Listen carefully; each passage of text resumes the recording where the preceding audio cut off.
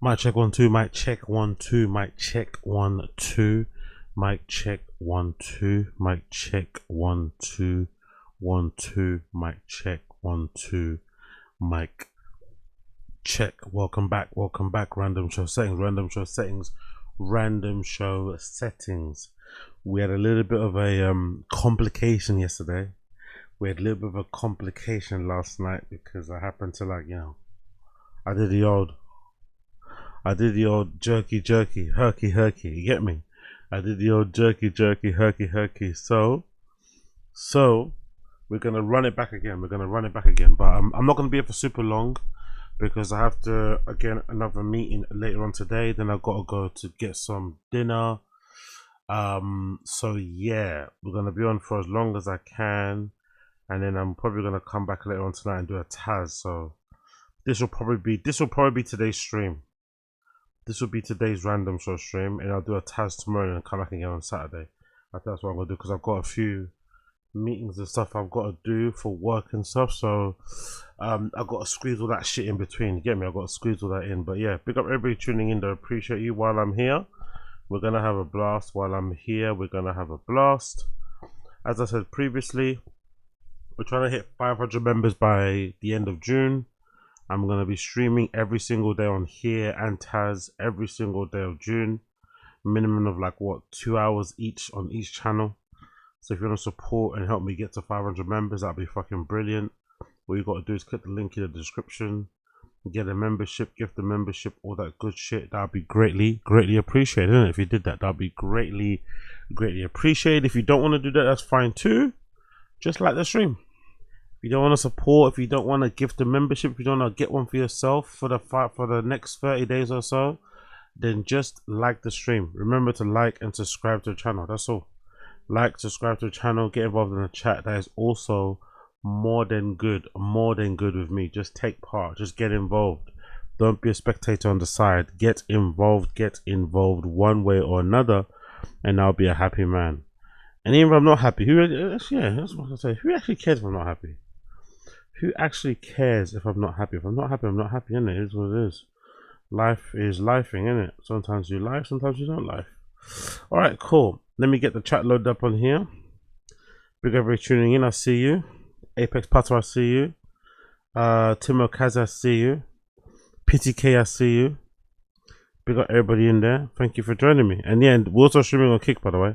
So if you want to contribute to the memberships, you could also do it via Kick. That also be appreciated. Contribute also via Kick. The Kick link is kick.com/Agostino Zinga. Kick.com, my full name, kick.com/Agostino Zinga, all one word. You can get a membership over there as well if you want to. I've got about 3, I think, so far, which is quite good. That's my record so far on Kick. I've got like 3 Kick memberships on there, which is pretty fucking good because Kick is a bit of a slog to get right. You also have to be on there often. You have to make clips and stuff, which I don't really do much of. So the fact that I've got 3 paid members over there on Kick is a fucking great result. So I'm really happy about that. So big up everybody on Kick that also tunes in. I appreciate you. Big up everybody that tunes in on KICK. Yeah, alright, cool. Big up everybody tuning in though here. I see you, LB, Wagwan, LB, Wagwan, Pocket Tapes. What's going on? Jump bag on the horse though. Impeccable. Yeah, cool. Let's go. Let's get it. So first things first, let's do something regarding what's his fucking face? What's his name again? Ed Matthews. We're gonna do an Ed Matthews video. Let's do an Ed Matthews video. Big up Ed Matthews. Big up Blood Clot Ed Matthews. So there is a streamer in the UK that when you speak about him, it actually doesn't sound real. He's been exposed globally on Netflix. He shattered his leg for the validation of 12-year-olds. He even live streamed a crash that 9 times out of 10 would have ended his life. And all of this combined with so much more has understandably sent him spiraling mentally. It's only really getting worse as well because the first kind of dagger was the Louis Theroux documentary. It went global and for a lot of people this was a hit piece, but for Ed I think he actually got done short because a normal person understandably wouldn't want to be in this. He on the other hand clearly did, but he just got cut out of the final cut except for like 2 or 3 lines. Did you hear that? Is that a pedo? No, this is Louis Theroux, mate, not a pedo. Thank you. Appreciate that. Just so they know you're not getting stung right now. People who run the world, they don't have our best intentions. I'd heard similar ideas from Ed in Marbella. they use vibrations that are going to negatively bring you down. And who do you think controls all of that? The Jews. And understandably, upon watching this, people did think he was playing a character, but they couldn't be more wrong, because this is him toning it down for the cameras. And as you're going to see as we go on, this gets so much more insane, but he has been like this for years. So yeah, it is important what you listen to. This man was also awake at 2 a.m. last night checking his rooms for hidden cameras. I'm not even joking. Really? That's not a joke. That's not a joke. And ironically, the guy that has been pushing him in this direction over the years was the guy that also took his slot in the Louis Theroux documentary. I got given my fucking room key, yeah, without even having to check in myself. I don't know who's putting in my room. Right. What's the most powerful thing in the world? Blackmail. Okay. I know he's good in a scrap, but he's got a name, mate. Yeah, it's gone to the point where HS Tiki may be one of the worst reputations in the UK at this point. Even he is trying to distance himself from his views. You know, Ed tried telling me once, he was like, oh, you know the Queen's a lizard, like, look at her name, Queen Elizabeth. I promise you she's a lizard. And what could have made him think these things, honestly, it's hard to say. Whatever it was, though, the raw materials have been there for a while, and the spiral is now in full effect. There is actually one key moment that sent him spiraling in a way that I don't think any of you are ready for. But he jumped off a sprinter, and he... Yeah, I remember watching this live. And legitimately my jaw's on the floor. I remember watching it because they went to a club, they were all turned up, they were having a great time. And for whatever reason, he thought it was a good gun. Yo, big up David. Appreciate it. Big up David. Great timing for the streams in Sydney, Oz. Listen to the earlier stream while working and now chilling at night with this stream. Hell yeah. 100 emoji. Hell yeah, brother. I'm here to serve the people, man. I'm here to serve the people. I'm here to serve the people. I appreciate you. I might nip off in a bit to go get some fucking lunch. I need to go. I've been kind of obsessed with these little cheese twist pastry things. I've been dipping in my coffee. They're not the most healthy thing in the world, but I'm eating them within my macros, you know, and they're pretty decent. I get them from Lidl, these little cheese twist pastry things. I get like 2, have that in my coffee, have my rice and sardines, and I'm done for the fucking day. So I think I might have to nip over to fucking Lidl and get myself a nice little honey and a cheese thing later. But for now, we're locked in together, bro. We're locked in. Big up David, appreciate it, brother. What was I gonna say? Yeah, so I really enjoyed watching this live, right? But I remember when I was watching this live, I could feel where it was like, I guess now that I'm older, things changed. But you know when you're out and you're like, because I've been him before. I've been the one that's steaming, the one that's willing to do anything for the bands, for the laughs, for the girls, for the fellas. And I sometimes will get angry when somebody will try and like bring me down, when someone try and like calm me down, when someone try to tell me to chill out. And I never understood why they even got the idea to do that. But when I was watching this stream, I could tell it was going this direction. I had a feeling it was going to end in somebody going to hospital. I had a feeling it's going to end in catastrophe. Like watching it from the outside in. Watching it on stream, I was like, okay, this is going to end badly. And this is how it ended. It ended with him jumping outside the sprinter. They were playing music. He jumps on top of the sprinter, and then he just jumped off the top of the sprinter onto the ground, and obviously breaks his fucking leg. Like, it was so awful, and like, you know, I can't even imagine how painful that was. I can't even imagine how painful it was, but it was so obvious to see that it was gonna play out the way it played out. It was so obvious. He broke his leg. Hey, General, you good? You alright? You can actually do a lot less than jumping off sprinters for money, because if you have a phone, it really is now as simple as jumping on Tester Up. Because on somebody's silly bonus for the channel, if you're in, forget if you use either of those methods, then you're gonna get that £5 bonus. Yeah, I couldn't play the audio at the time, but audibly his leg did snap on impact. Luckily though, he had a paramedic on the scene and he immediately administered first aid. Someone give me some packet right now, please. If you want. Alright, emergency on live right now. Alright, flip the camera. I need some packet right now. To have a baghead in the sprinter immediately read.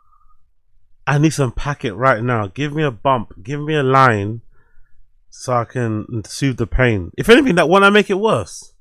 If you broke your leg and you do a quick bump of coke, wouldn't that actually make it worse?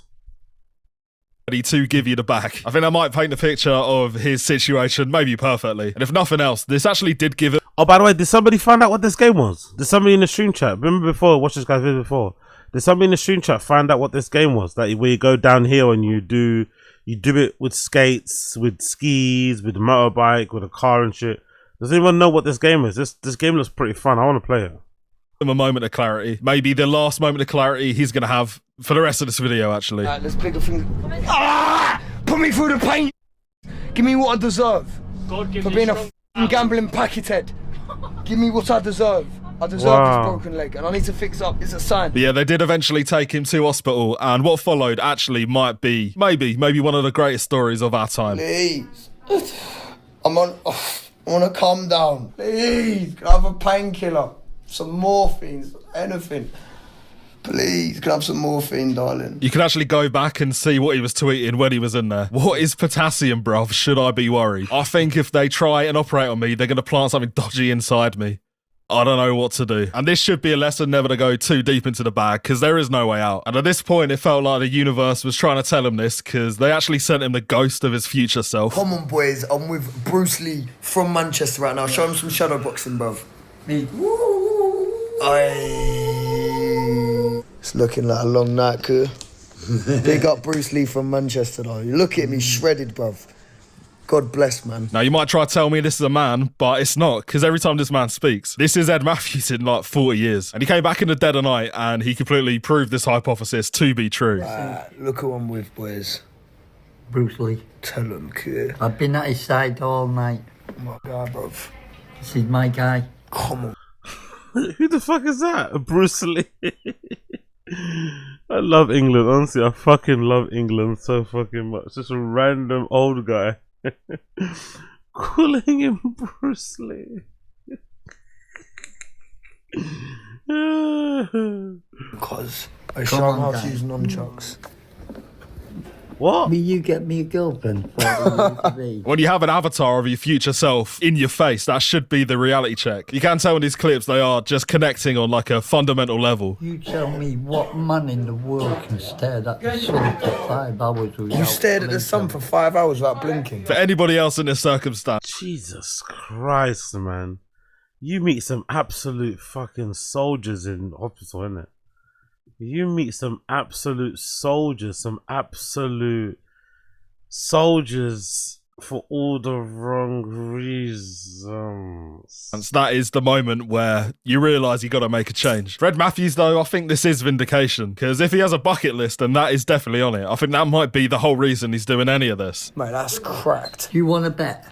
Well, fucking, let's do it. I'll bet me 50 grand. 50 And if you would have thought this experience would change him, I hate to break it to you, because he eventually did get out of hospital, and this is where the rabbit hole really begins. Because as he saw earlier, he refused surgery, he refused everything really, and he didn't need it, mate. He had the method locked. Yeah, boys, the best way you can heal your body, and I'm going to put this to the test, is connecting to the earth or the ground. You can take all these tablets, all this medicine, but at the end of the day, we have electric running through our body. And when we connect with when we ground our feet with nature, it heals the body much quicker. Didn't he break his leg by connecting with the ground, though? I mean, in a way. And I would love to tell you that this was a clip farm, but this is where Ed Matthews stands out from everybody else. A lot of people saying same stuff to clip farm, but Ed Matthews is being 100% real. It's going to heal me way quicker than anything, you man.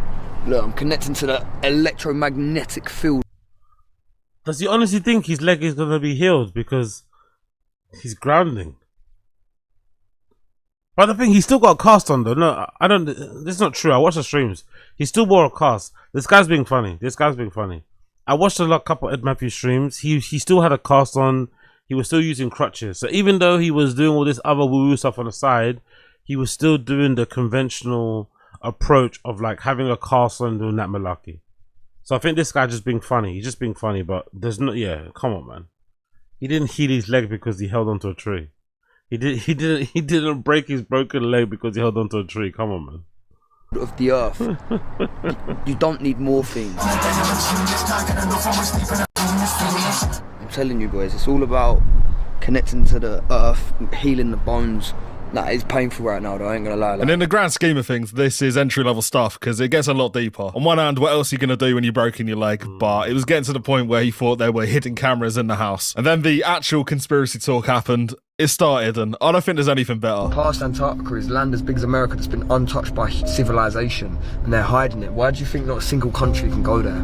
Because there's extraterrestrial beings on Antarctica and they speak telepathically, and that's what happened to Admiral Byrd. Admiral Byrd on SS Tar, I mean, they've known all this stuff for years. He was a certified explorer, and he said as soon as he started flying over, his plane started getting shut down, his systems getting shut down, he could hear people talking to him through his head, and they weren't human. And I might have said that his goal was to stare into the sun all day, but actually, I think I was wrong there. He actually has quite a big goal in mind, and I don't know if he's going to make it. I forgot, I will go to the school, like I said, and that will be the final stream.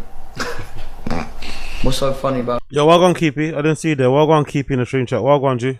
Can't even stream in Liverpool without it lagging. I mean, that's what goals are for. One day. Yeah, this is such a unique man and such a unique situation, but I think I finally do understand it. He is living in an eternal afters. The sun never comes up. It just... That's a good point. He's living in an internal afters is so fucking perfect description for him. He's living in an internal afters is such a perfect description for Ed Matthews. An internal afters. An eternal after, sorry, is so fucking spot on. So spot on. Goes on forever. Get off this topic in a minute, but whether you believe it or not, boys, like, we are putting our lives on the line by saying this. The lizards turn up here. Who the f*** the lizards cut? Obviously they're not real, cuz. You know, God bless, may Jesus Christ. You know what NASA means in Hebrew? No, not Hebrew. No, I don't even care. Your research, type it in on TikTok, boys. Type it, right? Flip it upside down. That's Satan. You know, Oh shit! Oh shit! No, this is real. Mate, I've gone way too early on the thumbnail on this one. And if this was a character he's playing, then he would go platinum, because this couldn't be written any better. And if his own brain wasn't enough, then the situation that's been unfolded recently, it's a lot worse for him, because he broke up with his ex-girlfriend of like 4 years, last year maybe. She then went on Big Brother, which, you know, he weren't loving that. My ting tells me that she's going on Big Brother, and I go and get slopped straight away. I'll be honest. Like, yeah, I found out a few months ago, boys. All I heard was I'm going on Big Brother. I was like, all right, if you're telling me not to cheat, and I'm gonna go cheat, bruv. I don't give a man. Now I'm living my best life, and I still wish her the best, bro. But over the last couple of months, some news has filtered out, and you can see in real time that he's taken a breakdown to a whole nother level. What are they spamming right now? What are they spamming? Oh, she's pregnant. Is that real? Damn. His ex is pregnant already. Shit, that's gotta hurt. How you feel about that? Happy for a minute. Genuinely. And it's a rough one. Like, it's hard to take, no matter whether it's his fault or not. With that in mind, he needed to get his head straight, so he actually then did a US tour. He's done a couple of these, I think, but for some reason on this one, the books have been burnt. I can't really find any clips of it, but I did find one. It can all end tonight if you want. We can end it all tonight. Yeah, what happened to this? I don't know. I still don't know what happened at the end. I'm still confused of what happened in the end. There was rumors that Ed Matthews bumped into some girl who's connected with some sort of big Israeli banker, millionaire, gambler type of person, right? This baller guy, allegedly. That's the story. That some girl that Ed Matthews was trying to hook up with was that guy's daughter. The other story is that that girl was Israeli, but she was saying some, you know, some flagrant shit on the pod, on the streams. Like, I don't know, not revealing secrets, but, you know, giving it up in a certain way, which then got her handlers or her people to reach out to Ed Matthews, which then spooked him because he's already quite paranoid, and he ran back to Europe and he came to Marbella. I think he's in Marbella now, but I'm still not sure. I'm still not really sure what the fuck happened, but the stream did just end abruptly. This guy, Jay Cartwright, he also kind of didn't help. He's in Europe now, actually. Jay Cartwright's in Sweden at the moment. I don't know if he's going to link up with Ed Matthews later, but Jay Cartwright, he's also another guy that's a little bit unhinged. He had several super intense, weird crash outs with Ed Matthews on stream. Punching toilet walls, wanting to fight strangers. He ended up getting arrested and put in jail for a couple of days. Like, yeah, he's got a crew.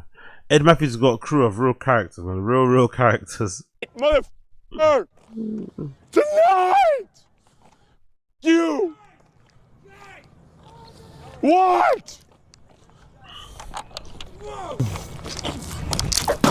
Yeah, big up Space Guy. Big up Space Guy. Yeah, don't get me started. I need to get. I'm trying to hold off. What you call it? How long have I got until my thingy?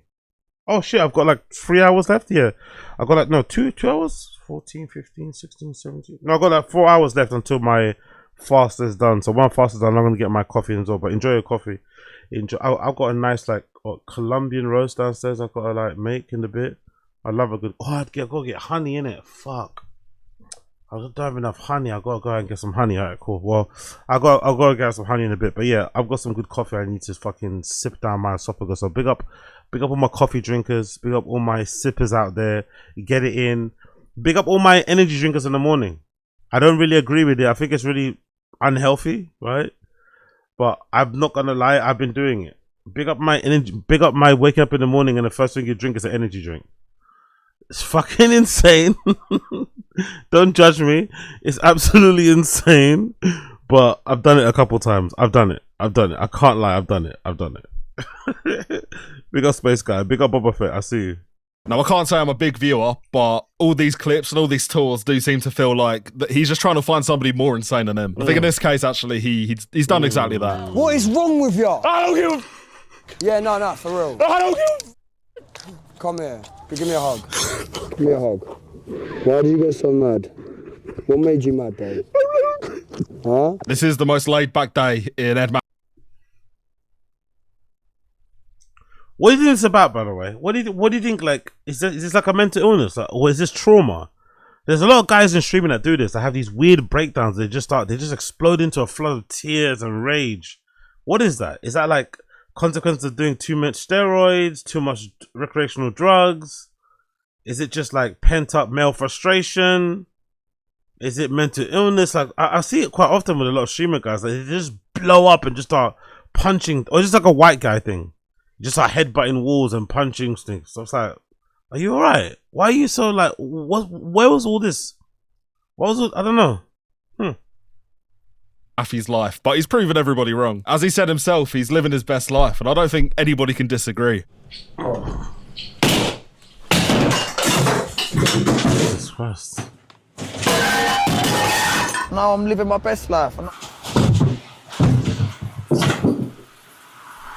Could you imagine owning this Airbnb and coming to clean in the morning? Could you imagine owning this Airbnb and coming to clean in the morning and you see stuff like this all over there? Holes in the wall, the lid of the toilet is fucking broken and smashed on the floor. Could you imagine owning an Airbnb and walking into this?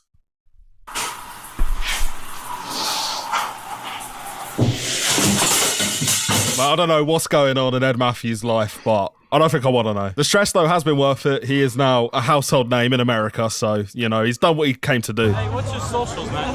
Ed Matthews, bro. On YouTube? No, on Kick, bro. Everything. YouTube. Alright, look, he's gone back over there. Ed Muffins? Alright, bro, I'm gonna mic you up. Ed Muffins has broken America, man. I mean, not many of us have done it, so somebody had to. And yeah, despite everything I've said today, it does seem like it's all panned out pretty well. I want a wife, mate. I think I want to actually just wife a thing. I want a main thing. I want a Darlie cardboard. relationship with a woman, mate. Just like a religious woman. Hung over in the back of an RV in a sleeping bag. Hold on, let me see. What's he done recently? Let me check Ed Matthews out recently. Big up everybody tuning in, bro. Big up everybody tuning in. Big up. The chats are relentless, man. The chats are awful, these guys. The chats are so fucking awful. Just keep bringing up his ex's name, talking about her new guy. Like, ay. Let the guy breathe, man. Let's see if I can find any clips. Let's see. From the last week. What's the clips from the last week? What's been going on for the last week? What happened for the last week?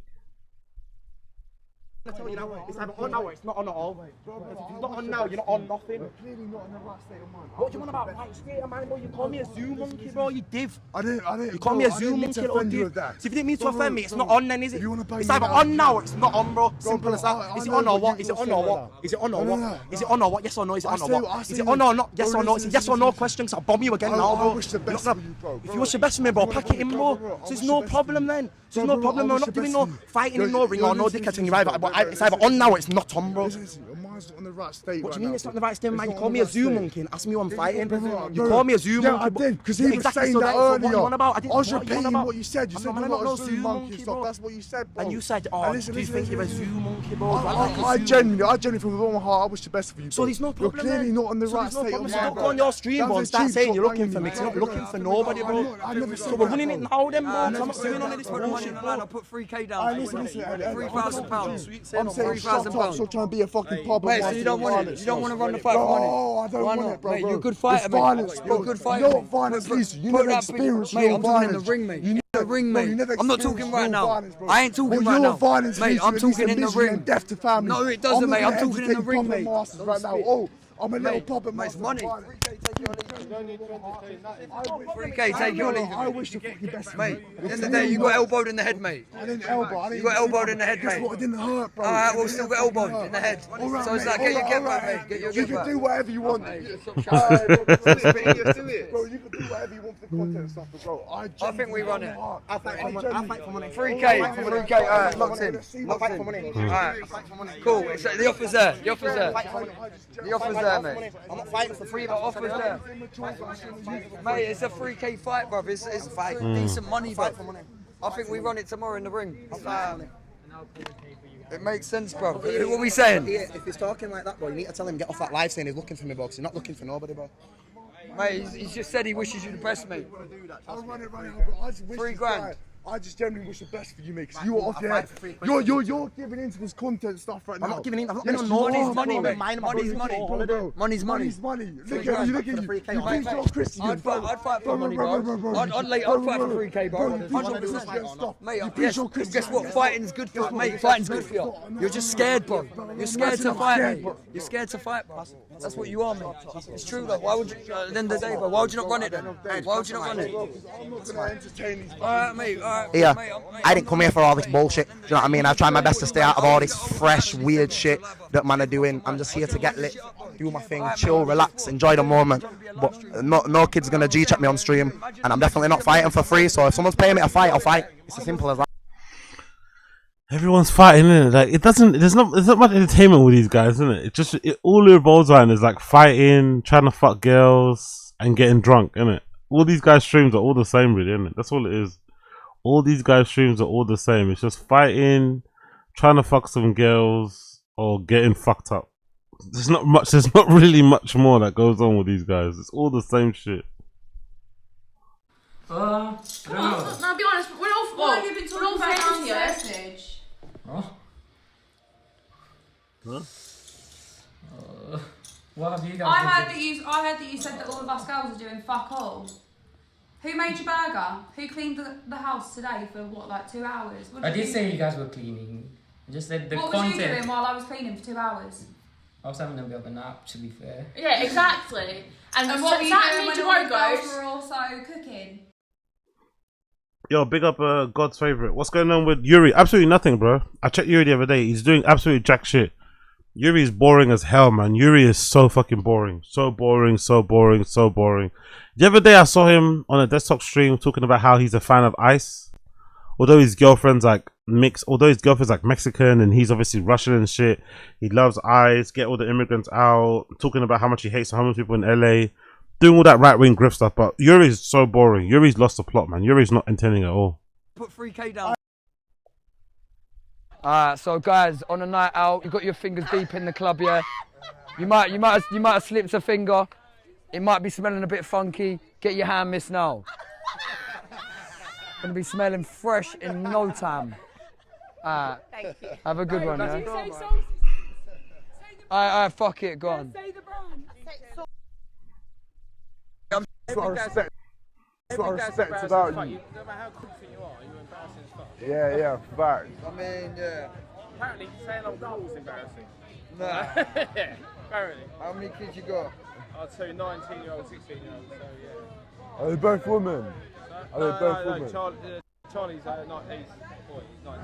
Fair. Yeah, I can't have two, they're fucking nightmare. He's to protect your goal, though. Your little girl, he's a protector from everyone on the street. Don't let her get married and stuff. Don't let her fucking my theory is like, as a dad, like you can guide them down the right path. If they want to take it, it's up to them. Right? Oh, she got a boyfriend, just saying. Yeah, and she's blacker than Drew. No. Yeah, he's almost perfect. Oh, shit. No, he's not. Jesus Christ. Jesus fucking Christ. Take your time. Oh shit! Oh shit! Hey, yo. Where's the ref? Ref. Yeah, I'll get in. Alright. Okay, anything that's going on here? Do we see anything worthwhile? And I'm loyal to a default. Mashallah. You seen Adam 16 is getting divorced? What is this kookery? It's not true, it's not bean true. Cheese, bean cheese, bean cheese, bean cheese, bean cheese, bean cheese, bean cheese, bean cheese. We're gonna look at it now. It's not true. It's all fake, bro. It's all fake. It's all fake. Academics exposed it. But it's all fucking fake, man. It's all fake. Like, I knew anyway. I knew the moment it was announced, it was fake. It's all fucking fake. But academics exposed it first, and now Leonard the Plug has admitted that she said somebody stole her. Somebody filed it in her, without her knowing, basically. Like, absolute bullshit. She said somebody filed the divorce papers without her knowing. But academics exposed it. Let me see if I can find it. Where is it? Academics exposed that it was not true. Where is it? Is this one there? Might be this one, sir. Yeah, here it is.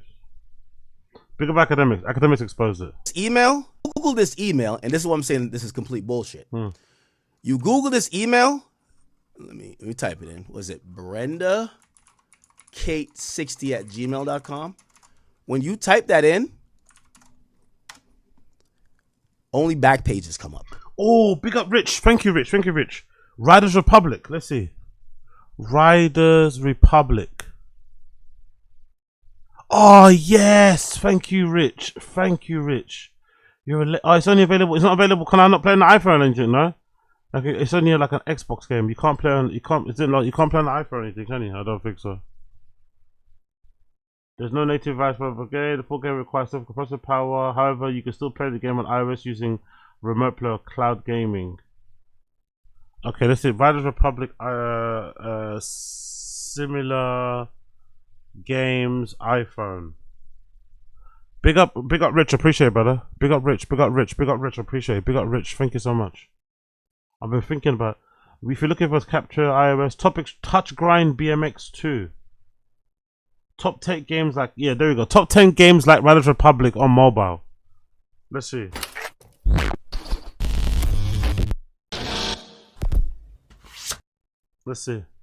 Number 1. Downhill bike it, stick it on this trail.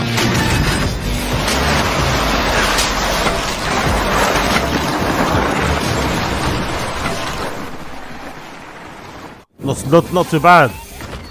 Oh, I must download this. I like this. I must download this one as well. I quite like this one. This looks pretty decent.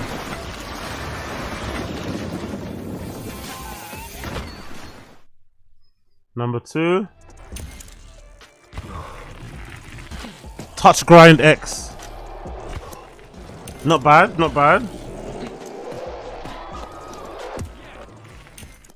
Number 3. Descenders. That one's alright. That's alright actually as well.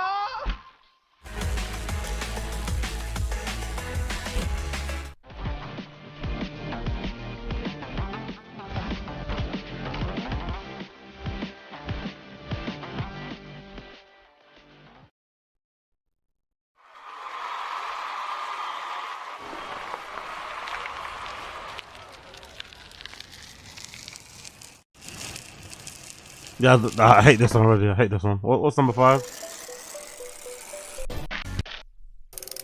Yeah, the rest of my kind of shit. I might get that one. I might check out the other one. I definitely check out the other one. Big up Rich, I appreciate it. Big up Rich for the insight there, but I appreciate you. Cool. Maybe one day I hate KCIP. Mate, I'll get you that ASAP. Is it?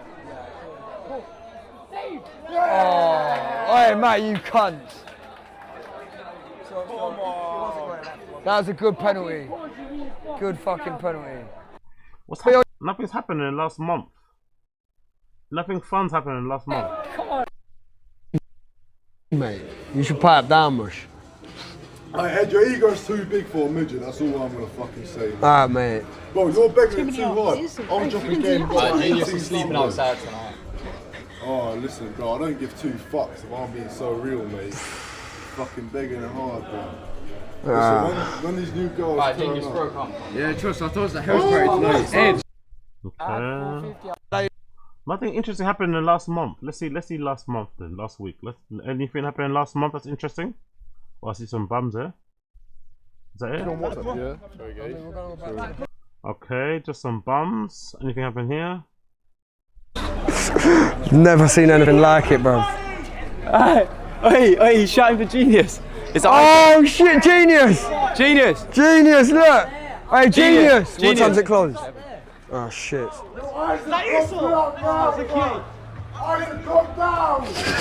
Damn the mob.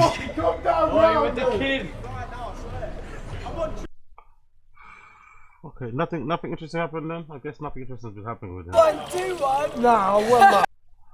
What's happening with Jim Skin? Anything happening with Jim Skin? No. Okay, cool. It's been kind of boring on the streaming front.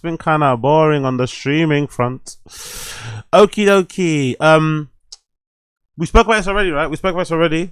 Hassan Piker has been banned from the UK. Alongside his uncle Cenk Uygur from the Young Turks, which is a great thing to see because of all the fucking crazy shit he's been saying lately about terrorists and shit. He obviously thinks it's Israel stuff. He obviously thinks because he's like speaking against the Israeli government and Zionists and shit, he thinks that's the reason why he's been banned from the UK, when the real reason is because of all of the terrorist loving shit he's been saying recently, or he's always said from the beginning, but he doesn't really, he's impervious to accountability, doesn't take responsibility for what he says. So in his head, he's got it that he's some victim and that he's been unfairly banned from the UK. But considering people like Sneeko are getting banned from Australia and all these type of people, and I think even Clavicular, I think, has even mentioned that he's finding it hard to travel certain places in Europe because of stuff that he's done and said on stream. This shouldn't be a surprise for Hassan Piker. He shouldn't be shocked that he got banned. He shouldn't be shocked at all. So he did get banned. And then this article came out about him, right? An article came out about Hassan Piker regarding nude videos girls send him and shit that was made public on the New York Post. I don't know why the New York Post got this exclusive, but somehow the New York Post got an exclusive about Hassan Piker and the way he kind of, deals with some of his female fans. A lot of it is just, them sending him nude pictures, him having a separate laptop to access porn and all that shit on there. I don't think it's that deep, to be honest.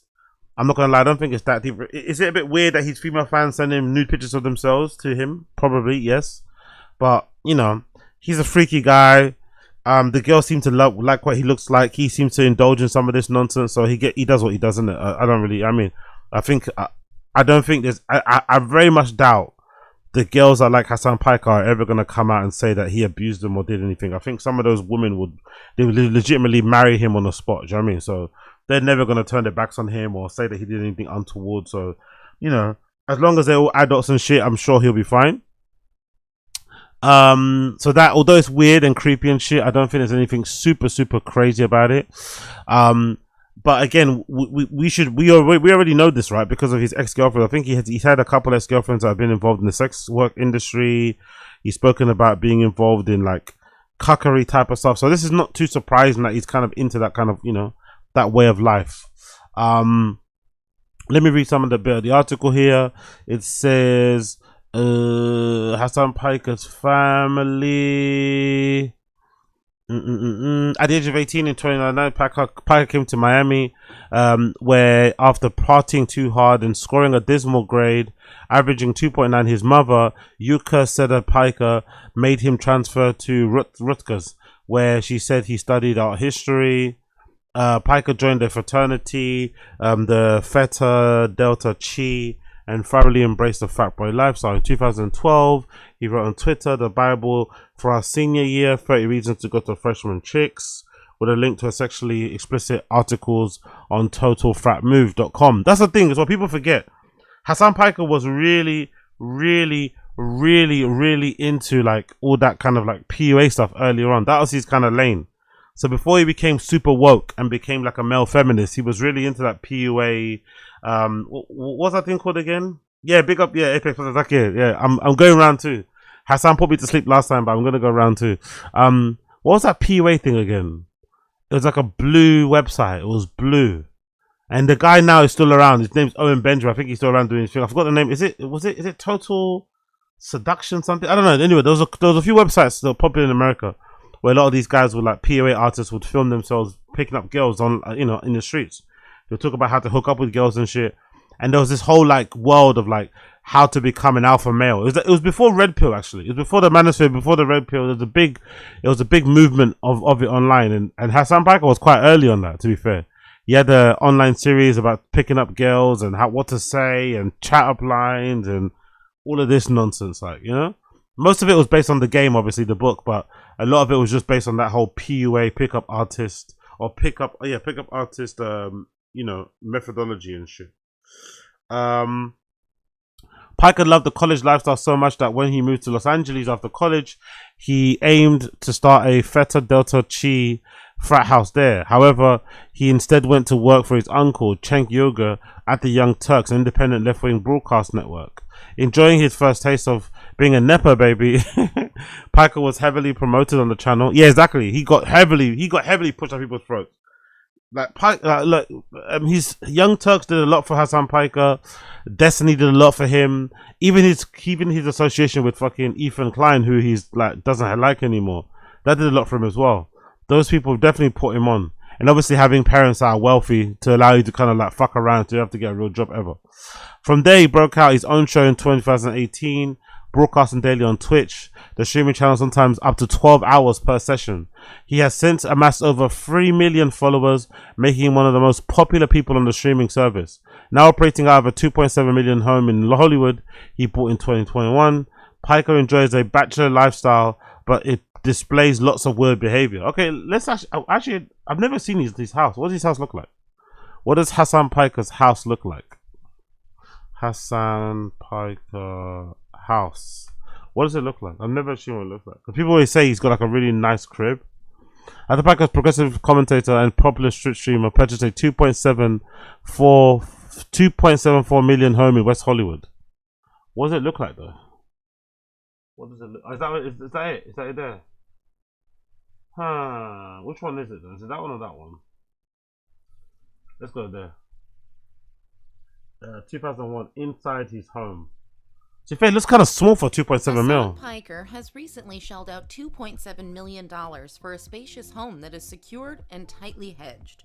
Constructed in 2014, the contemporary Mediterranean dream home has an incredible amount of outdoor space in both the front walkway and backyard. Interiors. That's a $2.7 million house. God damn it! You don't get a lot. You don't get a lot for your money in LA, do you? That's a $2.7 million house. Damn. And backyard. Interiors shed. It's a nice crib, but it's regular, isn't it? And go all in on clean lined and modern with cotton white walls and honey toned hardwood floors. Really? The open floor plan allows for stunning natural light to seamlessly flow throughout the home. With 2 seating areas. Yeah, this is a decent house. Don't get me wrong, but 2.7 mil. To invite friends and family over. The kitchen is arranged around a double wide island and an integrated snack bar. The gourmet kitchen with Caesar stone counters is equipped with Melee appliances. Caesar stone counters. And even has a wall-mounted TV to watch while you're cooking. The kitchen also includes handcrafted custom walnut and white lacquer cabinetry. The home includes Nest thermostats, alarm and wired sound system. The primary bedroom includes a large walk-in closet and incredible bathroom, with an additional 2 en-suites on the top floor. The private backyard features a pool and spa that are perfect for relaxation just outside of the living room, with pocket doors for quintessential indoor-outdoor living. High hedging that towers above perimeter walls ensures privacy from surrounding homes, apartment complexes, and business. The grounds. That's 2.7 mil. That's not a lot. Oh, and it's not a lot of house for 2.7 mil. So which one is that? Is that a new one? Fucking hell. It's not that much, isn't it? Not that much of a house for 2.7 mil. It looks more expensive. It's the price is more expensive than what it actually looks like. If that makes sense. When he's not railing against the US imperialism, showing his support for China or Cuba, or saying he'd vote for a terror group Hamas over the Israeli government, Piker solicits news from his female fans. According to a streamer he previously worked with, pictures he apparently reveals is showing off to others. Sources pointed out instances where Hassan Piker had been on stream, exposed explicit pics, once while broadcasting with Cutie Cinderella. She looked as though he opened a clearly explicit image while broadcasting. On another occasion, he left his phone with streamer Pokimane while off camera, and she also stumbled across explicit content on her device. Jesus Christ. So he's out here like, you know, Hassan Piker's out here letting it know that he likes to fuck. Yeah, but he's a scumbag misogynist. He's disgusting, actually.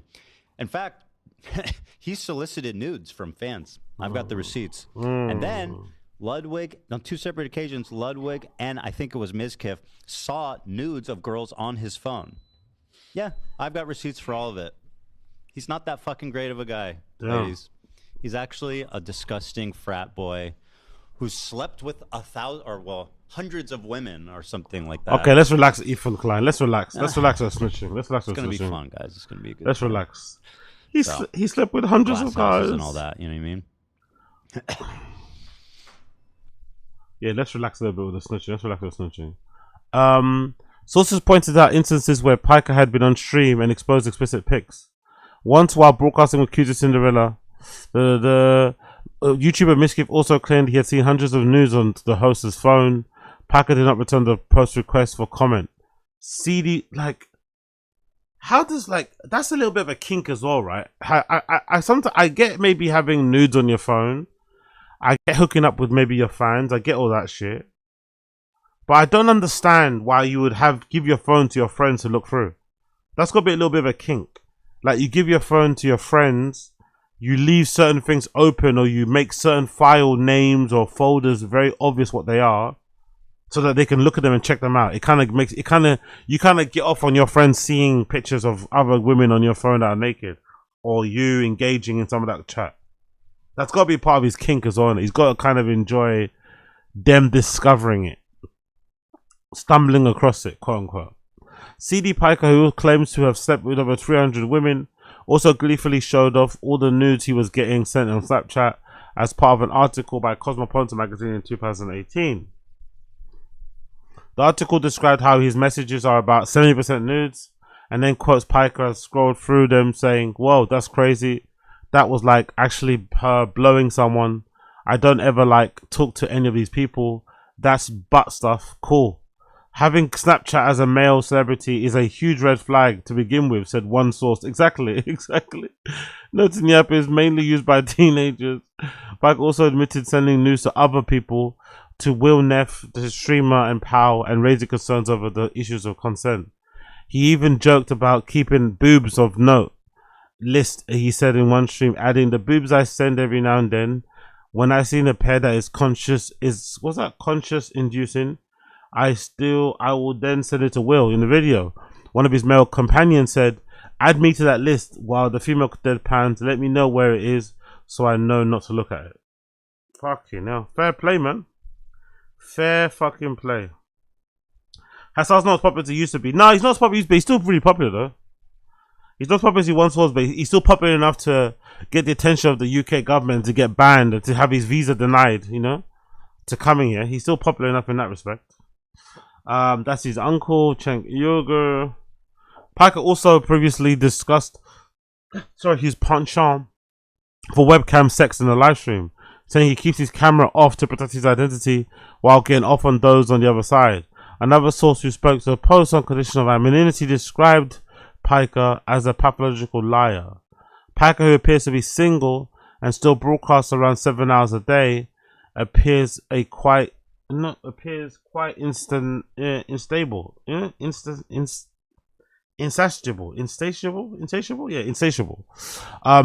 Neef recently described a night out with him like going out to see a zealot who could only be satisfied by intercourse. His porn obsession, yeah, again, like, what is it with streamers and being obsessed with porn? I said it the other day, like, earlier today in the stream, what is it with all these male streamers who have these like breakdowns and they explode and they start crying and punching walls and kicking stuff? That makes sense, right? Most likely that's because of the drugs. Somebody mentioned it on the stream chat. Maybe that's because of the unhealthy nature of like streaming for 5 hours plus a day. But what I don't understand is how there seems to be so many live streamers, so many content creators who have a sex addiction, who are addicted to porn, who can't stop buying camgirl access and all this malarkey. Like, what is it specifically about streaming that makes all these guys obsessed with that sort of stuff? Like, there's so many. I think of Larry Wills was talking about it. HS TikTok said he had an issue with it. Like, so many male streamers come out, or content creators come out and say, yeah, I'm obsessed with porn, I'm obsessed with this. Like, why? Why is it so prevalent with these guys? I wonder what it is about this lifestyle, what it is about this game that makes... Maybe it's a solitary confinement. Maybe it's a solitary nature of it. Maybe because you spend so much time at home alone, there's not a lot of time to go out and make connections or talk to actual real life women. So when you do want to get your rocks off, you just want to get them off, you know? You have no patience maybe to go and talk to somebody real. You just want to get your rocks off. Maybe that's part of it. I don't really know, but it is kind of weird how prevalent the porn addiction thing is in this world. I don't know why in particular, but it is kind of weird how that is the case. His porn obsession extends to posting videos from Adult Entertainment, XBIZ Awards, and having an on-off relationship with porn star Janice Griffith until 2020. Really? Who's this? Who's Janice? Who the fuck is Janice Griffith? He had an on-off relationship with a porn star called Janice Griffith. Who the fuck is that? Janice Griffith. Who's that? What's she look like? Okay.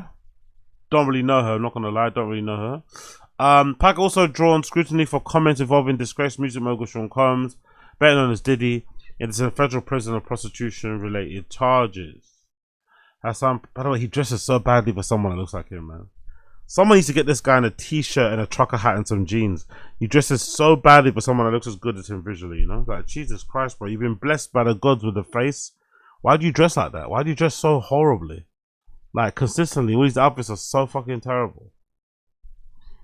I would love to I'd love to hang in Diddy's Ciroc entourage and trickle down bang anything thrown his way, Piker tweeted. Years later, he claimed that he had actually attended a Diddy party in Coachella, where some really weird pedo thing featuring a very young girl was allegedly playing on the screen. Aside from sex, Pac's political seeds have turned out to be lucrative. If earning him mockery for his lavish champagne socialist lifestyle, he may rail against wealthy inequality, but lives alongside the Los Angeles influencer elite, and leaked Twitch payout data previously shows he earns more than $2,000 a year, I guess, from the platform over a 2-year span. Rah, Ted. 2 million over 2 years on Twitch alone.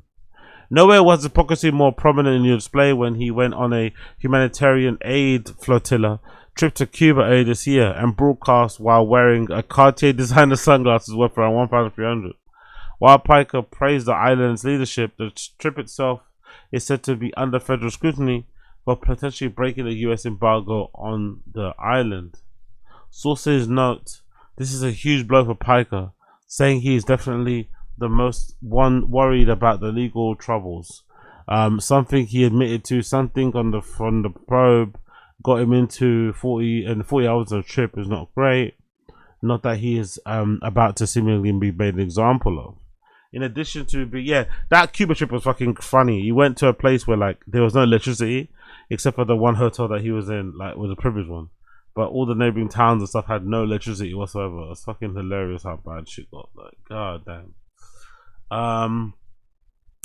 Well, I said, in addition to being worried about the criminal charges, Piker was also obsessed with public image and wants desperately to be seen and accepted as mainstream. That's why he's doing the whole Suits thing, I think.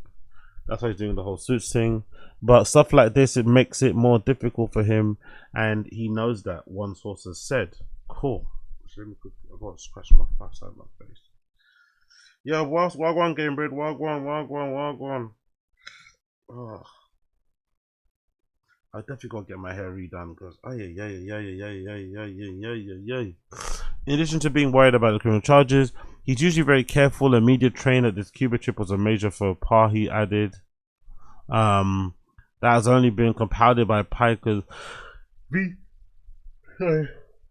visa to speak in the UK rescinded just before he was due to travel this week. The government only saying that he was on the grounds that his presence in the UK would be conducive to the public good.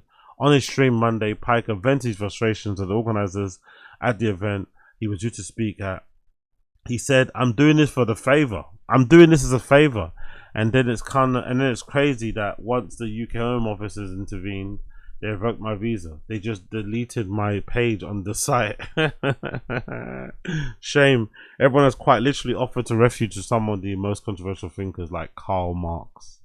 So yeah, man, he's in big trouble. He's in big trouble for now, but I think he doesn't really, I don't know. I think this whole expose about the girls with the videos and shit, I think is a little bit blown out of proportion. Like I said, I think he's got some really weird, sycophantic, obsessed, stalkery type of female fans who'd be more than happy to give him a little bit of a sucky whatever. So he got no problem there.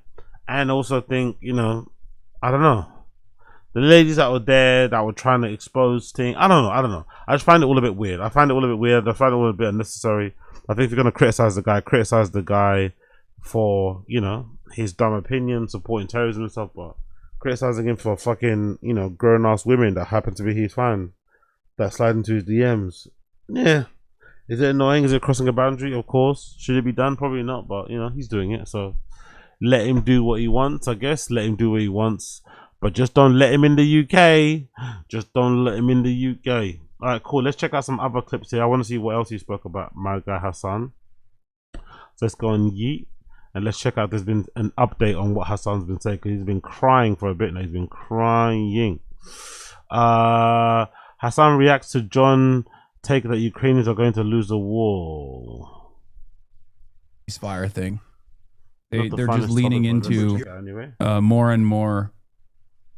They're leaning more into Israel's ambitions. A good example of this, and a number of European leaders have basically said we should fight to the last Ukrainian, which I find kind of morally sickening. I mean, this is actually what we're doing. The Ukraine. But one thing I've also noticed with these clips, Hassan gets up a lot in it. Hassan gets up a lot, does the other stuff, like he just lets the whole clip play. He's made himself very rich and very wealthy off of streaming, but he doesn't really pay much attention to the videos of what he's actually talking about. He just lets it play in the background, walks away, goes downstairs, comes back up. Like he's like all over the place, man. All over the place. Ukrainians are going to lose this war. I could lay that out for you. They should have quit a long time ago for their own good. The language that's used to describe the demographic situation in Ukraine is that it's in a demographic. Look, he just gets up, he's playing with his dog, he sits down again. Demographic death spiral, and we're encouraging them. Oh my God. I know someone sent me Mersheimer exclusively to trigger every person in the chat, right? This is like a fucking nuclear first strike in here. Before people say, oh, Mersheimer, classic tanky or whatever, he is just a believer in offensive realism. He does not think that engaging in a proxy war against Russia is good for American interests, and he certainly doesn't think it's good for Ukrainian interests. Okay? That's it. Okay. Cool. Good to know, bro. Good to know, bro. He's not a Russian operative. You just have a disagreement with him on this issue. Trying to convince his fans. Who's going to get mad at that? He's right. What are they going to say exactly? People who do think that Ukraine should fight down to the last Ukrainian. To throw bodies into the meat grinder when they're going to lose anyway? God, morally reprehensible. But people. Cool. Asmongold shows appreciation for Hassan being a major representative for the left and questions if he's being paid by Republicans to make the left look bad. Out. Remember I said we would get a gigantic batch. Y'all ain't seen it. What? Blown the fuck out. Wow. Blown out. Finished, done, yeeted, and deleted. See ya, bitch. Thank God. He did the face.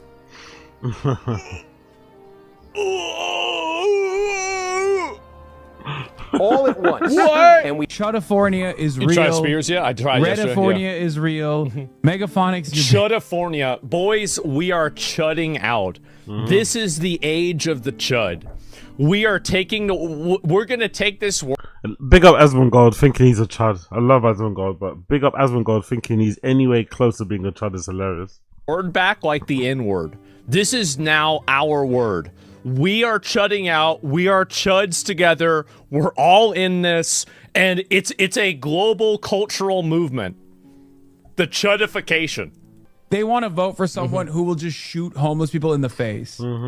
This is why you're losing. You're gonna keep losing because of this. Keep doing this. I really hope you keep doing this.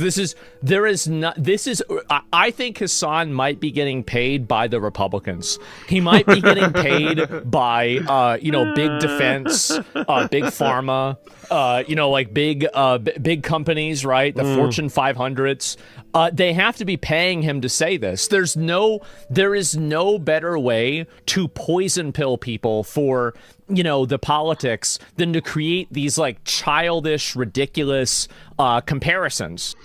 Yeah, sometimes you think that with Hassan, but I don't think that's true. I just think he's just fucking unhinged. He's just unhinged and just very, very on whatever side he's on, right? He's over there. I don't think he's not giving the people that you would describe as liberals a good image, He's not making them look great. Let's just say that. He's not making them look great. Your leader being a champagne socialist anyway is a bit weird, I'm not gonna lie.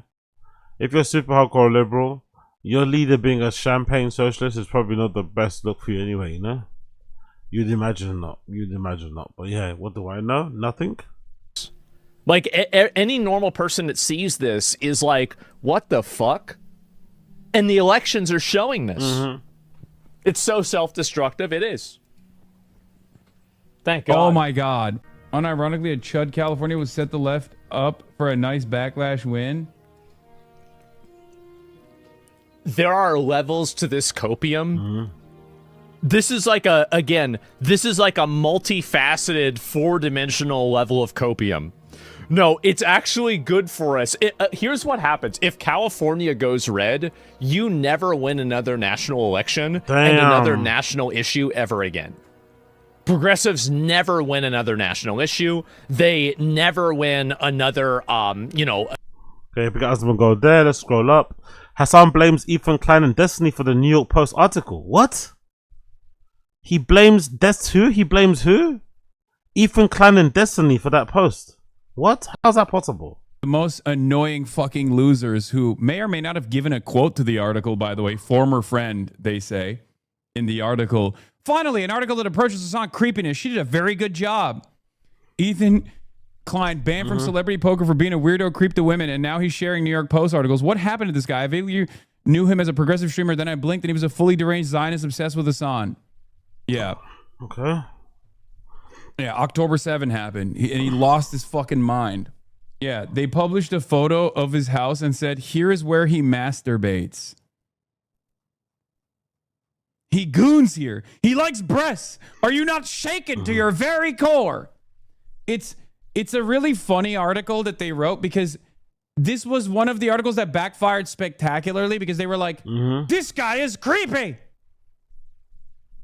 What a creep. And everyone was like, what are you fucking talking about? It's basically Ethan Klein's Google Doc that he wrote about how I was how I have sex.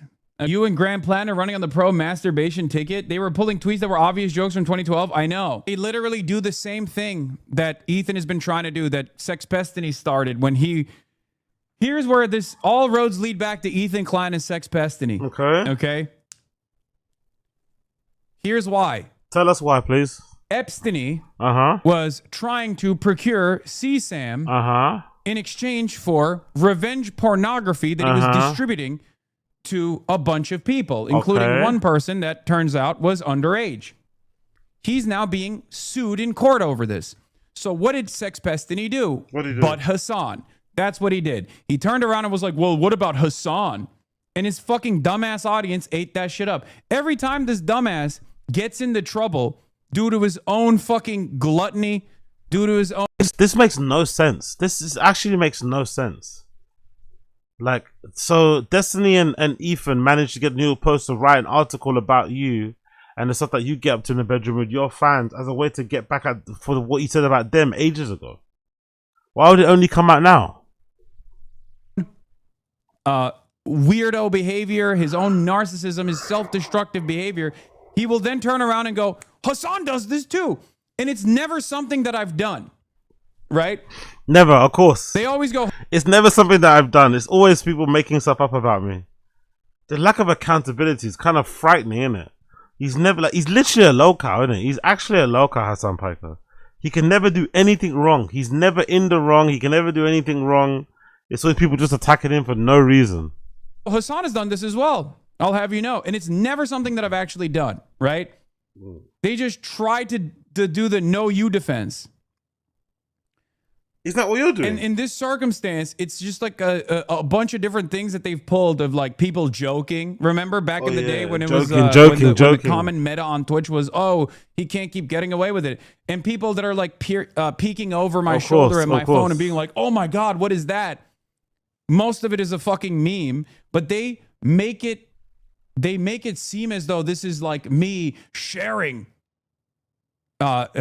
nudes that I've received. It's like half of it is unsolicited and the other half is not even fucking like nudes. They're just suspecting it, right? Like there's a clip that they always use with Pokimane where they'll be like, Pokimane is looking over his phone. Yeah, that's from a fucking advice segment that we were doing where she was looking at my Raya messages and making fun of me for not responding to anyone. Okay. But they make it seem like she's seeing nudes.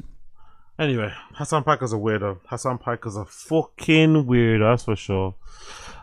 He wants to sue Pegasus, by the way. He wants to sue my guy Big up Pegasus, one of my favorite Hassan Piker detractors on YouTube. Hassan Piker wants to sue Pegasus for basically teasing him, which is not really how that works, to be fair. But yeah, he wants to sue Pegasus for defamation because he laughs at him and uses his clips in context when critiquing him. Drama queen, fascism is here. Oh. I love this guy. No, you don't. I love the fake cope laugh, by the way. He does that quite often. Him and DSP have got the same one. I love the little fake cope laugh. Make it seem like you're not bothered. You really are bothered, though. It's so funny because he has nothing redeemable about him. Jesus Christ. The pure animus. I love that's the first thing he goes for all the time. Whenever he's critiquing people that are critiquing his worldview, his opinion, his points, he loves to resort it down to looks. He loves to talk about looks straight away. You know? He loves to mention looks. He loves to mention looks. Interesting guy. That drives a lot of dudes that look like him, I guess, on the internet, that spend every waking moment on the internet. The animus that they feel towards me is enough. They're like, I don't even want, I will watch the same video over and over again. Is Chop City intentionally causing harassment, alarm, or distress? Singapore statutes online. An individual or entity must not, with intent, cause harassment, alarm, or distress to another person. Now he's reading the law, right? Now he's reading the Singaporean law to see how you can fucking snitch on Pegasus. What a dumb nut. Person called in this section, the target person by any means, use any threatening, abusive, or insulting words or behavior, make any threatening, abusive, or insulting communication, or publish any identity information of the target person or a related person of the target person. Oh my God, they're going to cane his ass. Hold on. Singapore maintains one of the highest per capita execution rates globally, enforcing capital punishment primarily for drug trafficking and murder. Christ. Following the COVID-19 pandemic, executions surged. The country carried out 11 executions in 2022, 5 in 2023, 8 in 2024, and reached a 22-year high of 17 executions in 2025. So what, you want to get Pegasus executed because he's taking the piss out of you? Honestly, this Hassan Piker guy needs to be stopped. Hassan on Asmongold's hair transplant plans and pride shirt. I wonder if it'll make me look weird. It'll probably make me look like the way I'm supposed to look, right? I mean, you're still going to look busted as hell, big dog. But, oh my God. Stavros destroyed this man, bro. Holy shit. Stavi did more damage to this dude in 2 minutes than Gingivitis ever did. It's kind of wild, dude. He just collapsed. Stavros just went, oh, dude, You get no pussy. What's wrong with you? And ever since then, he's been spiraling. Okay. Well, ever since then, this man has been spiraling out. Says the master of spiraling, by the way. I love how the master of spiraling himself is accusing others of spiraling. You gotta love it. You gotta love it. You have to love it. All right, cool. Let's move on. Cool. Let's do this. Wes Watson's victim caught lying under oath. Case may be dismissed. Really? Okay, cool. Let's check this out. Big up at end of sentence. Wes Watson's case might get dismissed. No fucking way. This one might piss a lot of people off, but Wes Watson might actually beat his case after new paperwork reveals some pretty interesting things. Now everybody remembers this, right? Yeah. And when the guy got left looking like this, right? So this is the case where Wes beat the brakes off somebody that came to the gym that he works out at. And this caused an uproar.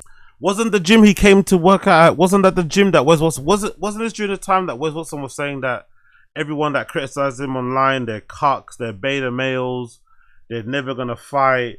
If you're about that life, come and meet me at this gym. I think that was that time. I think that was the same era where he was telling people, come meet me in the gym. If you think you can fight, if you think you're tough, meet me in the gym and I'll fight you. And then when that black kid went to go meet Wes Watson to go fight him, Wes Watson's gang or group of guys jumped him. Instead of Wes Watson fighting one-on-one, he got all his friends to jump him instead.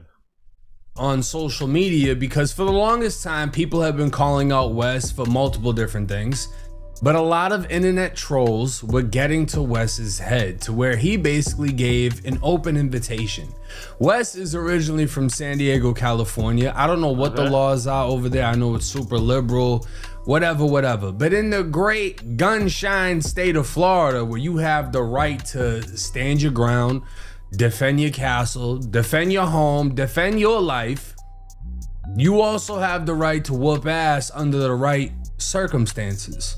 And new paperwork reveals how far this guy went just to run into Wes. Oh. Quick pause, because this might actually cartoon. Definitely like here asking the follow me out of my fixing designed for helping people like you stay more on top of their finances. Okay, what happened? Now, if we're gonna keep things unbiased, here's the video. It says Wes Watson giving the gym address and time, asking people to fight him at Elevation Fitness. He deleted it after the incident to hide the evidence and play victim. That's what I'm saying. Like, this is what I remember this being a thing during the time.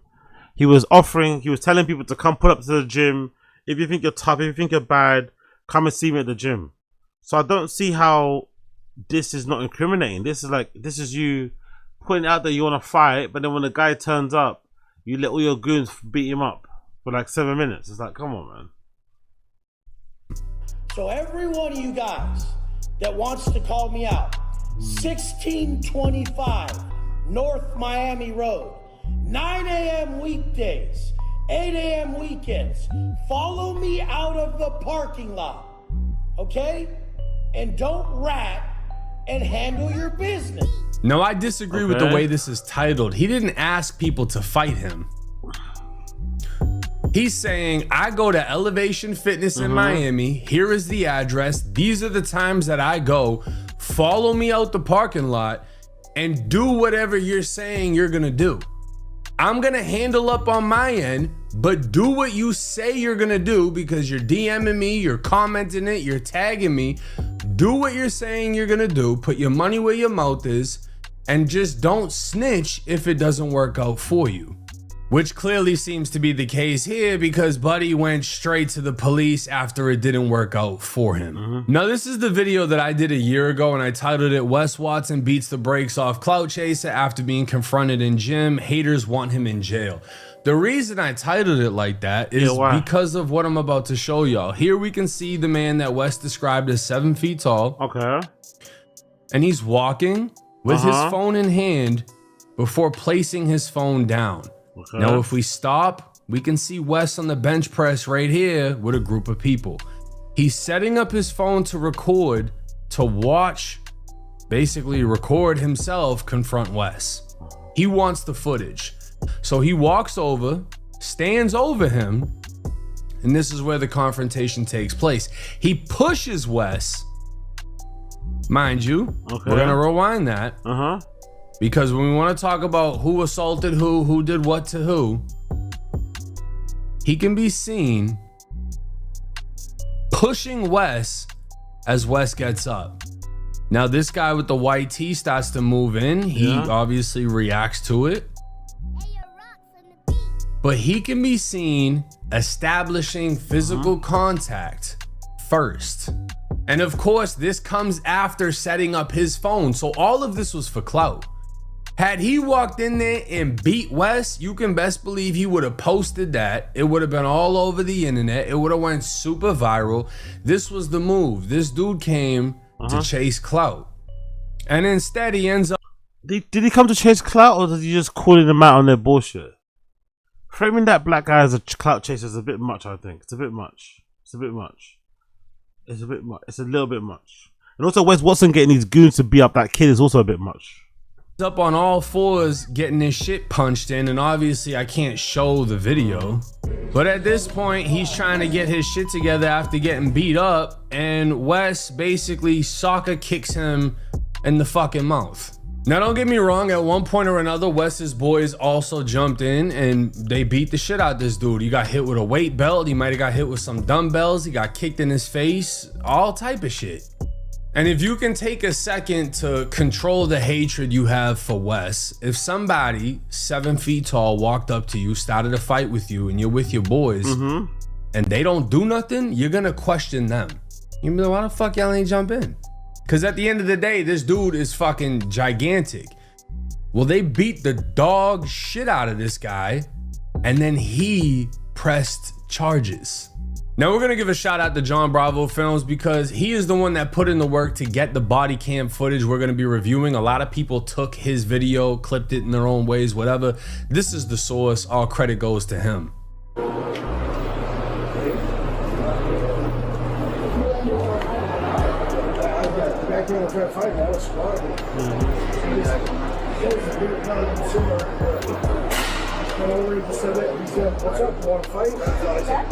So walk away. I told him walk away. So he here? Did he leave? Now it's difficult to hear, obviously, because they're in the gym and whatever, GoPros suck. But Wes is telling them the dude walked up to him and said, "What's up? You want to fight?" And he told him to walk away. I think that got pretty fucked up.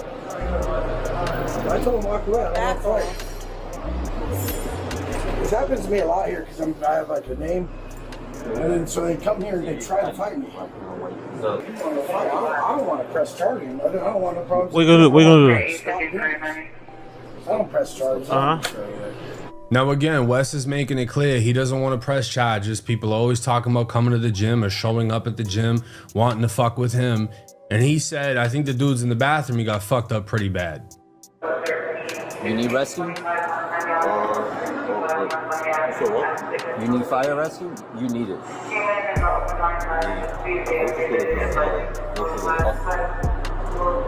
don't think you can drive like that. They're en route already. You want to wait outside for them?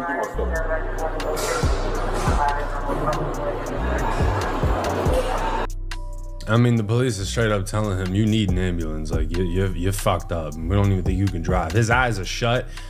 John Bravo, he blurred it, but there are videos you can see where the shit ain't blurred, and his eyes are just like shut completely. There's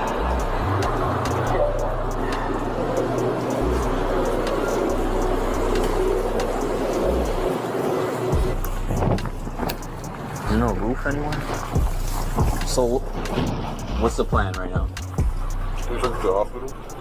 Okay, they're coming right now, but what's going on between you and him? So I came up to him and he said he wanted to fight me.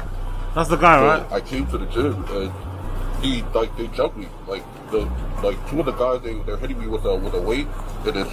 To be fair, he got fucked up though. He got fucked up. His face is looking crazy. Bumps and lumps and shut eyes and blood. He looked nuts, man. He looked nuts.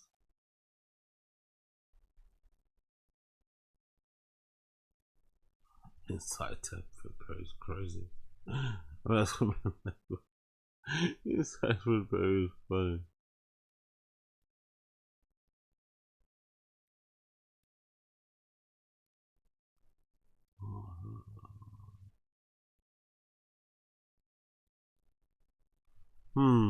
Okay.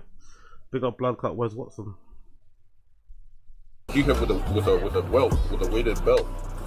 And like they were pulling my hair and like they were like beating me up. Before we get anywhere, did you physically make contact with him, or did he? No, I didn't do it. I don't see how he's gonna get off though. You offer people to come and fight you. You post your dress up online. Someone rocks up to fight you. You don't fight them. You get your gang of guys to beat those guys up. Surely you're still gonna be in trouble. I don't see how he gets away with this. They just asked him, okay, before we go anywhere else, did you physically make contact with him? He told the police no. But if we watch this clip right here, we can clearly see him walk up to Wes, start the confrontation, and then push him. Not really. No, that's a reach.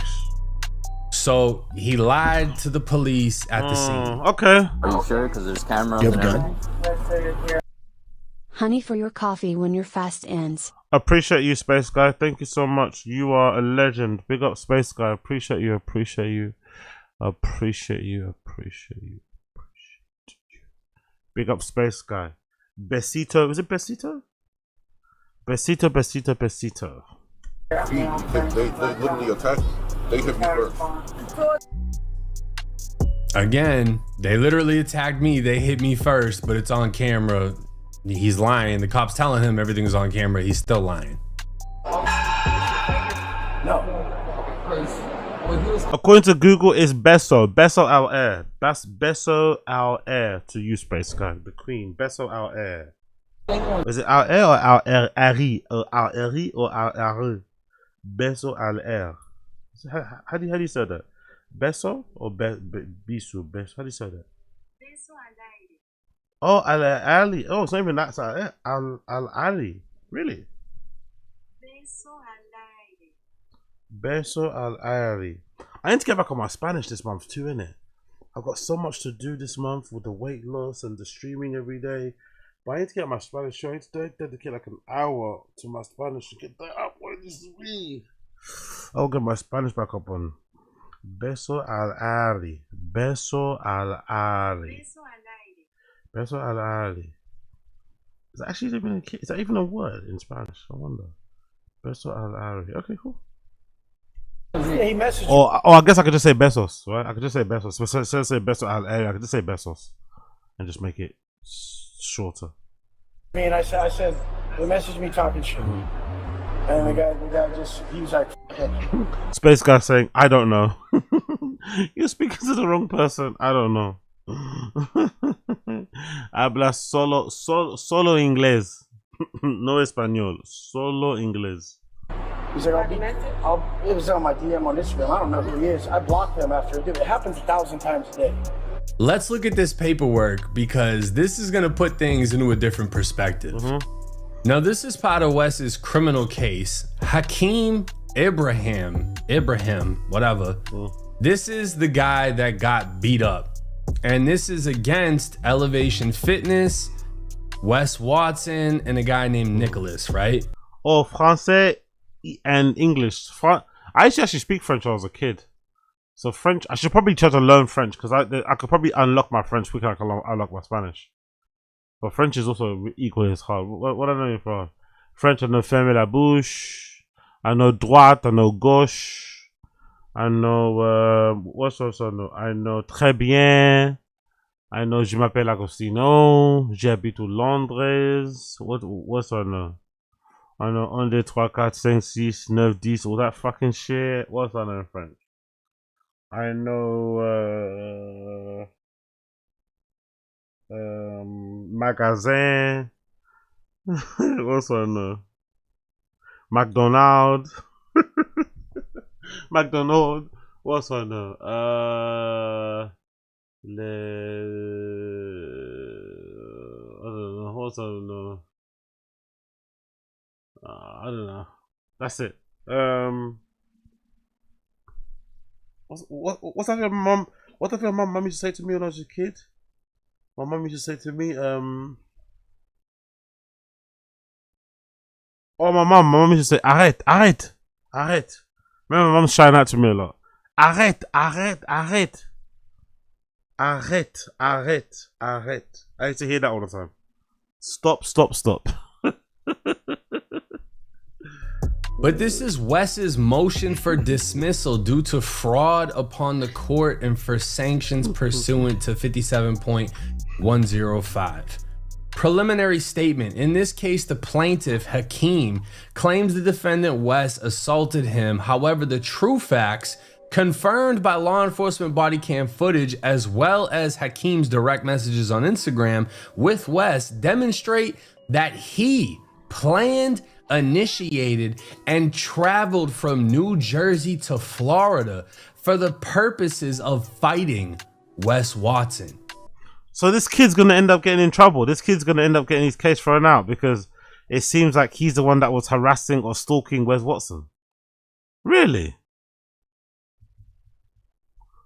I guess that goes to speak to Wes Watson's great. He's probably got good lawyers, but on paper that doesn't really make much sense. But you know, I guess to be fair, when it comes to Wes Watson, he's a crash out anyway, isn't it? If he doesn't get done for this, he'll get done for something else. You know, so it's not the biggest deal in the world. It's unlikely Wes Watson's gonna come out of prison and be like a what's that thing called? A transformed person. He's not gonna suddenly come out and stop doing all the nonsense that he's been doing. He's still gonna do all this nonsense. So it is what it is, you know. It is what it is. It is what it is when it comes to Wes Watson. Anyway, we'll leave that there. It's a bit too long for my liking. We'll leave that there. Let's quickly jump over to. Oh yeah, let's do the academics thing. Let's finish the academics thing. So academics proved that Leonard the Plug and Adam 22 are lying about the fucking divorce. I'm sure some of you guys know this already. Leonard the Plug has also come out and confirmed it herself, saying that how somebody filed the papers of divorce without her knowledge or something, whatever. At the end of the day, we know what it all was. It was a play for them to go viral. I can't imagine living a life like this. I'd rather get a job. I'd rather get a job working in a local supermarket than have to make money this way, where I have to lie about getting divorced from my husband online to get attention and then hope I can then transfer that attention into fucking OnlyFans subscriptions, and I could turn that attention into people buying memberships on my husband No Jumper fucking channel. This is a pathetic way to live. I knew it was fake. The moment I saw it, I knew it was fake. And it was on TMZ as well. I was like, come on, whatever, man. TMZ is not some credible news service, exactly. So they could have been in cahoots with them as well to do this whole thing. Like, it's just stupid. So stupid. Google this email, and this is what I'm saying. This is complete bullshit. You Google this email. Let me type it in. Was it Brenda? Yeah, pick up academic. Kate60@gmail.com. Mm-hmm. When you type that in, only back pages come up. Mm-hmm. That's not her email, bro. Okay. Mm-hmm.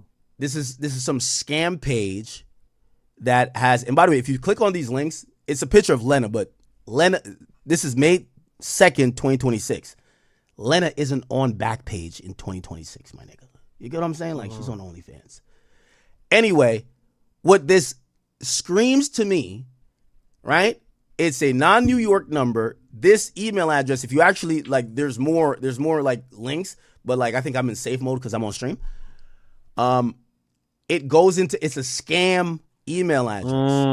I personally believe that this document is a real document filed in LA County Court. It's just not filed by Lena. Did you get what I'm saying? So it's a real document. Definitely a real document. So somebody has committed a crime because they do sign for her. If you go down, they do sign for her. And it's real. But who would do that? Like who is that obsessed with Adam 22 and Leonard the Plug that they would file fake divorce documents on their behalf? Like, it's just a nonsense. Obviously they did it. Obviously they're the one that orchestrated it. Who would go to that length to go and make a story and go like, it's just honestly, they're so pathetic, man. So pathetic. Let me see. There's somewhere, or it might be on the other document. It's like 7 documents. Look, oh yeah, they submitted this electronically, Chad. So the signature is just type in her name. The signature is just type in her name. there's other things that's clear in making me realize this is fake. When it comes to disclosures about the property,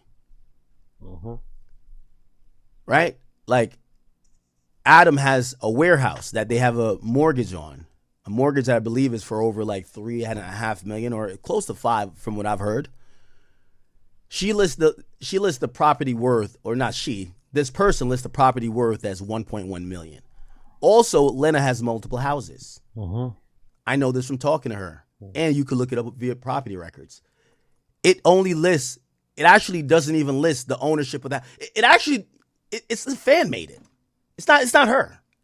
So again, I don't think they're in on it. I think they're in on it.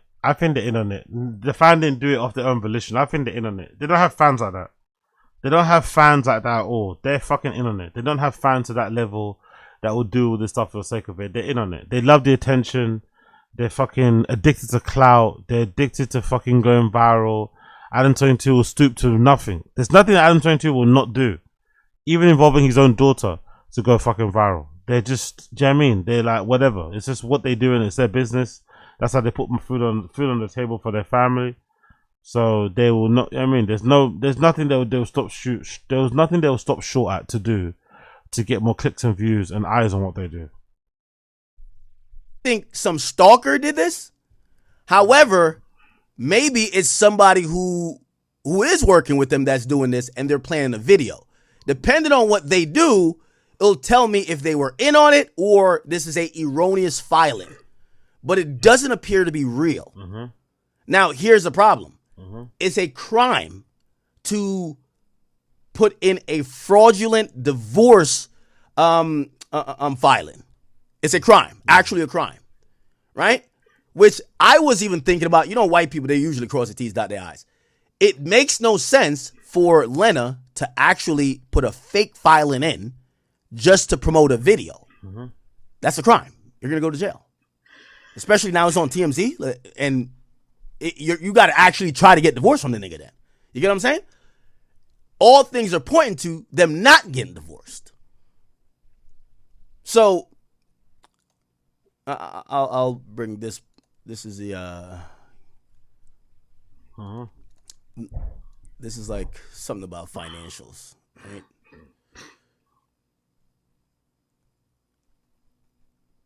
Okay, here we go. Show us, please. So, this is income declaration. She doesn't declare that she gets paid at all. Doesn't declare OnlyFans money. Doesn't declare rental.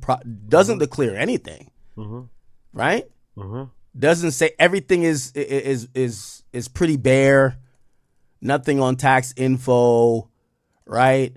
Basically, the only money she claims she's getting, which, by the way, keep in mind, these filings follow up each other. If you're really trying to hit this guy over the head for half, you're coming with it initially. You're not just filing like, this is some shit you just like check every box just to like submit some shit. The only thing it says that she gets money is $3,000 from the marriage. Huh? Everything else is zero. They ask her, income from self-employment. There is no response there. Right? Investment income, nothing declared. Additional income, change in income, nothing. So let me fast forward this bit at the end here. I want custody of the kid, and then I want to split his money, but we don't know what that is. There's no info in this thing at all. So yeah, she definitely lied, by the way. Let me just make sure I get that clip on here of her speaking about it. Let me just quickly black the screen in case her links come up. But she did kind of admit it herself. Again, just stupid shit, man. They're both in their 40s as well, so I just can't imagine having a life and living it this embarrassingly. They're both in their 40s with a child and they're doing all these stupid plays to go viral. Like, come on, man. Grow the fuck up, people. Grow the fuck up. Let's see if there we go. Here she goes. She admits that it was a lie. Look at this lady. Look at this dumbass lady, man. Honestly, what a weird family they are. It literally, not to be crass or anything, it really wouldn't surprise me when that daughter's older that they get her involved in the family business. Not to be, you don't believe me, not to be crass and fucking disgusting, but it wouldn't surprise me at all is when the daughter is of age, they get her involved in the business. Because there's something, they're just so tapped in their head. It wouldn't surprise me if they get involved in the business and they do like a whole scene with Jason Love and shit, with the mom and the daughter and everything. It wouldn't surprise me. It really wouldn't surprise me. It really would not surprise me. This story is so insane that if you don't believe me, I honestly don't blame you. Someone who is not me has been trying to file for divorce on my behalf. I know this because they've been filling out the paperwork incorrectly, and so it is being sent to my house. It happened in, I think, March and then in April. I guess they finally figured out how to properly file for divorce because now there's a legitimate case number at the courthouse under my name. They have been forging my signature, and I know who they are because their name is on the check that got sent to my house claiming that I want to be divorced. Now, this TMZ article came out, so I have to tell you guys about this. It claims that I filed for divorce on my birthday. On my birthday, I was on Rodeo with Adam and my daughter shopping for my birthday. Not at the courthouse filing for divorce. This article also claims that I only get $3,000 a month in spousal support and that I have no access to any of our other finances, basically implying that like Adam sends me out to work and then just hoards all of my money. Not true. We're both breadwinners, but I make more most of the time and I have access to all of my finances. So not true. I know that everyone out there was like so hyped, like everything that they've ever believed about us. They're like, yeah, we knew they weren't going to make it. They're like, again, like you're not that, it's not that serious. Like, no what, like, again, maybe it's a whole like main character thing when you're on social media. You kind of have to believe you are the main character. You have to believe you're you're the star of your own movie. But I don't think people are that invested in them anymore.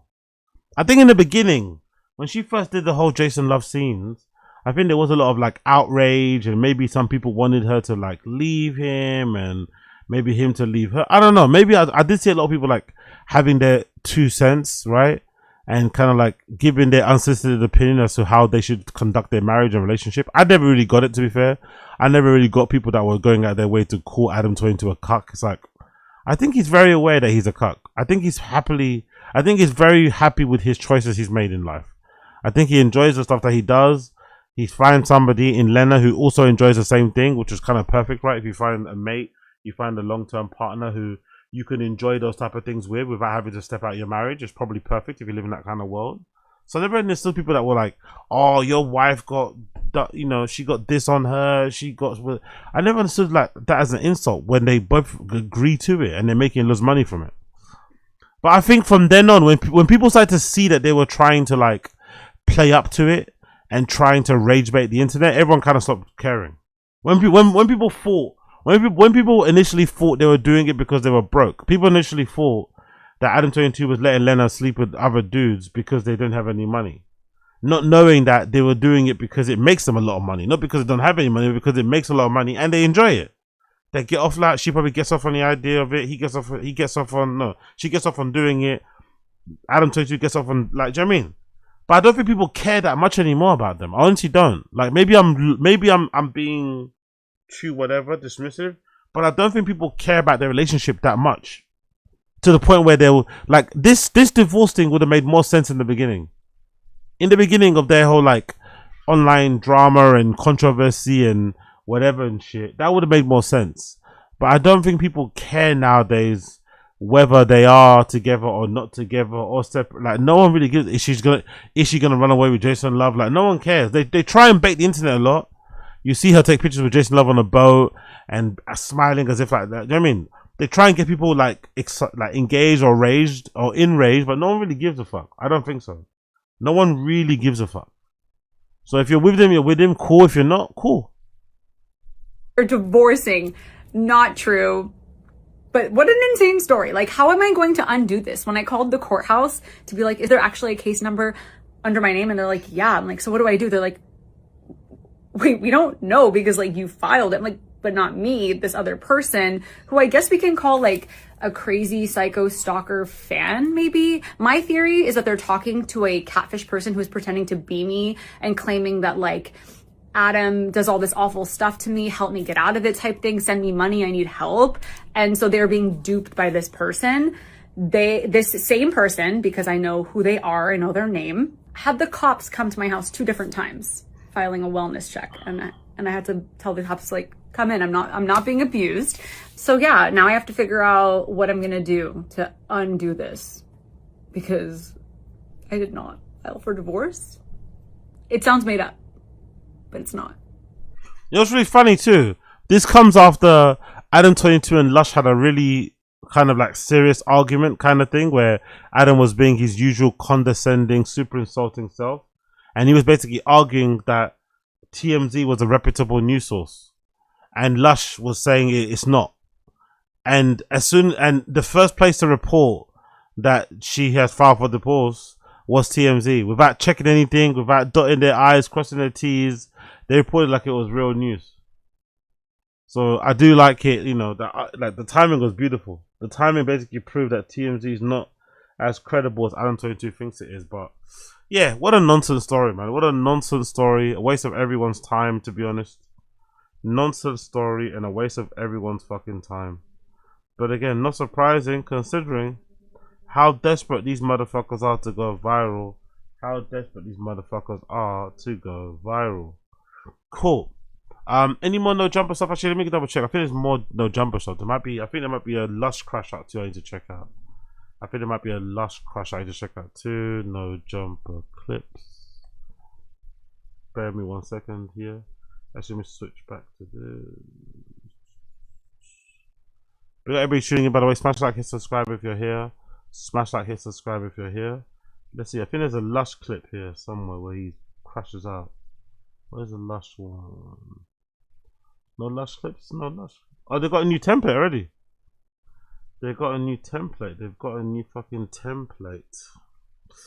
No Lush clips? No? Okay. Where's that Lush clip where you crashed out the other day? Is it on here? Maybe it's on here. Bear me 1 second here. There's one I saw it the other day. Wait, is it this? Maybe it's this one. Where Lush crashes out. Welcome back. Someone got timestamps in the comments. Skipped an hour and Wack was still talking. Okay, cool. There's one where Lush goes crazy. Where's Lush? Wack comes in there, still talking. There's Lush there, right? Yeah, there you go. That's when Lush crashes out here. Prince and Jar. Oh, yo, the shit. fireman's burning that joint down. Hey, damn. Just know this nigga cooking right now. He got it. Then show it to me. Show it to I can see the look in her face. She, I can just see. You gotta read. You gotta read. It's not good, Lush. It's not good. It's a lot of claims, I'd say. There's claims in there. We can't do this to my nigga. No, not you, but the guy in the text messages are. But we can't do this to my nigga Lush, bro. Lush, fix your mic. Hey, bro, listen. We can't do this. There's some proof in there. You and Adam, y'all can go hang out now, bro. His wife filed divorce on him. Yeah. Germ fucking around on Fashion you. party. all right. No, here's what we doing. This is too Here's much. what we doing. There's no proof in those messages, just claims. Back on. Now you're not on camera. No. Get on. I'll stand where the fuck I want. Yeah, do your thing. Hey, I'll stand where the fuck I want. Let him land. Let him land. This shit is gay as fuck. I don't give a fuck what my whole ass ex bitch did. And the fact that weird opportunist people trying to like sleaze on into the situation, suck my dick. I fucked 2 strippers yesterday. I fucked another stripper last weekend. You think I give a fuck about that nasty wash up chopin twat? She lucky I don't go home and Hulkamania leg kick both those cats. Oh. Okay. Hey, my nigga did the mic drop, nigga. That's a good mic as well. It's a fucking good mic. It's a really good mic. Bro, dusted this bitch off. Look. No, give me this. Unplug it. Hey. Is he back? Oh my Damn, god. he did get a reaction. Why? Because he always third. He's back. Yeah, tell us to come out there, Josh. Look at how Josh walks as well, by the way. Look at how Josh walks. So what's that walk about? Yeah, tell. Look how Josh walks. He walks with all tits and all stomach first. Yeah, tell Lush to come back. We all love him. We need that. Okay. She knows she's on. Okay. Jobs, I got you. But I don't know about you, like you're a little too old now. Okay, Germ, I think the primary point of contention is your friend. So.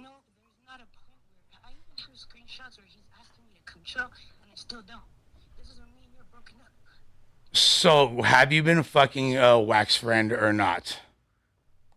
Prince Productions? No, I haven't. I haven't seen him since 2013, 14. So you haven't seen? So the guy that's claiming. Bro, no. They're so toxic. German fucking Lush are so toxic. So everybody there sucked my dick. You too, Astrid. Fuck you. Girl, you didn't like me anyways. Well, she said that she hasn't seen the dude that's claiming that he's been fucking her for 10 years since 2013. So 13 years ago. And that totally corroborates all of the texts that I have where he's literally saying, oh, we should do this. We should tell this story. We should make this. He definitely was like that. Okay. Yeah, he was like, let's run the play He in the definitely was text saying, messages. like, I'm ready to run the play. If you want me Nobody to run the believes this other than you, like going and looking for more validation of it. Like no one believes the lie. Well, okay. That's. But no, it's good to disprove it. Big up Wack 100 coming through and just lying on Lush's relationship or whatever ex, making him crash out, causing issues behind the scenes. That's great, isn't it? That's great. Big up Wack, man. He's a good guy. He's a good guy. Big up Wack 100. Big up Wack 100.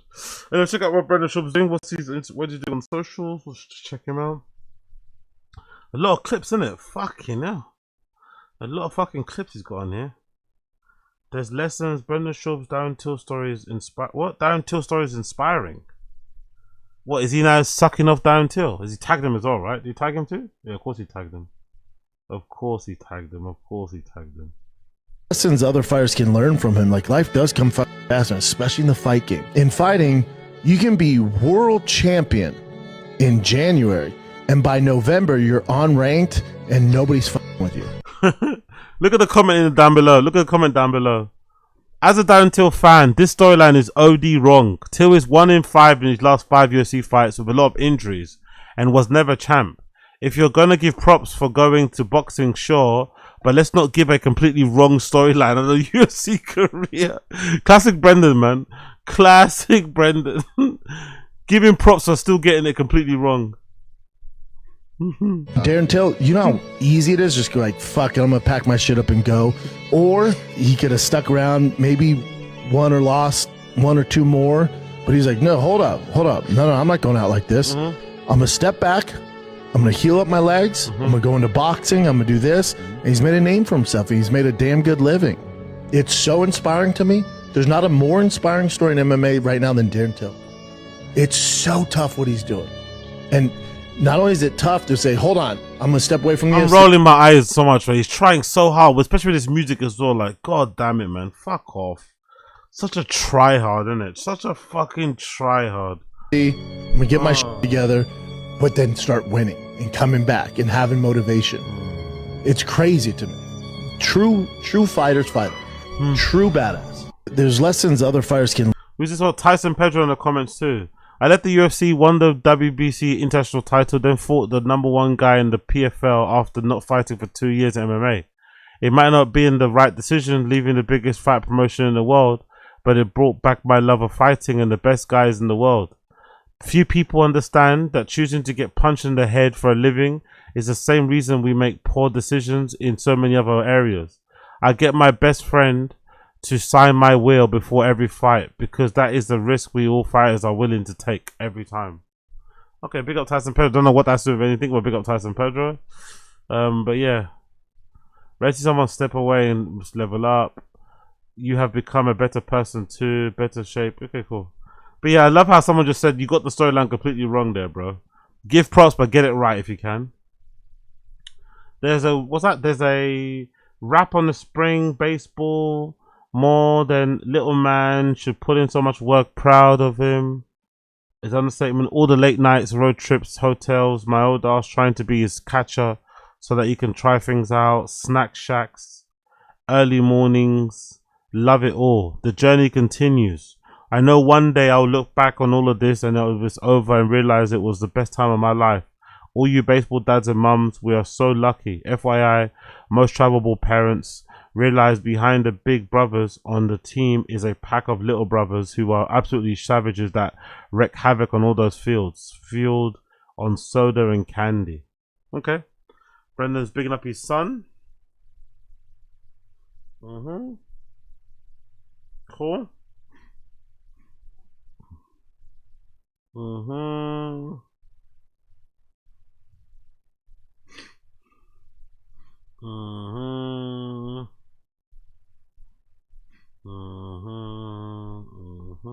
Fair play. Fair play. This is a Thomas Renault clip. It's not a bad idea. Oh. It's not a bad idea. My thing too is when they say Tom's unhappy, Tom Aspinall reportedly has 2 fights on his contract. Interesting. And if he wants to go to boxing too, Eddie Hearn's the guy for that. So for Tom, you only have 2 fights left. He's talking about transitioning to boxing. Yeah, this makes sense. Because your 2 fights, where are you going to make more money at? In the UFC, fighting the winner of Cyril Gane and Poatan? And then if you win that one or lose that one, you're going to fight Cyril Gane Poatan. Those are your 2 fights left in the UFC. Or you're going to make more money, take the majority of the payroll and jumping over to Netflix MVP, fighting Francis Ngannou. And then transition and get a big boxing fight. It's not a bad idea. Yeah, it's an obvious idea, that one. That's very obvious. Let's see what's going on in the stories. Who remembers how kick-ass the UFC on Spike was? Happy Pride. Oh, he's doing some more sports stuff, huh? He's doing some car stuff.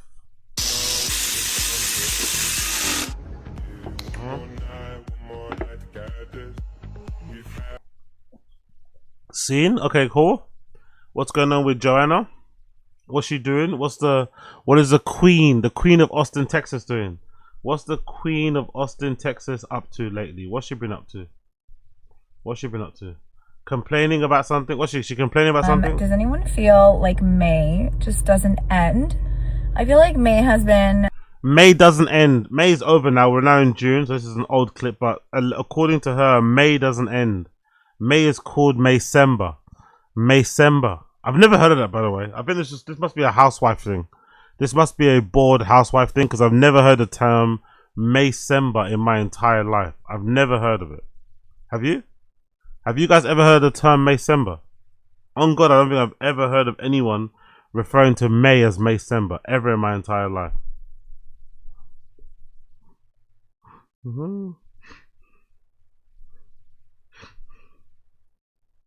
Come on, bro. Work, please, if you don't want work. Months long. I'm exhausted. I don't feel great again. I feel like my throat... these tonsils have to go. It's never a good time. So I'm here gonna pick up the boys from football camp, and there must be some truth in the fact that she got all that cosmetic surgery. She's always sick, innit? I do remember reading a story about it. I don't know if people know the stream chat, but I remember there was a story, or there was like a conversation on social media during the time when it was peak Kardashians, right? And allegedly, again, I don't watch the Kardashians TV series, but allegedly one of the through lines, the common through lines on that show, is that Kim is always ill. Allegedly, Kim is always sick on Keeping Up with the Kardashians. At least before, she was always ill, and people would surmise or hypothesize that maybe Kim is always chronically ill because of all the work she got done. There's some sort of like theory that if you get a lot of cosmetic surgery, it kind of fucks up your immune system. It fucks up your immune system and makes you more sickly, allegedly.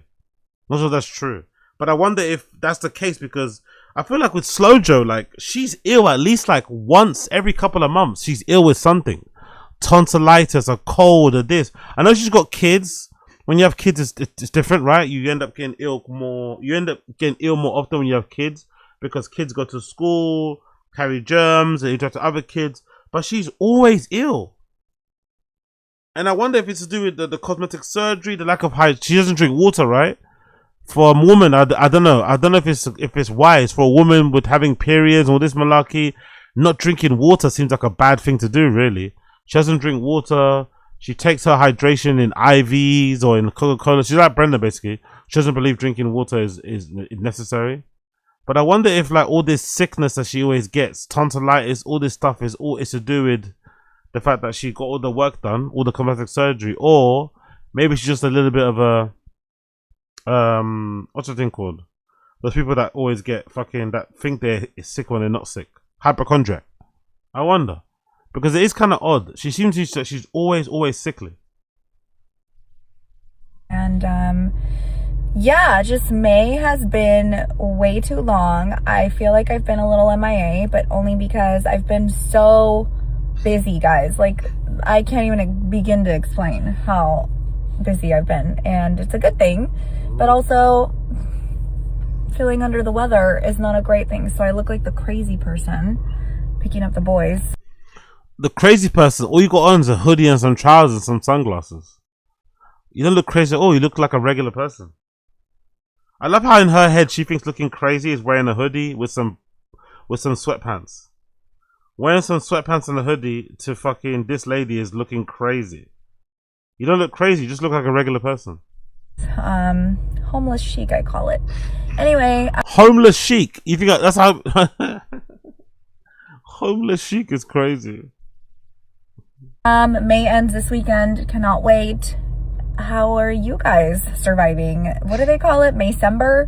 Because it's like May is crazed like December is with school and into the school parties and summer beginnings parties and the whole situation. Anyway, I'm so ready for it to be over.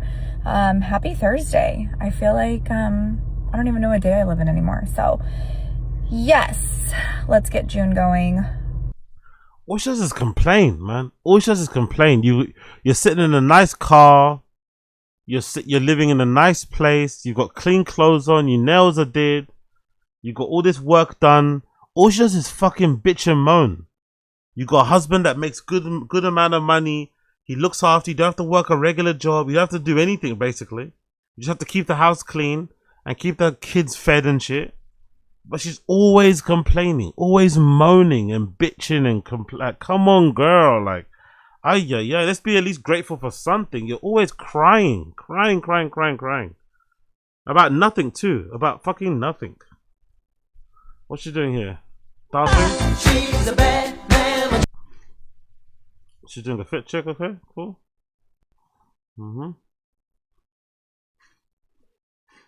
She's full level, of course.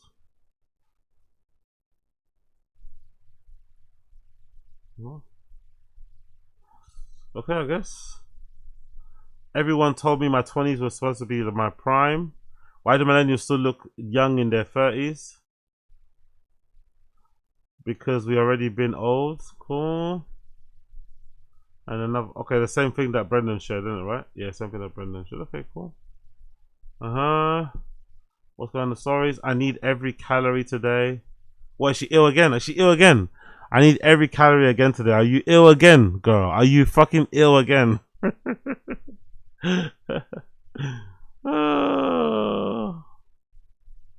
Okay, the boys are back this morning catching tadpoles out of the pond. Okay, cool. Cool, man. Cool. She's living her life, though. She's having fun. What's Chin doing? Any update on Chin's life? What's the Chinster up to? What's the Chinster up to? Chinster, anything new on Chin side of things? How do you guess? Nope, nothing new here. Let's see. Me and Steph went to a movie. I forget what movie, but it was a horror film, I believe. Maybe it was Weapons in the theaters. And people were like, oh, hell no. Sinners. Oh, don't that sounds get like out. Sinners. It was Sinners. Actually, it was. Now it was. They're like, there was like a lady in the front, just like, don't go down there. It was awesome. It was so funny. So me and Steph were just cracking up the whole time. People are I'm just, cracking up right now. I don't think you realize why that's funny. I know why it's funny, Okay. and I'm glossing over it. Okay, good. Just to smooth it out. Good glossing by you then. Really good. It was glossing by you. unintentional of the tone that I'm bringing it up, but Are you okay with me clipping it? Because I have to. we haven't clipped it. Me and Seth went to a movie. I forget. Okay, cool. Big up him and Seth. Big up the humor. Black people make noise in cinema and shit. Blah blah blah blah blah. I guess that's the humor there. Big up Chin and his mates. What's Joanna do? Not Joanna. What's Sanaz saying? Because she's kind of back involved with T-Fat-K a little bit now because of that clip I showed you before where she was like, where Chin was saying Sanaz sent some topics over for current events. So Sanaz seems like she's doing a little bit of work, a little bit of remote work for T-Fat-K. No new posts on her feed. I don't look like. I think we've seen all these posts already, isn't it? Right. This is where I grew up. This is where I met some of my best friends who are now family. This is where many artists who love cut their teeth. This is the first time I came here. My dad dropped me off, and since then I've been countless bands I love and made memories and shaped who I am. Thank you. What's this called? Chain Reaction. A place called Chain Reaction. That's pretty cool. That's pretty cool, to be fair. A place that you visited for the main. That's pretty cool. We're lucky, you know, because I always tell Kevin this, and I tell people I work with in other parts of the music industry, it's never about us. It's always about the bands. It's always about the fans. It's always about the bands and fans. And I truly believe that. And Chain Reaction is probably the DIY punk rock. It's always about the bands. It's always about the fans. Try to keep that ethos always. You know, I think we're lucky, you know, because I was. Okay. High in the back room. And if I flooded out your house, do you think you'd make it out? Or would you burn up before the water filled your lungs?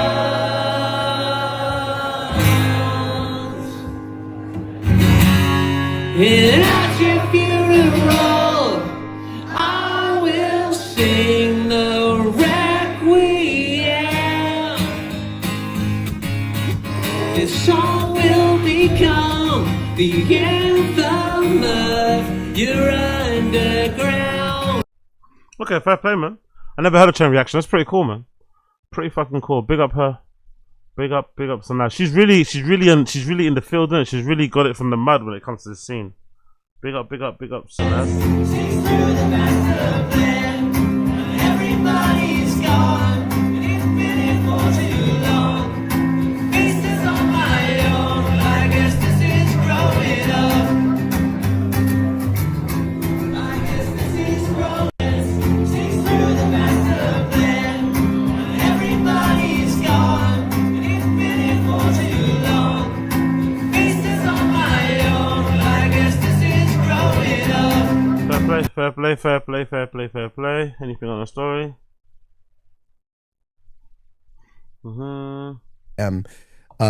Specifically, no, you know, I'm a Tom DeLonge guy. I thought the So am I. Yeah, there's some people that aren't Tom DeLonge people that are very big Blink fans and you know, like they're just, that's not their guy. He's my guy, or they're Travis guys, you know.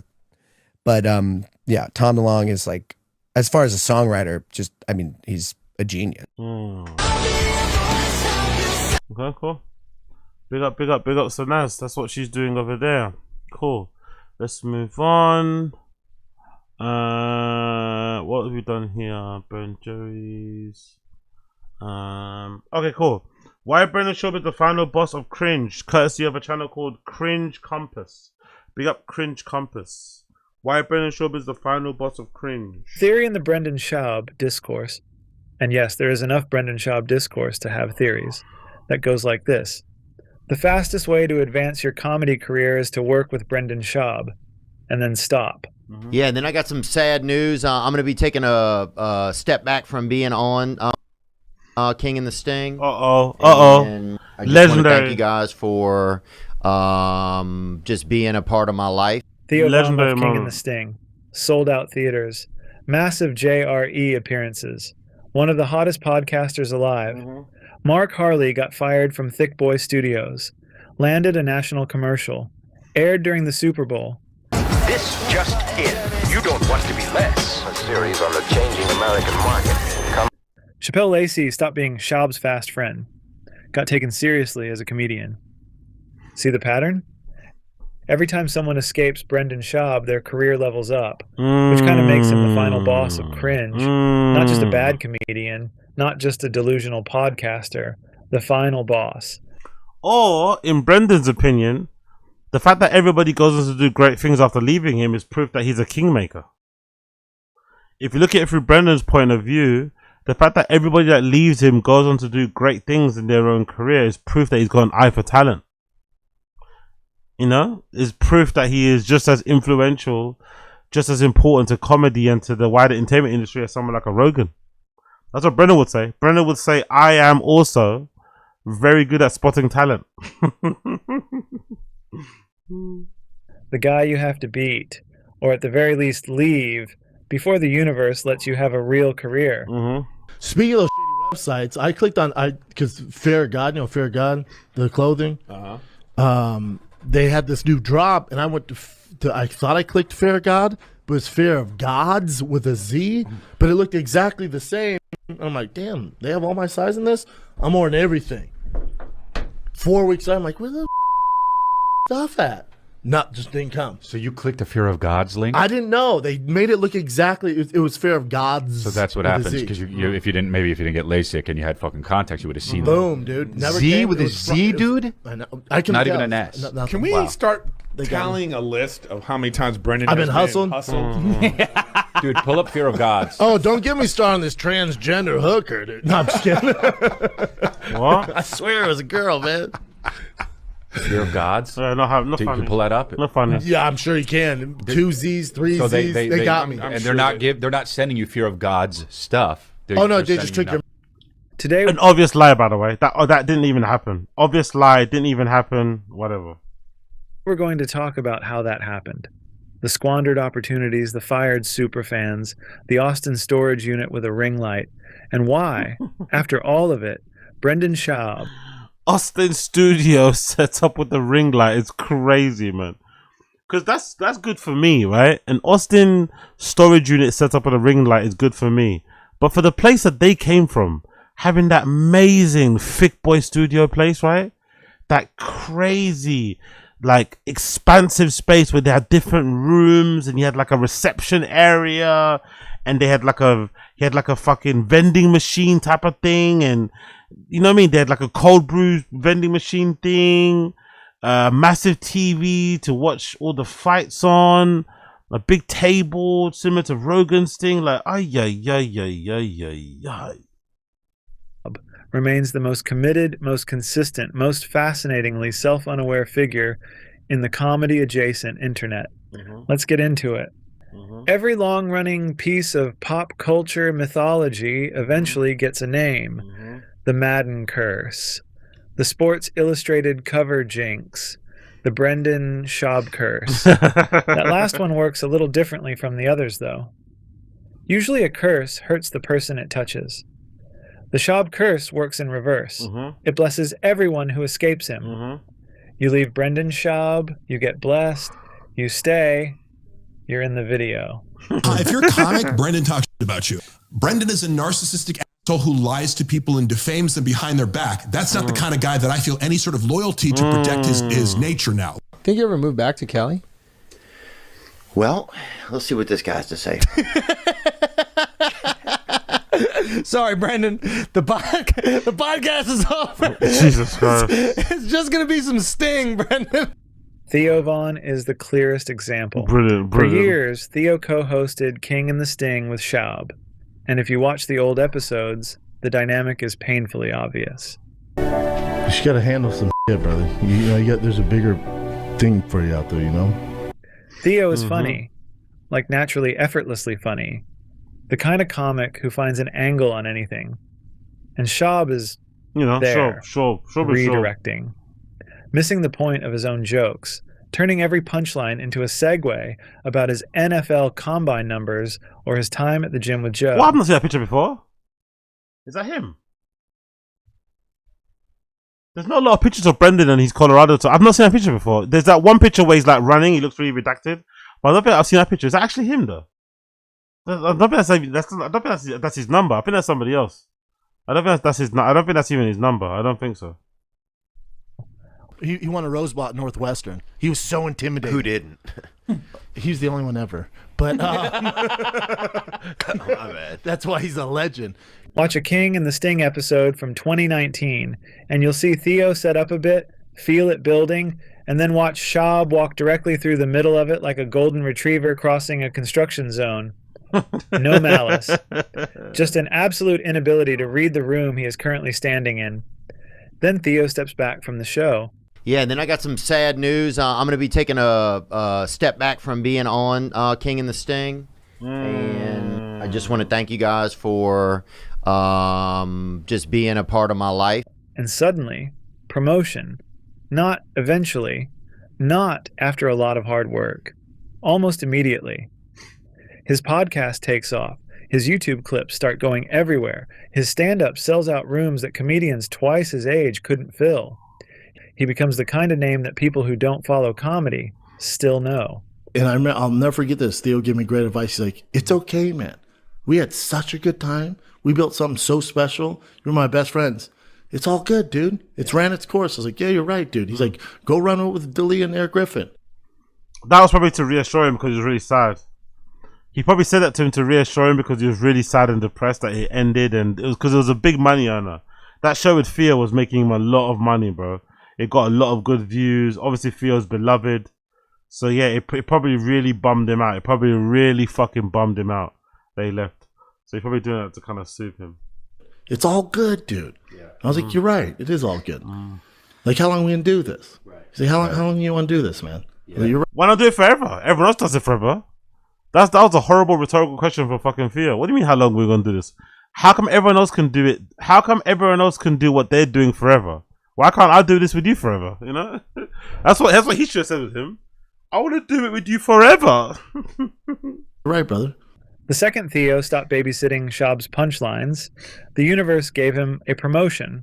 That's not a coincidence. That's a pattern. Then there's Chappelle Lacey. In Shab World, Chappelle was introduced to the audience in the most perfectly Brendan way possible, as the guy who beat Brendan in a foot race. That's literally how he entered the discourse. Not as a comedian, not as a performer, as a prop in a Shab anecdote about Shab's athleticism. Stand up, I got in because it was basically a dare. Someone dared me. A dare? Yeah. I used to drink real heavy, 7 years off of that shit. How old are you, by the way? 33. 33, okay. Yeah. We're the same age. Oh, hell yeah. You do not look 33. I know. 1987, baby. But once Chappelle builds his own lane, once he's not attached at the hip to the fighter and the kid universe, people start seeing him as his own thing, a comedian, with an actual voice. Turns out, when you're not busy being someone else's punchline setup, you get to have punchlines of your own. Who knew? I saw people playing Frisbee. Yeah, no dogs.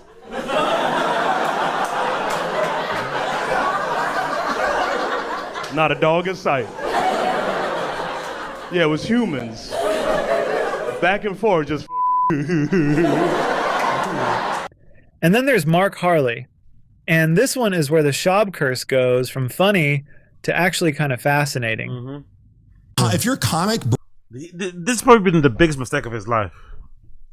Making BGO an enemy, making an enemy of BGO is probably the biggest mistake Brendan's ever made in his life, because similar to Unique, I don't think BGO is ever going to let it go. Making an enemy out of Unique and trying to get him sued and all this malarkey, and also the BGO, I don't think that those are two people that you probably don't ever want to become your enemy because of how utterly redacted they are and insane. So he's never ever not gonna have BGL or Unique on his bumper. They're gonna be there until the bitter end. They're gonna be there until the bit. Even when we give up, even when I give up, even if when comes a time where I give up on the whole shop thing and I get bored of it and I move on to just talking about DSP, I move on to talking about fucking Wings of Redemption, I move on to talking about fucking Wes Watson or something, right? These guys will be there. They'll be there until the bitter end. You know, they'll be there till the bitter end. Like Brendan did such a big mistake making an enemy out of BGL, man. He should never have done that. Brendan talks about you. Brendan is a narcissistic asshole who lies to people and defames them behind their back. That's not the kind of guy that I feel any sort of loyalty to protect his nature now. Mark worked at Thick Boy Studios as basically a handler. He was doing everything.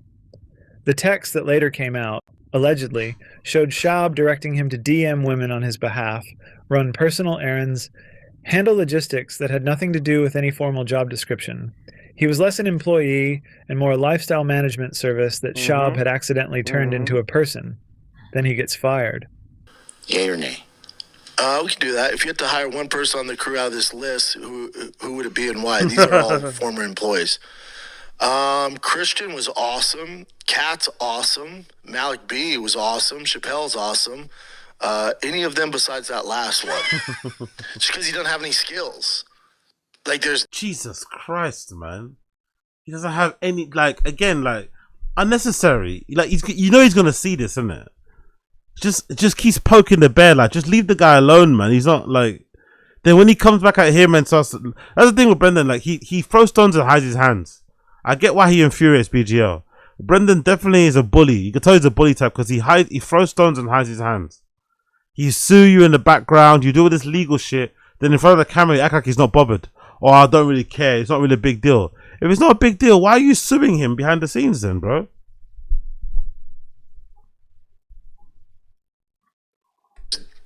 and that's the reason he doesn't work here anymore. He just didn't have skills. He was an assistant, but he was a friend. So I was trying to find something for him. There's just nothing for him to do.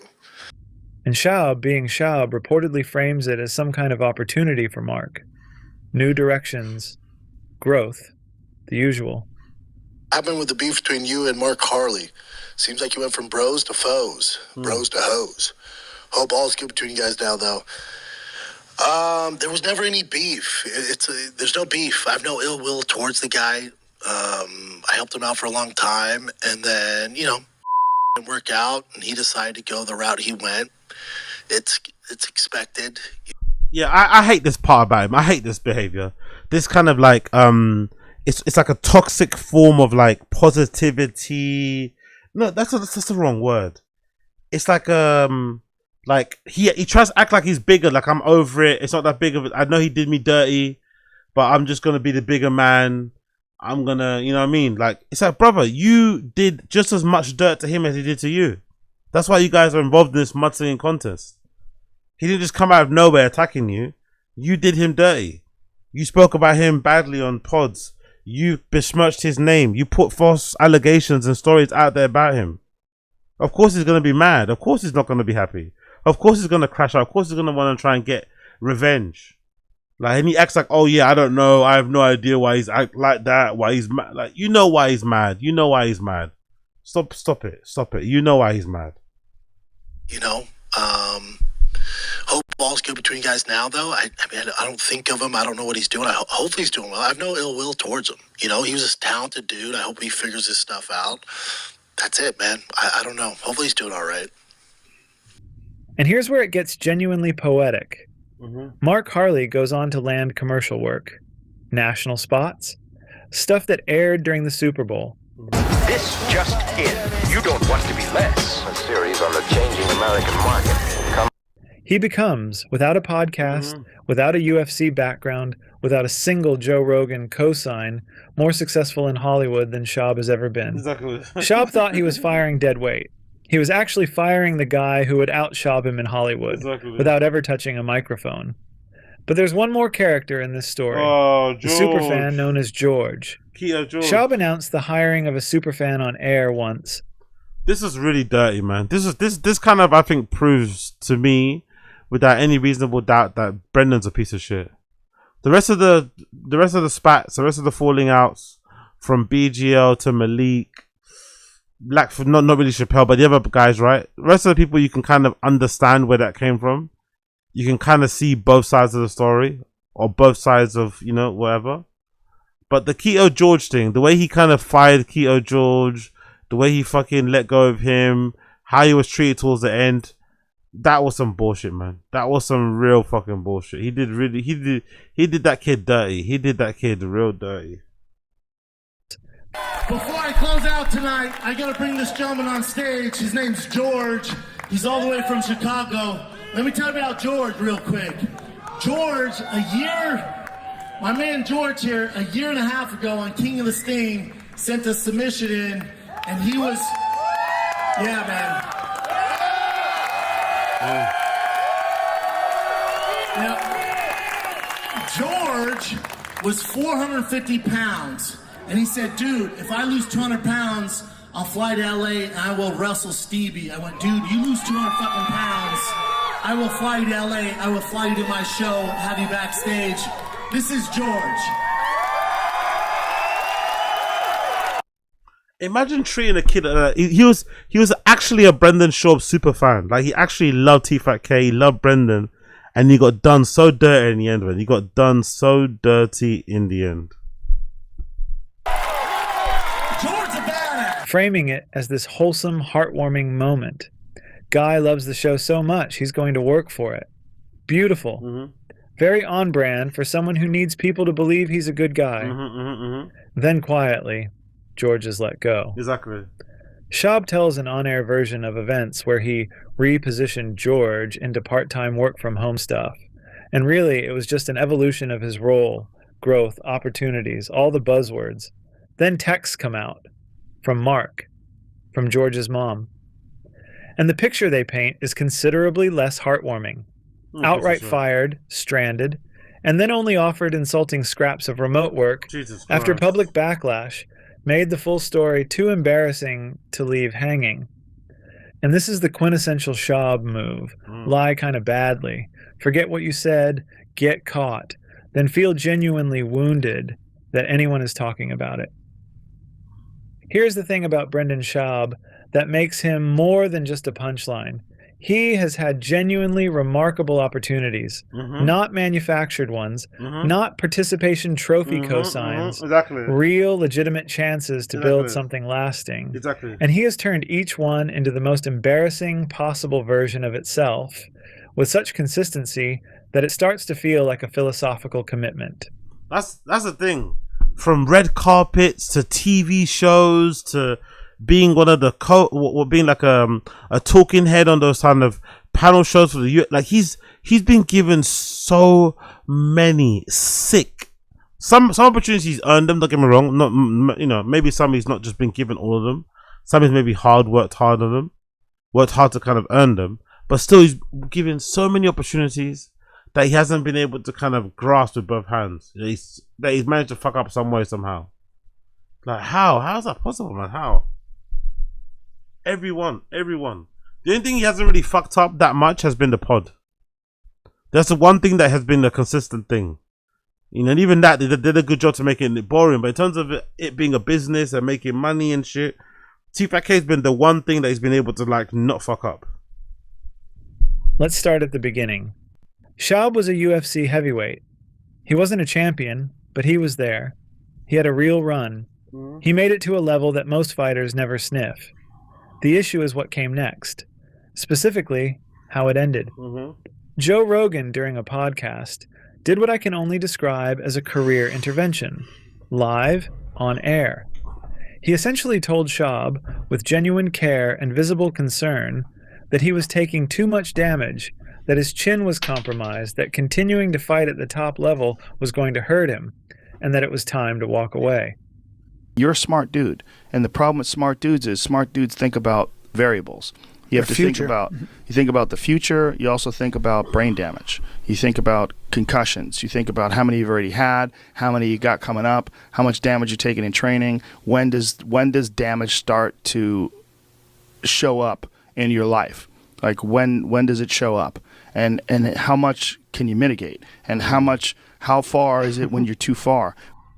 Now this moment is important, not because it happened, but because of what it represents. Joe Rogan, one of the most influential people in comedy and podcasting, personally redirecting this man's entire career out of loyalty and concern. That is the kind of thing that doesn't happen. That's a golden ticket, a cosign that comes with a map. So what does Schaub do with the golden ticket? He pivots to stand-up. With Rogan's full backing, with Brian Callen's support, with a built-in audience of MMA fans who already know his name, he releases specials. It's my first comedy special, man, so it's a big week. And I get my hair cut every Tuesday because I'm an asshole. Multiple of them. And those specials become something genuinely remarkable. Not for the reasons Schaub intended. They are, depending on who you ask, among the most cited examples of how did this get made comedy content in recent memory. Fan circles treat them like artifacts. Commentary channels mine them for clips. The general consensus is that Schaub invented a genre that didn't exist before. Something like a motivational TED Talk, in which someone accidentally thinks they're doing comedy. To be clear, comedy is hard. Failing at it. That's a good description. A motivational TED Talk where somebody thinks they're doing comedy is such a good thing to say. By the way, this person did the wrong thing. Shoots at the camera. When you do that type of work, you know, let's look at the camera, babes.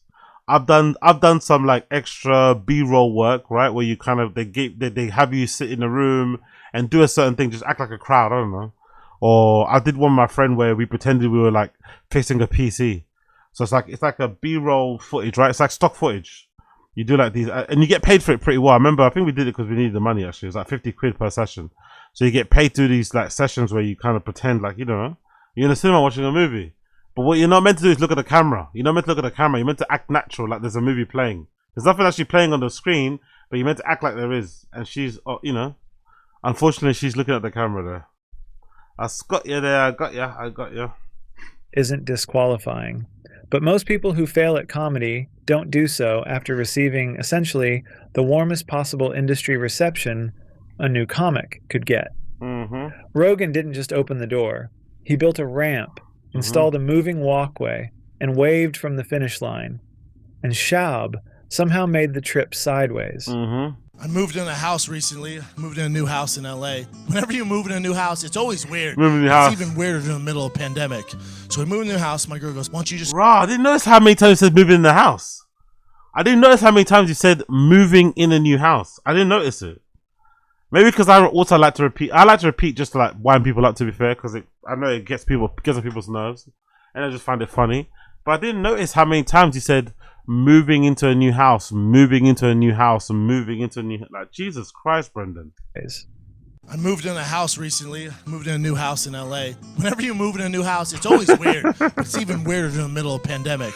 So we moved in a new house. My girl goes, why don't you just go over and introduce yourself, right? I'll bake some Mexican cookies. And you go over there. I'm like, what the f***'s a Mexican cookie? What are you talking about? It's like a chocolate chip with salsa all over it? What are you talking about? He thought he killed, by the way. He thought he killed as well. That's the thing. He thought he killed it. He thought he absolutely destroyed. He thought he fucking destroyed this joke. Dicey. After the specials, there's the podcast era. And on paper, genuinely, sincerely on paper, the infrastructure is there. The Fighter and the Kid with Brian Callen taps into a real audience. The MMA community, the comedy world, the Rogan extended universe. These are not small ponds. But over time, something happens to the energy, the production, the vibe. There's a version of a podcast operation that feels like a growing thing, an expanding thing, and there's a version that starts to feel like it's circling something without landing. Thick Boy Studios, which sounds like it should be a thriving content company, increasingly generates the kind of content that spawns commentary channels about the content. The studio setups become a meme. The Austin Era set, which we'll get to, earns descriptions like a storage unit with microphones from people who are being kind. And then there are the side hustles, which deserve their own moment of reflection. Tiger Thick Whiskey, heavily promoted. Beautiful. No more for you. Do you know this whiskey is as old as America? It's older. It's good. They started making this whiskey in 1773. Jamie was watching me. One of those stars flew over. I thought it was the end of the world in here. With those little stars. Buffalo Shooting Trace. star. If I had one company to support in the liquor business, it would be Buffalo Trace. Oh, no. This is this? Yeah, I love them. They're great. I like It's a Ron great White's company. tequila, Yeah. too. Oh, Ron White's the man. His tequila's legit. Yeah. What about Brendan's tequila? What about Brendan? He's sitting right there. Brendan's sitting right there. That number one, it's award-winning, per the marketing. Shot in place of an actual plan. This is a man who has had a UFC career, a Joe Rogan cosign, repeated JRE appearances, multiple podcasts, a whiskey brand, a truck brand, countless sponsored posts and And partnerships. still failed, bro. Still His failed. biggest cultural legacy is other Crazy. people's success stories after they stop returning his calls. There's a specific flavor of self-deception that Brendan Schaub has perfected. It goes like this. When something goes wrong, when a collaborator leaves, when a former employee speaks up, when a clip goes viral for the wrong reasons, Schaub doesn't get defensive in an obvious way. He gets wounded. He's not mad. He's hurt. He wishes them well. He's just confused about why anyone would do this when he's been so supportive. He gave them opportunities. He's a good guy who got betrayed by people who are, now that he thinks about it, probably dealing with some stuff mentally. This is the playbook. And it runs so consistently across situations that it stops being surprising and starts being almost impressive in its discipline. When former collaborators call him out, the response is remarkably predictable. Pivot to concern about their mental state, suggest the criticism comes from a place of instability Definitely another form of gaslighting there, isn't it? or jealousy. Then position yourself as the bigger person who is simply too evolved to engage further. Then engage further. Look at how Theo's success gets discussed in Schaub-adjacent spaces. Rather than, Theo is a genius, and I'm proud of what we built together, the framing edges towards suggestions that Theo is chasing clout, trying to get his name on stuff, working the algorithm, as if Theo selling out theaters is a cynical move, rather than the natural outcome of being one of the funniest people doing it. Dude, that shit with Brendan, though, is crazy. That was like the worst game of Clue I'd ever seen in the world, dude, when you guys did that thing. It's like he had like these the files and the fold, and you guys had like missing people in the there was some guy beating kids on Reddit. Like, yeah. How do you? I can't even get into my Reddit. How do you beat kids on there? Like that was the whole thing was unbelievable. The inability to simply say, he's great and I'm happy for him is the tell. Because a genuinely confident person watches their former co-host blow up and says, I always knew he was special. An insecure person watches the same thing happen and quietly reframes it as the other guy being strategic. The George situation crystallizes all of this beautifully. On air, Schaub tells a version of the story that is almost touching. He's helping George transition. New opportunities. Part-time work from home that's actually perfect for what George needs right now. Yeah, nice. It's framed as thoughtful. So sad, man. So sad. Very much the act of a good employer who cares about his people. They got done dirty. Then the texts surface. And the texts don't describe a thoughtful transition. Nope. They describe someone who was let go abruptly, left without support, and then offered insulting part-time table scraps, only after the heat from the situation became too much to ignore publicly. George's mom got involved. The whole thing became a case study in what happens when the story someone tells on air doesn't survive contact with documentation. And Schaub's response to that situation, to being caught in an obvious contradiction, is not to correct the record. It's to feel hurt, to suggest the people sharing information are acting in bad faith, to present himself as a man who did everything right and is being dragged for it.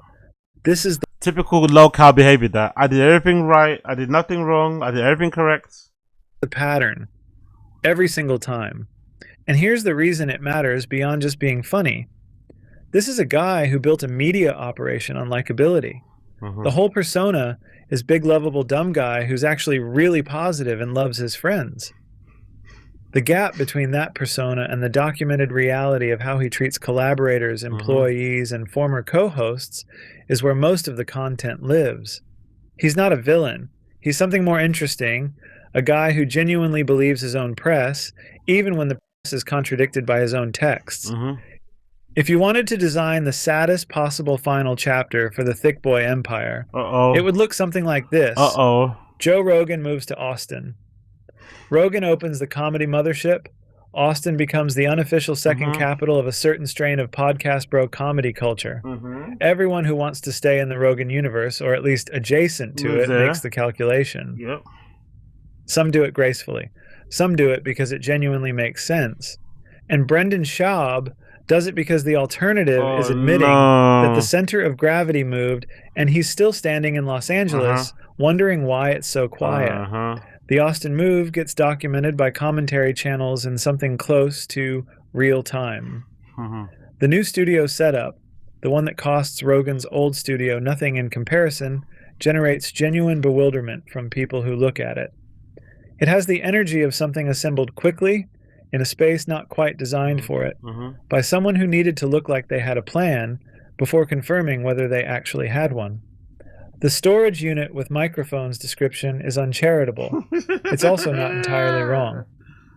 Meanwhile, Brian Callen, a comedian with actual credits, actual range, a real career in his rear view, is pushing 60 and writing this podcast as his main consistent platform. That's kind of crazy. That's kind of crazy inside, it puts in perspective, but people always call me mean for mentioning Brian's age, but it is kind of crazy to see how old he is and what he's still doing. Like, god damn it, man. Like, when are you going to transition? When's the next phase? When are you going to move on to other things? When are you just going to, like, simplify your life down to just doing stand-up or something, like, and making whatever money you can make from social media? Do you need to be on a fucking podcast show, like, 3 times a week or whatever it is? Talking about what? Talking about fucking J-Lo and Ben Affleck and shit. Like, so it's unbecoming. At a certain point, if I reach that type of age, I don't even want to know certain things. That's what I would be if I was Callen. If I was 60 years old like Callen, I wouldn't even want to know certain things. So that's why I keep myself for the content. That's why I'd like stay away from all those type of things, because I don't even want to know certain things. I feel like there's a certain age where you shouldn't be required to know who fucking Ice Spice is. You shouldn't be required to know who Sexy Red. You shouldn't be required to know who fucking the Rizzler is, you know? You should be able to just exist in your own world as an old man.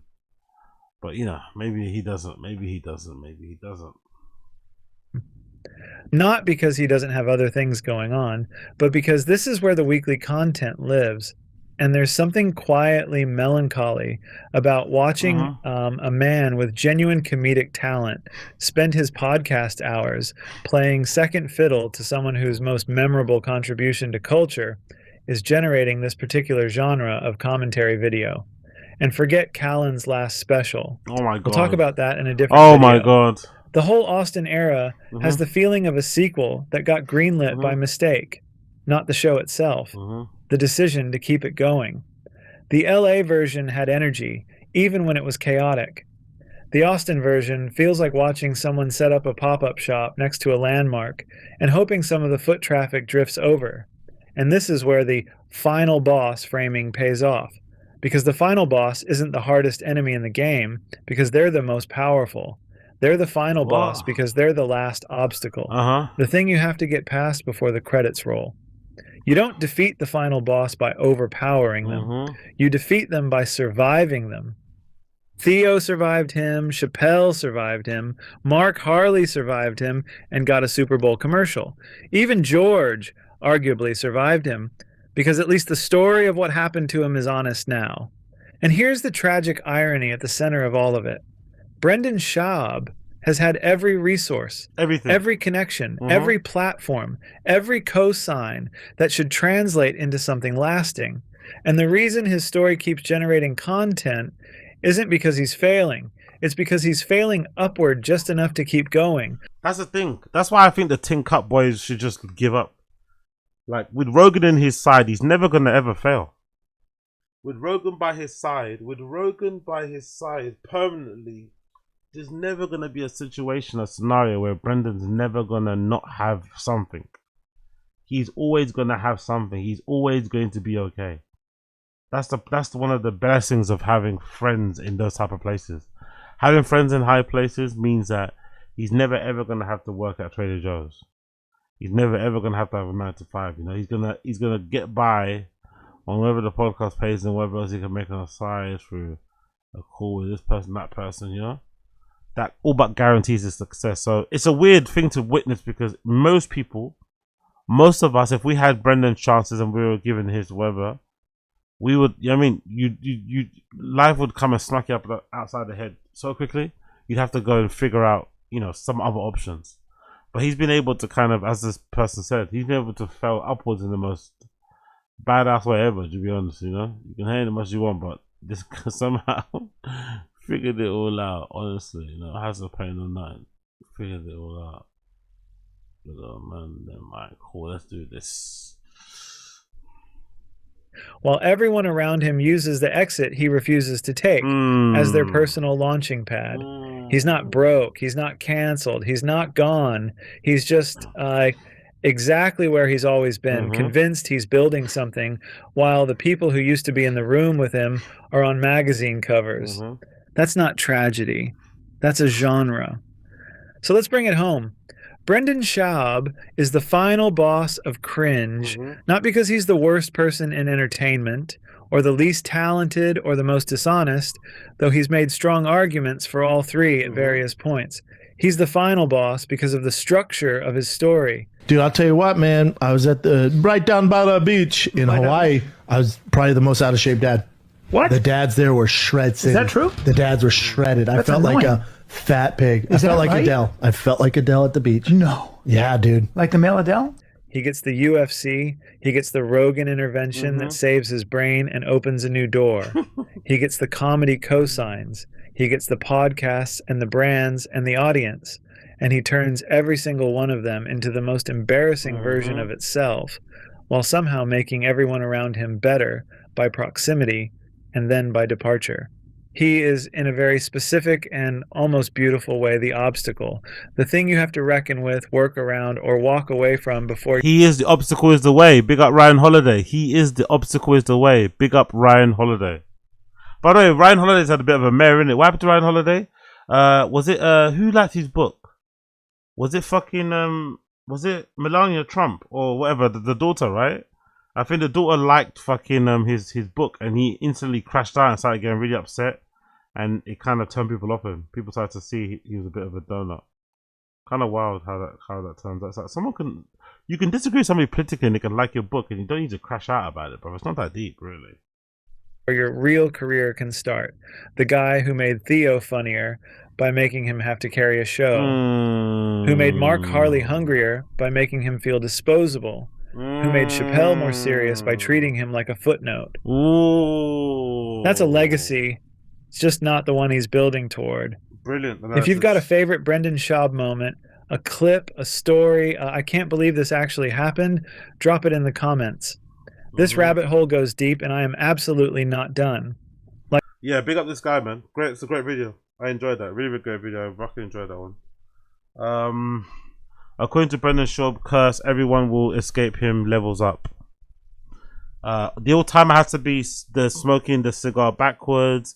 As bad Brendan, I think Brian Callen has surpassed him. If Brian Callen leaves Bad Boy, leaves the Golden, he should have realized it was over. Mark Norman is going to be happy. New stand-up drama channel. But yeah, big up, man. That was good. That was really good. I enjoyed that. Big up Cringe Compass. Big up Cringe Compass. I'm a subscribe to Cringe Compass. Cringe Compass is good. Big up Cringe Compass. I'm a subscriber on Cringe. Check out Cringe Compass. Good little video there. Good little video there. Big up Cringe Compass. What else we got here? Big up everybody tuning in, by the way. Smash like, hit subscribe. Smash the like, hit subscribe. Smash the like, hit subscribe. What's the hours of cool. You know what? Let's do a little bit of R&B. Okay, cool. Bear me 2 seconds, right? Go quickly go downstairs. I'm gonna play this. Bear me 2 seconds. I'll quickly go downstairs. Bear me 2 seconds. Bear me 2 seconds.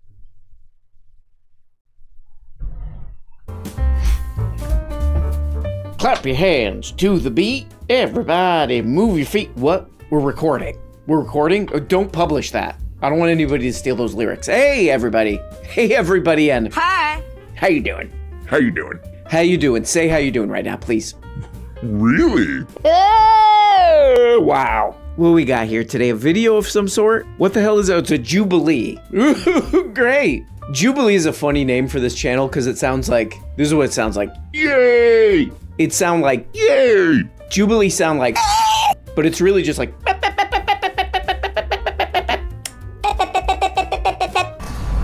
My final surrounded claim is that the modern left cares more about ideology than reality. Oh my God. All right, if you would like to debate this prompt, get to the Who chair. is that guy? In 3, 2, 1. Okay, this is a fascinating one. Dave Rubin. Okay, he's definitely going to get a younger audience with this one, okay? What the hell does this say? Getting fact-checked this many times and losing is crazy.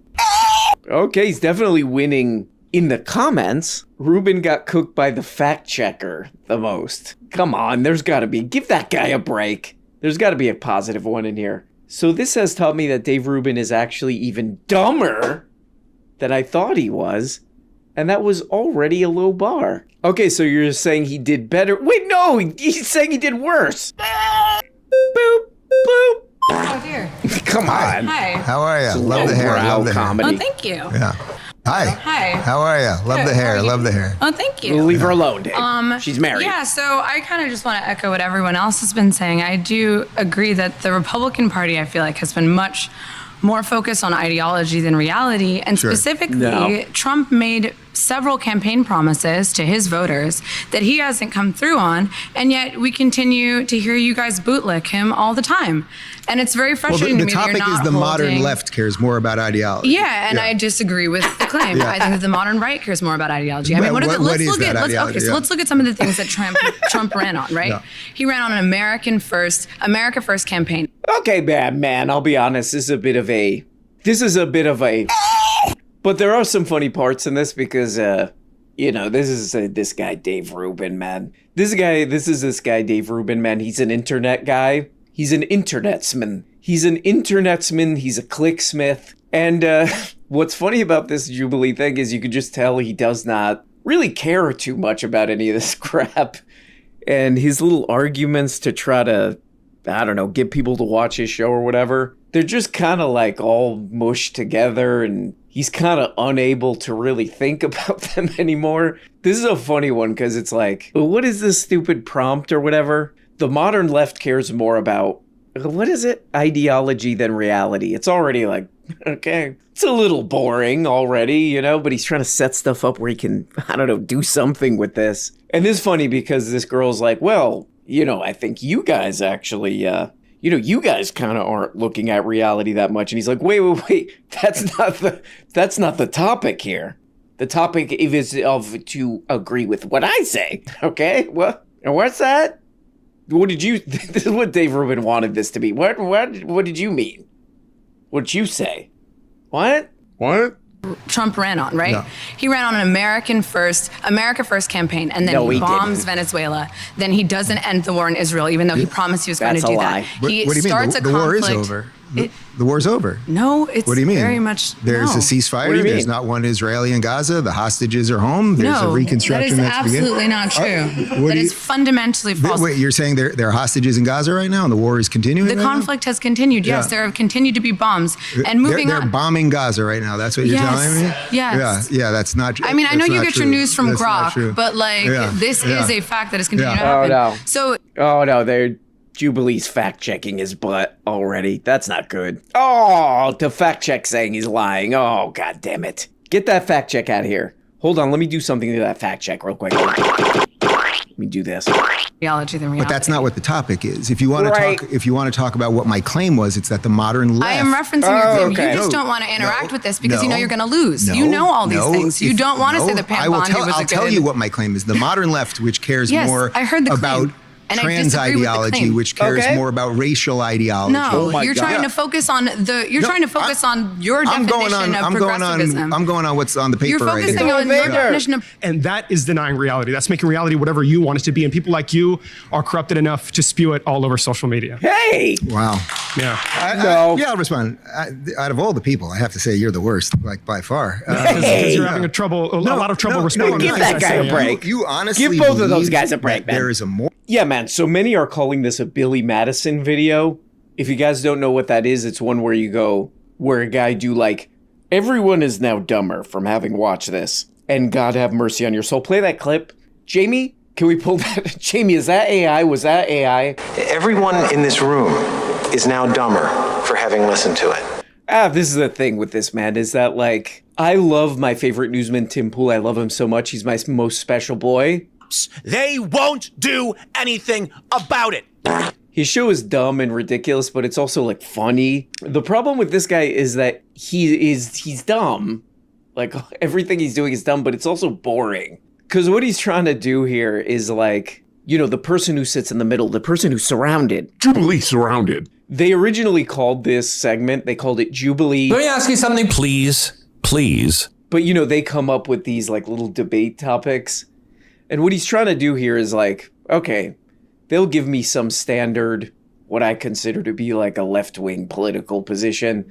Then I'll have my prepared thing that I say. Your definition of progressivism. I'm going on what's on the paper. You're focusing right on your definition of progressivism because you don't want to admit that Trump has failed his voters. No. Trump has failed his voters. That's not He's true. not come through on That's his not promises. true. Oh, man. Oh, God damn it. This guy, he doesn't know what the hell he's doing, man. This guy, I do kind of almost feel sorry for him because he is like dumb.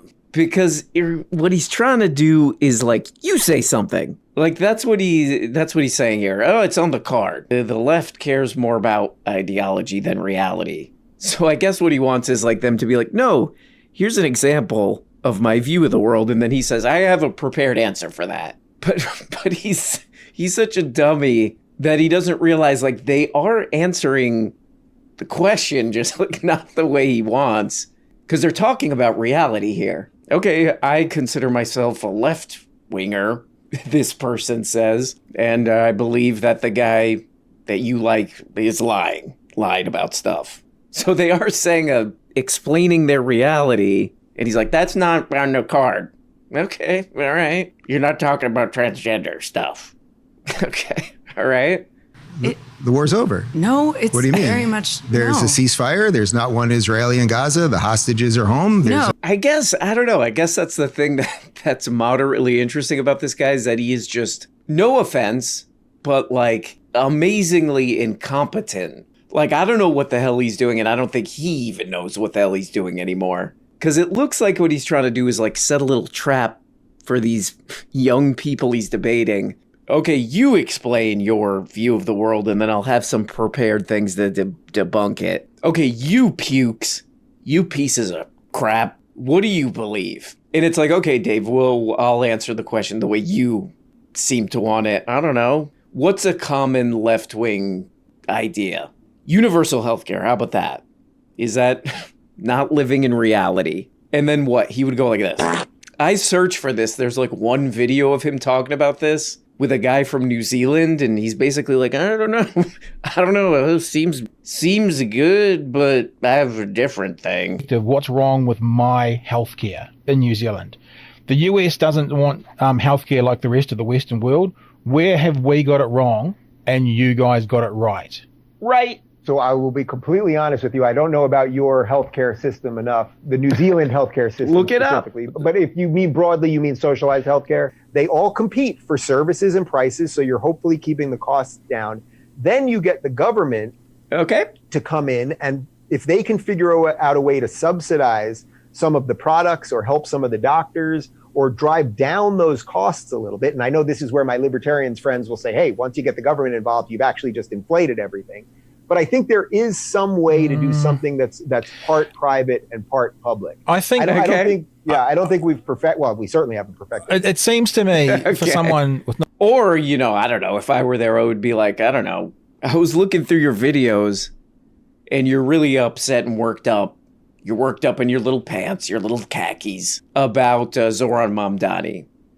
And you could be like, I don't know. One of the things he wants to do is go after, maybe go after, like, the worst, basically criminal landlords who have, like, huge, like, city violations because they're not, basically apartment units are falling apart. I think that's probably good. That's reality. On the needs of working people, and working people need that focus, that fight from politicians more than ever. No, they Let's try a little mental game. I haven't done this in a while. I don't want to say the word I'm thinking right now, but I'm going to send it through the computer. Okay. I'm thinking that man is a You did it. Good for you guys. Great. Okay. See, we are deeply, deeply Whoa, connected. whoa. Yeah, I didn't know what you were doing. Let's do it again. I'm thinking that man is a... Cut your meat. You did it. Okay, that's what it was. Great. See, we it are was cut your meat. deeply connected. That's how... You know, I don't know. So this is your main enemy. This guy is a cut your meat, I guess, because he validated what I said. He said it was correct. Cut your meat. You know, that's probably where I would go. Okay, this is your main enemy, so what? The worst, again, basically criminal landlords. They should just, I don't know, get away with that? Yeah, that's what you think? You think there shouldn't be garbage bins to keep rats away? You don't think unoccupied multi-million-dollar penthouses should be taxed a little bit more? All this stuff seems pretty reality to me, but so whatever. Even if they played by his rules, it wouldn't have worked out. Instead, what he ends up doing is like Jubilee has to fact check him because he's like living on another planet, basically. No, there's no, everything's fine. Everything's fine over there. There's no wars. They're not bombing anybody. Fact check. I mean, you don't really even need a fact check. You could literally just look at any other news besides his show, I guess. I mean, I don't know what the hell this guy's doing. I guess the point of going on Jubilee is, maybe I'll win some people over to come watch my channel, man. Maybe I'll get a little subscriber boost, bro. So he's trying to make himself look good against, not even, the best debaters in the world or whatever. But instead, he just ends up looking insane and like the least connected to reality guy you could imagine. I mean, unless you only watch his channel, I guess. Previously an economics teacher for 12th grade. And if you looked at the three primary indicators of how the economy is doing, GDP, the labor market, and inflation, all three of those are indicating that the economy is going in a downhill direction. And that's also validated by a recent poll. 73% of people in America are saying that the economy is in poor condition. Now, if you look at the primary things that the Trump administration has done, taking away people's health care in one big, beautiful bill, the war in Iran, which has raised gas prices, that's really the thing that is making everyone really feel like, oh, affordability, I need to choose between gas and groceries. So I just want to say. Again, I think there's been a certain theme that I obviously I disagree with a little bit of the premise there, but I can basically get on board what you said there. Look, if you want to create the condition. Okay, all right. I don't know. Well, what the hell would anybody take from this? This guy's trying to win people over to his channel. You watch this. I imagine the normal person would be like, what the hell who is this guy? Why is his hair cut like that? I would ask. That would be one of the questions. Probably the main one. One of his next debate things is, hey, you guys don't live in reality, man. I do. Even though they have to fact check me like the whole time. I do and you don't. And then this guy comes up, he's like, hey, here's a bunch of economic stuff. Here's a bunch of little economic points. And he's like, I generally agree. I don't agree on some points. Man, we don't really need to talk about that, but I generally agree. Okay. At that point, I would be like, what the hell is this? What the hell am I wasting my time watching? What the hell am I, one of 250,000 people in 12 hours doing watching this piece of crap? This piece of toilet. Look, if you want to create the conditions for economic success, what I think you have to do is you have to lower taxes literally for everybody, and you have to eliminate as much regulation as possible, right? When we see a massive exodus right now, we'll use New York as an example. Regulation as possible, right? When we see a massive exodus right now, we'll use New York as an example. Since Mamdani has taken over, they have lost trillions of dollars in tax revenue, right? So the guy wants to fund big government programs, and what he's saying is, I want to tax these people more, and then he is causing them to leave. That is what people are going to do in a free society, right? We have states' rights, and in Florida say he's fact-checked again. There's no evidence NYC has lost trillions.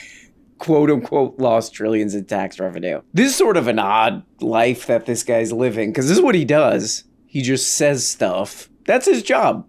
Quote unquote job. Just like quote unquote lost trillions. This is his quote unquote job. Just says stuff. That's all you gotta do. Just say some stuff. And here he is. Oh, by the way, my next question is that you don't live in reality. Okay, here's a bunch of statistics about reality. I generally agree. I generally agree that all these economic data points are correct. It's bad. But I got a solution for that. Keep doing what we're doing. Keep on trucking. Okay? Okay. And I have another thing to add to that. Something that I made up about a state that I don't live in that there you have to fact check because it's clearly made up. Oh, okay. And you do this for full time? Yes, I do. Whoa, cool. And how's that going? I don't know. Good. Okay. That's what I would do before I even get voted out. I'd be like, okay, well, I gotta get the hell out of here.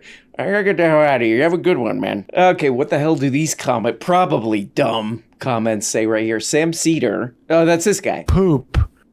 Is going to have Dave Rubin content for the next 6 months with this. Hey.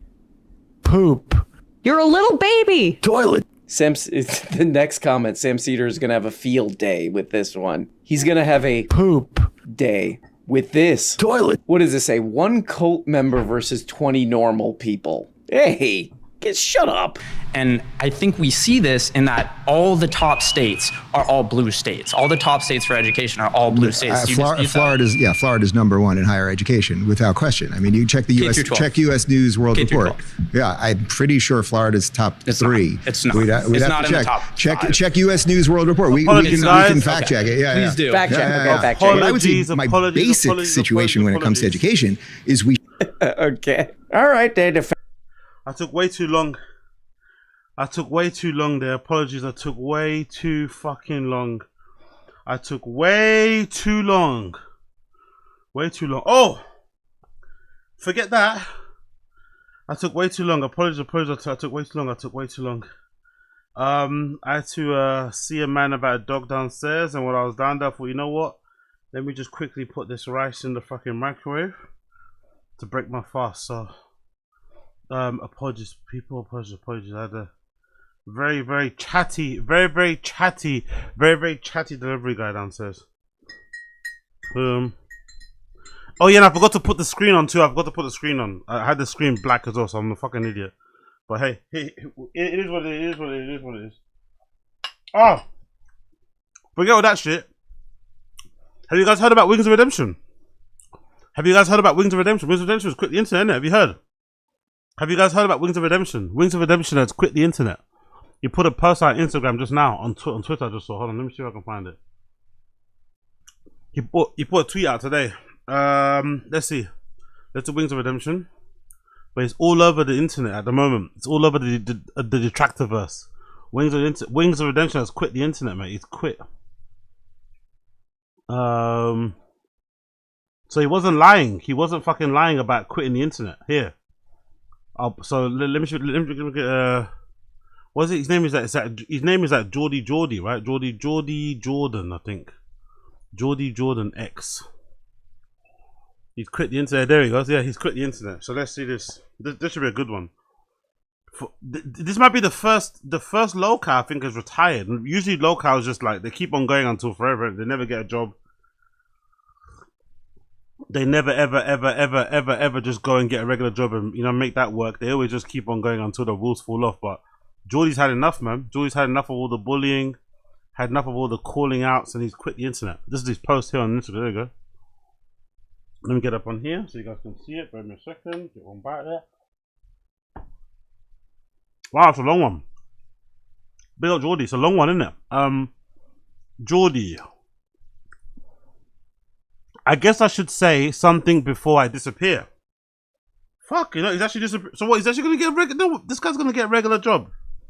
This is one of the most laziest guys ever.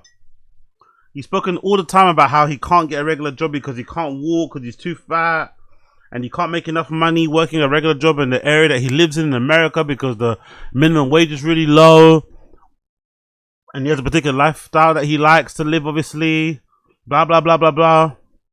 This guy's gonna be working a regular job. I don't believe it. I think he's gonna be back soon. There's no way this guy stays off the internet. No way. Hold on. I guess I should say something before I disappear. I want to clear the air that I didn't quit Locale Crypt. I just put in a position that made it walking away was the easiest outcome, was the best outcome, sorry. I hate seeing friends hurt, and people were attacking Jeff. Was it Jeff? Or Jaffe and Tech in real life. They had people show up and want to fight family members. They had people threatening to attack siblings and family members. And their police called on their property. Honestly, like, I fucking hate DSP, right? I hate Darkseid Phil so fucking much. I hate Darkseid Phil so fucking much. But he's so lucky he doesn't have trolls like this.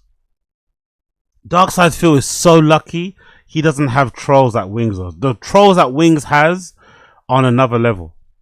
If Darkseid Phil had the trolls that, like, Darkseid Phil deserves the trolls that Wings has. Wings deserve the trolls that Darkseid Phil has. DSP's lucky he doesn't have trolls at this type of level. I've been a victim of nearly a year-long campaign of hatred and doxing campaign. Okay, that's 2 campaigns there. They targeted my income, my personal relationships, and my property. Well, you're the one that pushed your wife onto a table, bro. You make it easy for yourself. I mean, you're the one that pushed your wife onto a table trying to fight Keemstar. They would find someone who would donate to me and then send them thousands of dollars worth of cash on delivery services.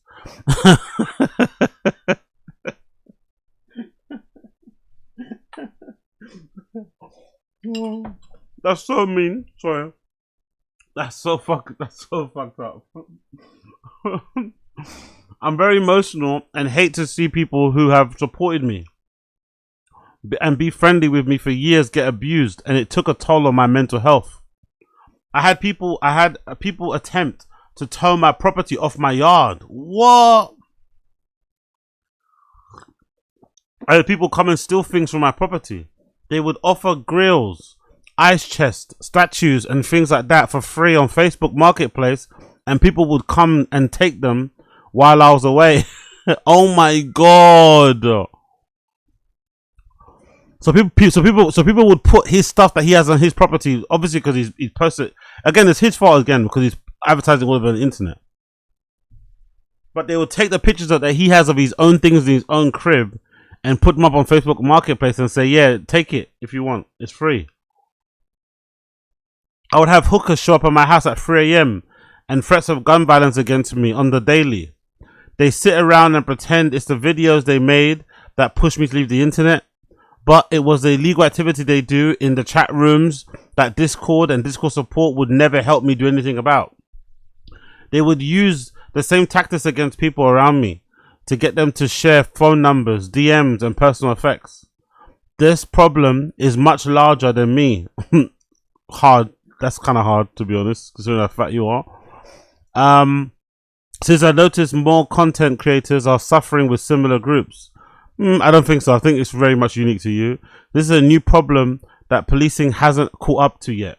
I'm fully aware I'm on the back end of my career as a YouTube content creator. I probably held on longer than I should have. Yes, you did.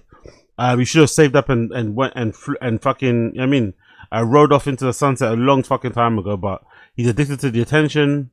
Probably in weird way. Also likes being a locale because it gets your attention as well. Easy money, way easier than working a regular job. So he kind of has himself to blame. The hate was never going to stop. People don't like you, man. Wings is very, very easy to hate. Most locals are like that anyway.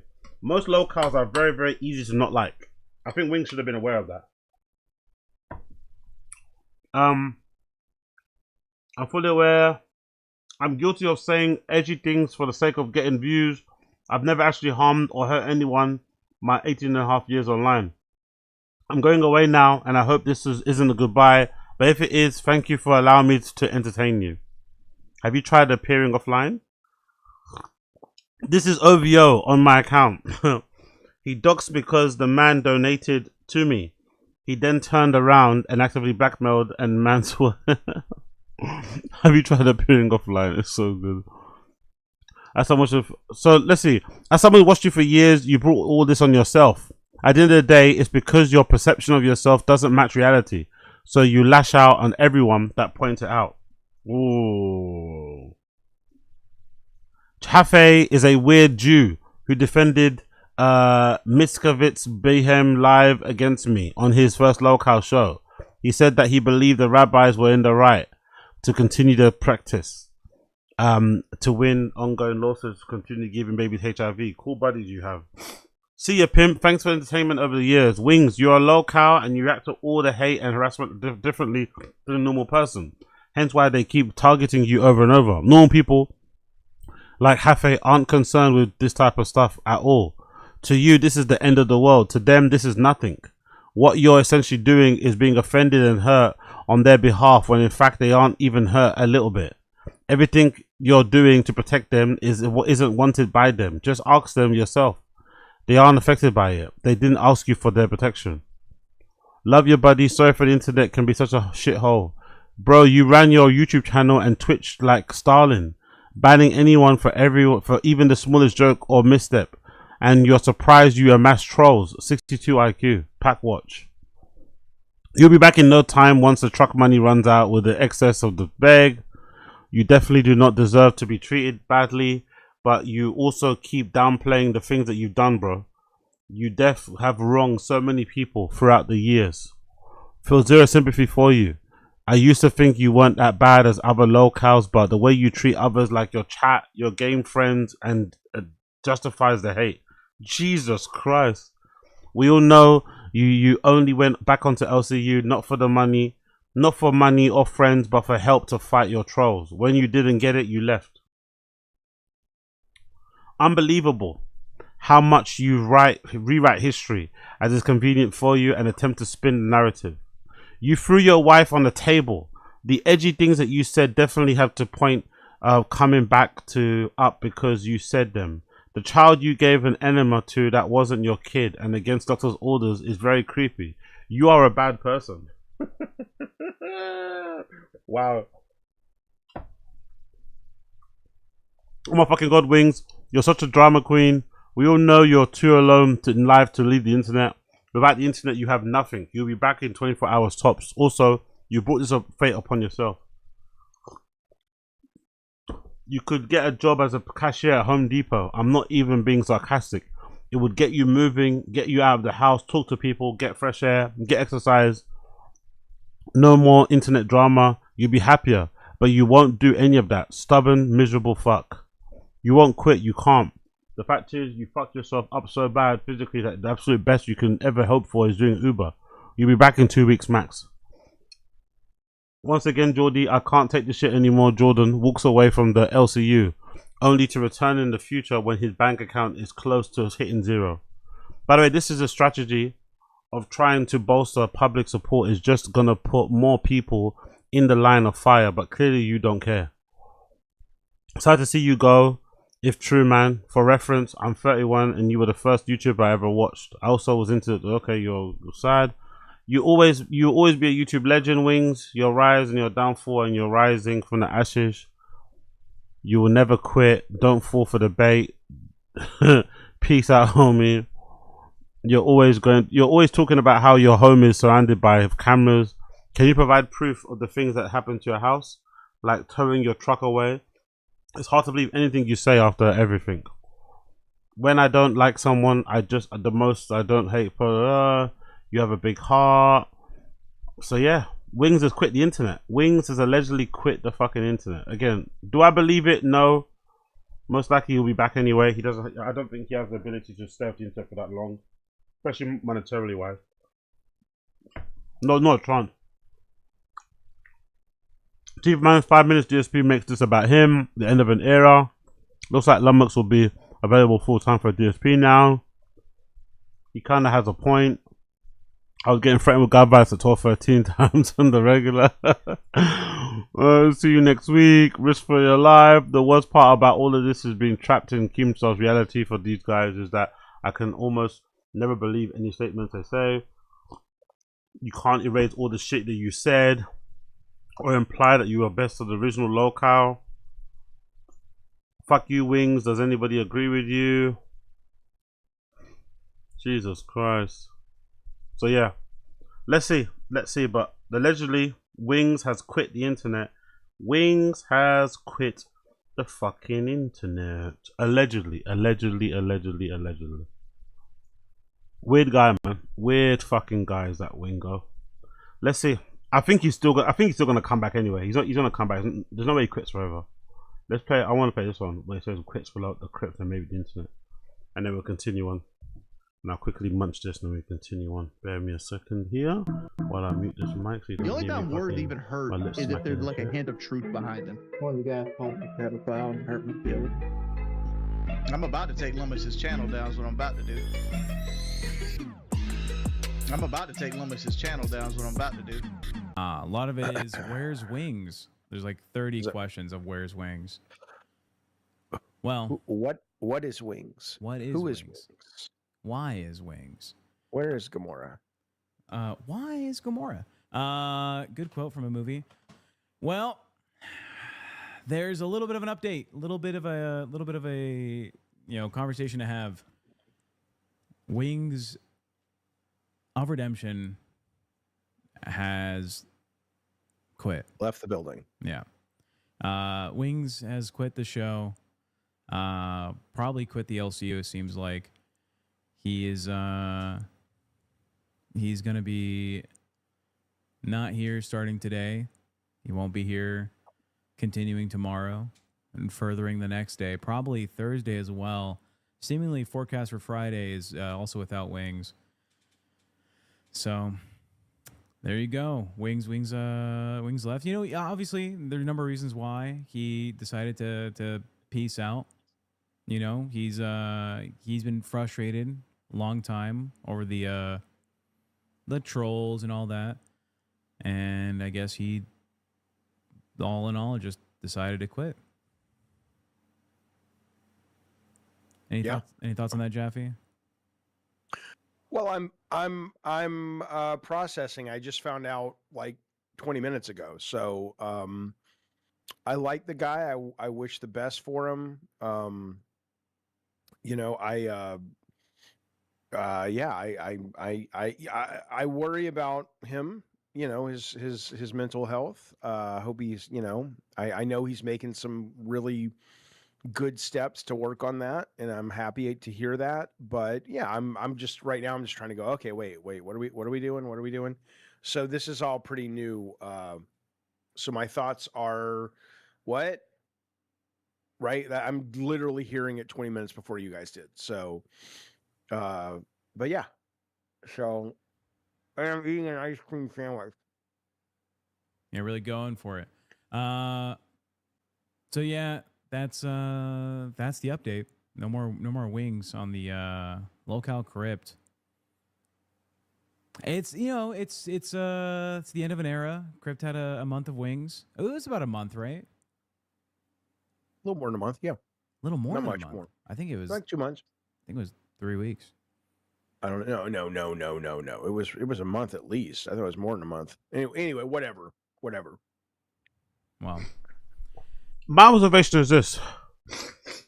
It's my observation. Being a Wings viewer from afar. Here's my observation.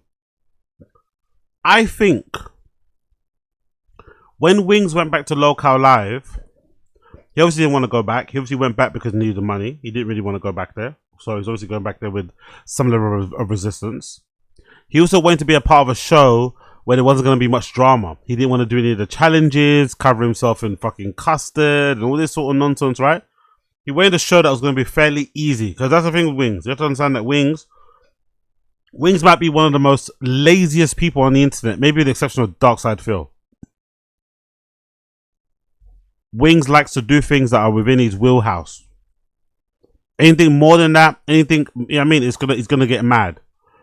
Just, you know what I mean? Wings wants to do things in his wheelhouse, within his skills, within his comfortability and stuff. So he wanted to go back on a show on Locale Live Universe that wasn't drama filled, that wouldn't require him to do a lot of like physical movement, that wouldn't require him to do challenges outside and all that nonsense, and also would be drama free.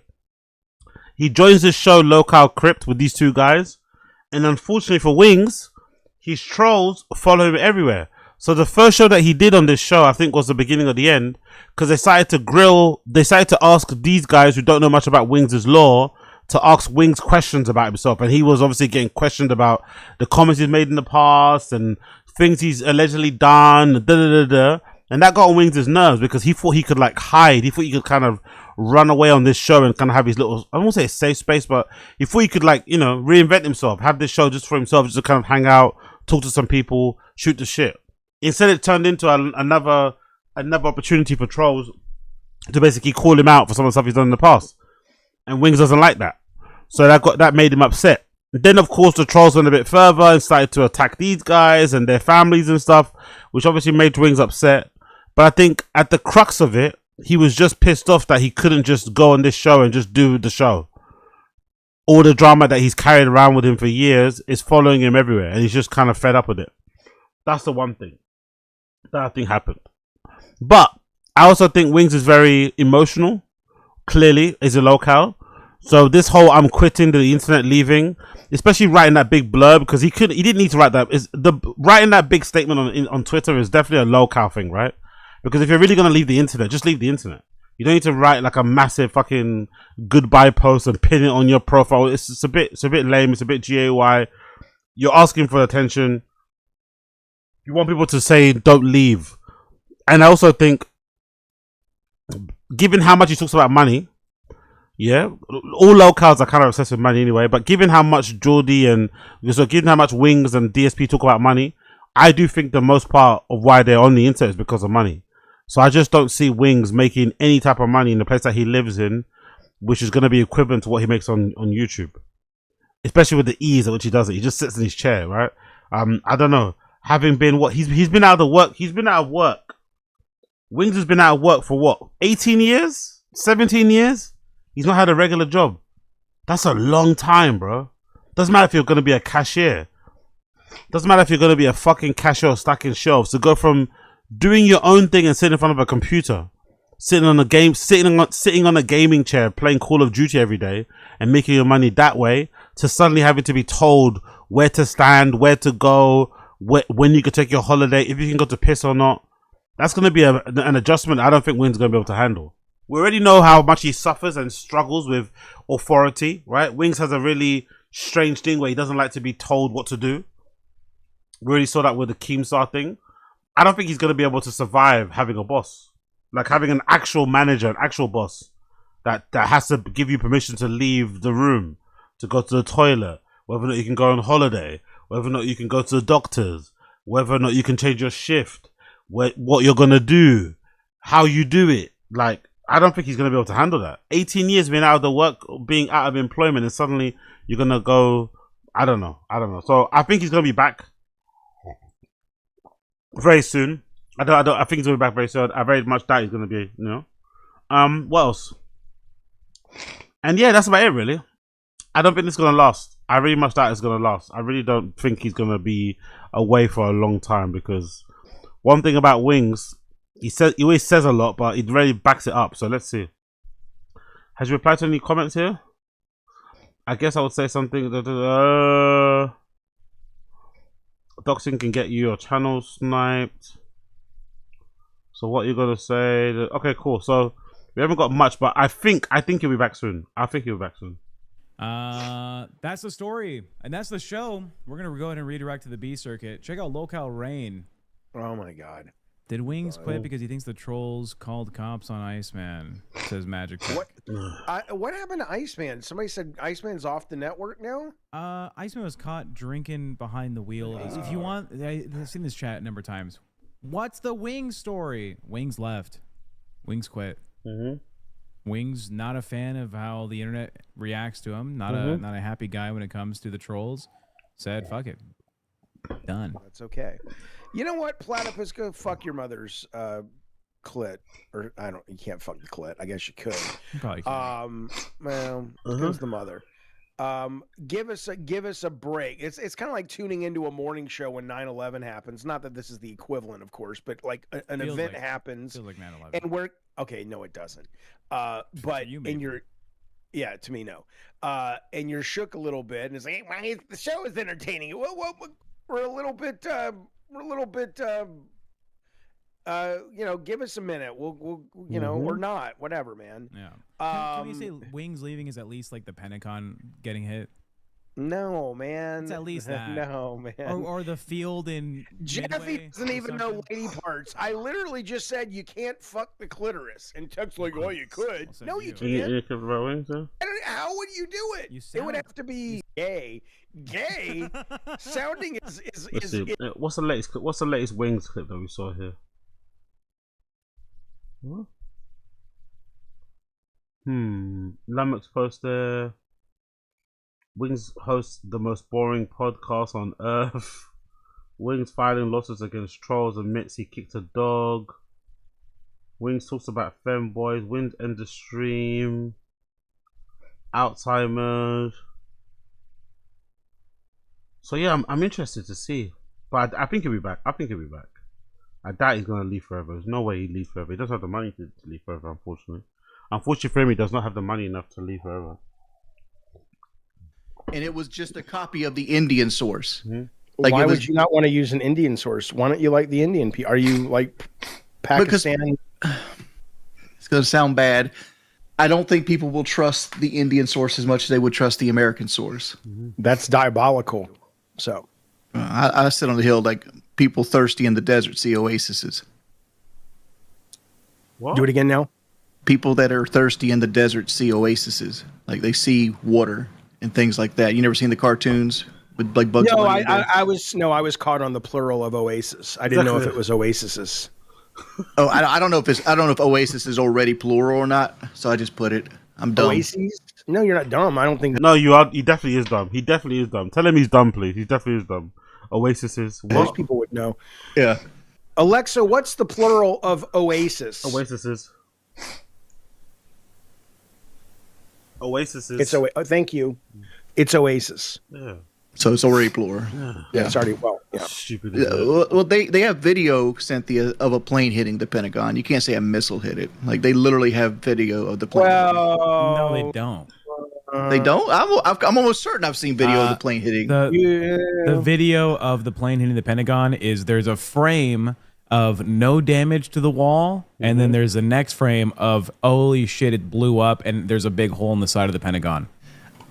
I was thinking to myself, like the Pentagon would have to have cameras on it because it's one of those places that you got to have top level security. Yes. Sure. Oh my God. Here we go again. Can we just go and kick him? Yeah, Ladies and gentlemen, our show's not going to be for drama today, Turbo, but we'll see you later. Jaffe, did you? I thought he had. Yeah, it was not 30 seconds, Tech. Don't bullshit me. Not today. That was not 30 seconds. Not today. No. We really did don't want Jaffe to just do this. think that wire back clank?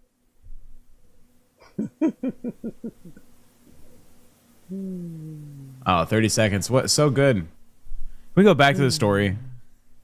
We don't need this today. So yeah, Wings has left the internet. Yeah, Wings has left the internet. Let's see if there's any Breaking Banquet update on this. Anything from Breaking Banquet about Wings leaving the internet? Anything there? Negative. Wings, he's got this loop on there at the moment. He's got this loop on. Big up Breaking Banquet. He's got this never-ending loop of like Wings streams or videos about Wings. So not too sure what is going on here. Hey, I got grenaded. I'm after this as well one time. He's got a never-ending loop of like Wings clips. They're just going on loop on stream. It's so fucking funny.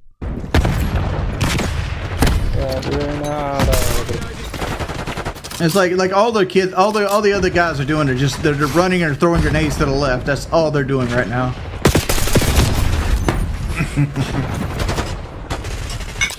All right. Thank you guys for coming out to the stream. Thanks everybody for chilling with your boy. I'm Audi 5000. Finish the job. I averaged 2.3 captures. I'm a monster. Oh my. Damn. Whoa. Dude, really? Already? Yeah, we just started. Biggest slow down. Good lord. Alright, we gotta win some gunfights, boys. Gotta win some gunfights. Somebody get the counter UAV down. Dude. I'm trying not to like it. Dude, I'm 1 in 6. We gotta do something. We gotta start earning map control here. I'm pushing left side. How are you not flash? Dude, how does he take that many shots? How are you not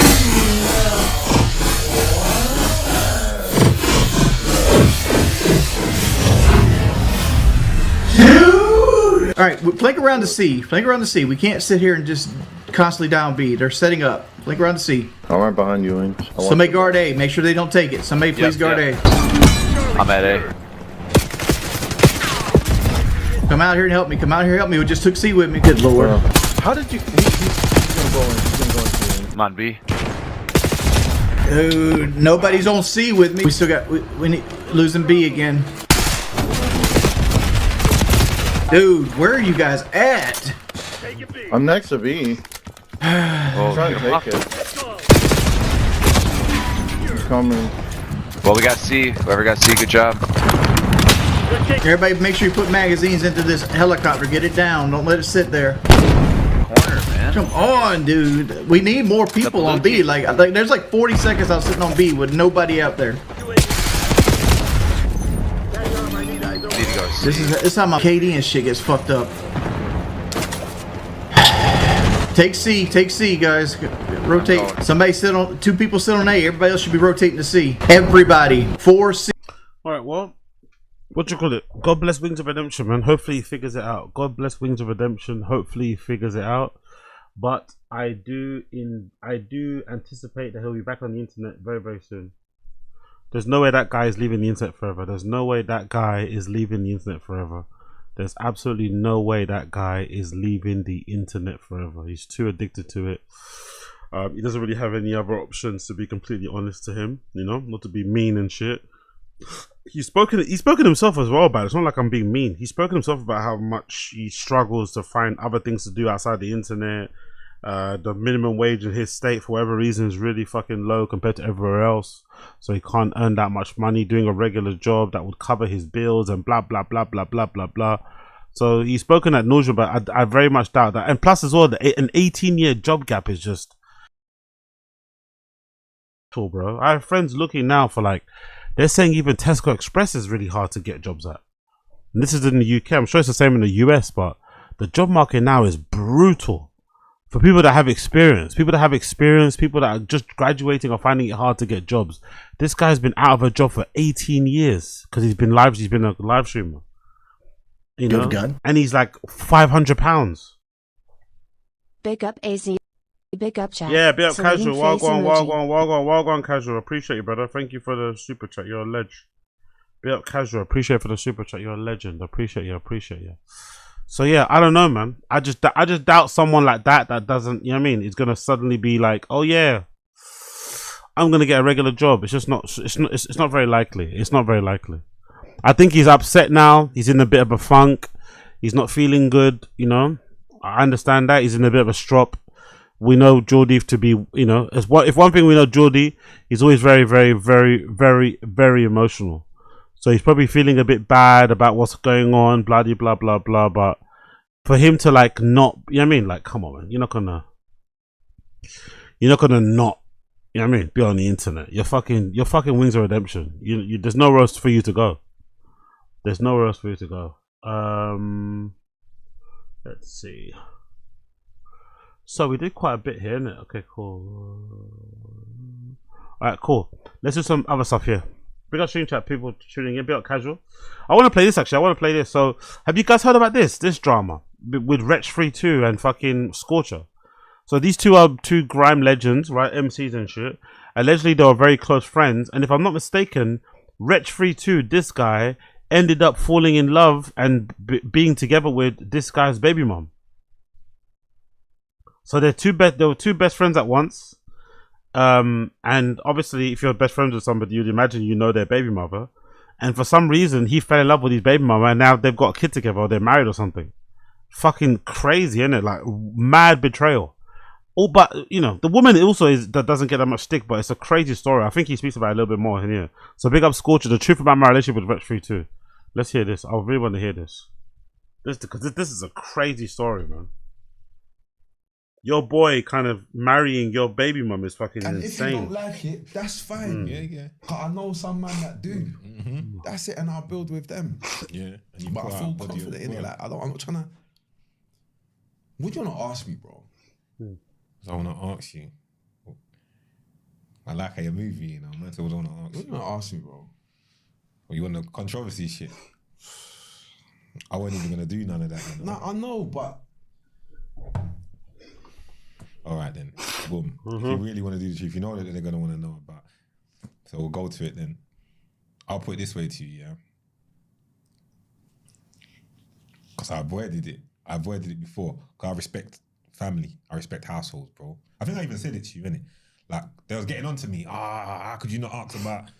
in my head, I'm saying, I'm not answering someone, but in my head, I'm saying, nah, man, there's youths involved. I ain't trying to upset people's picnic in their yard and upset people's family. You see what I'm saying to you?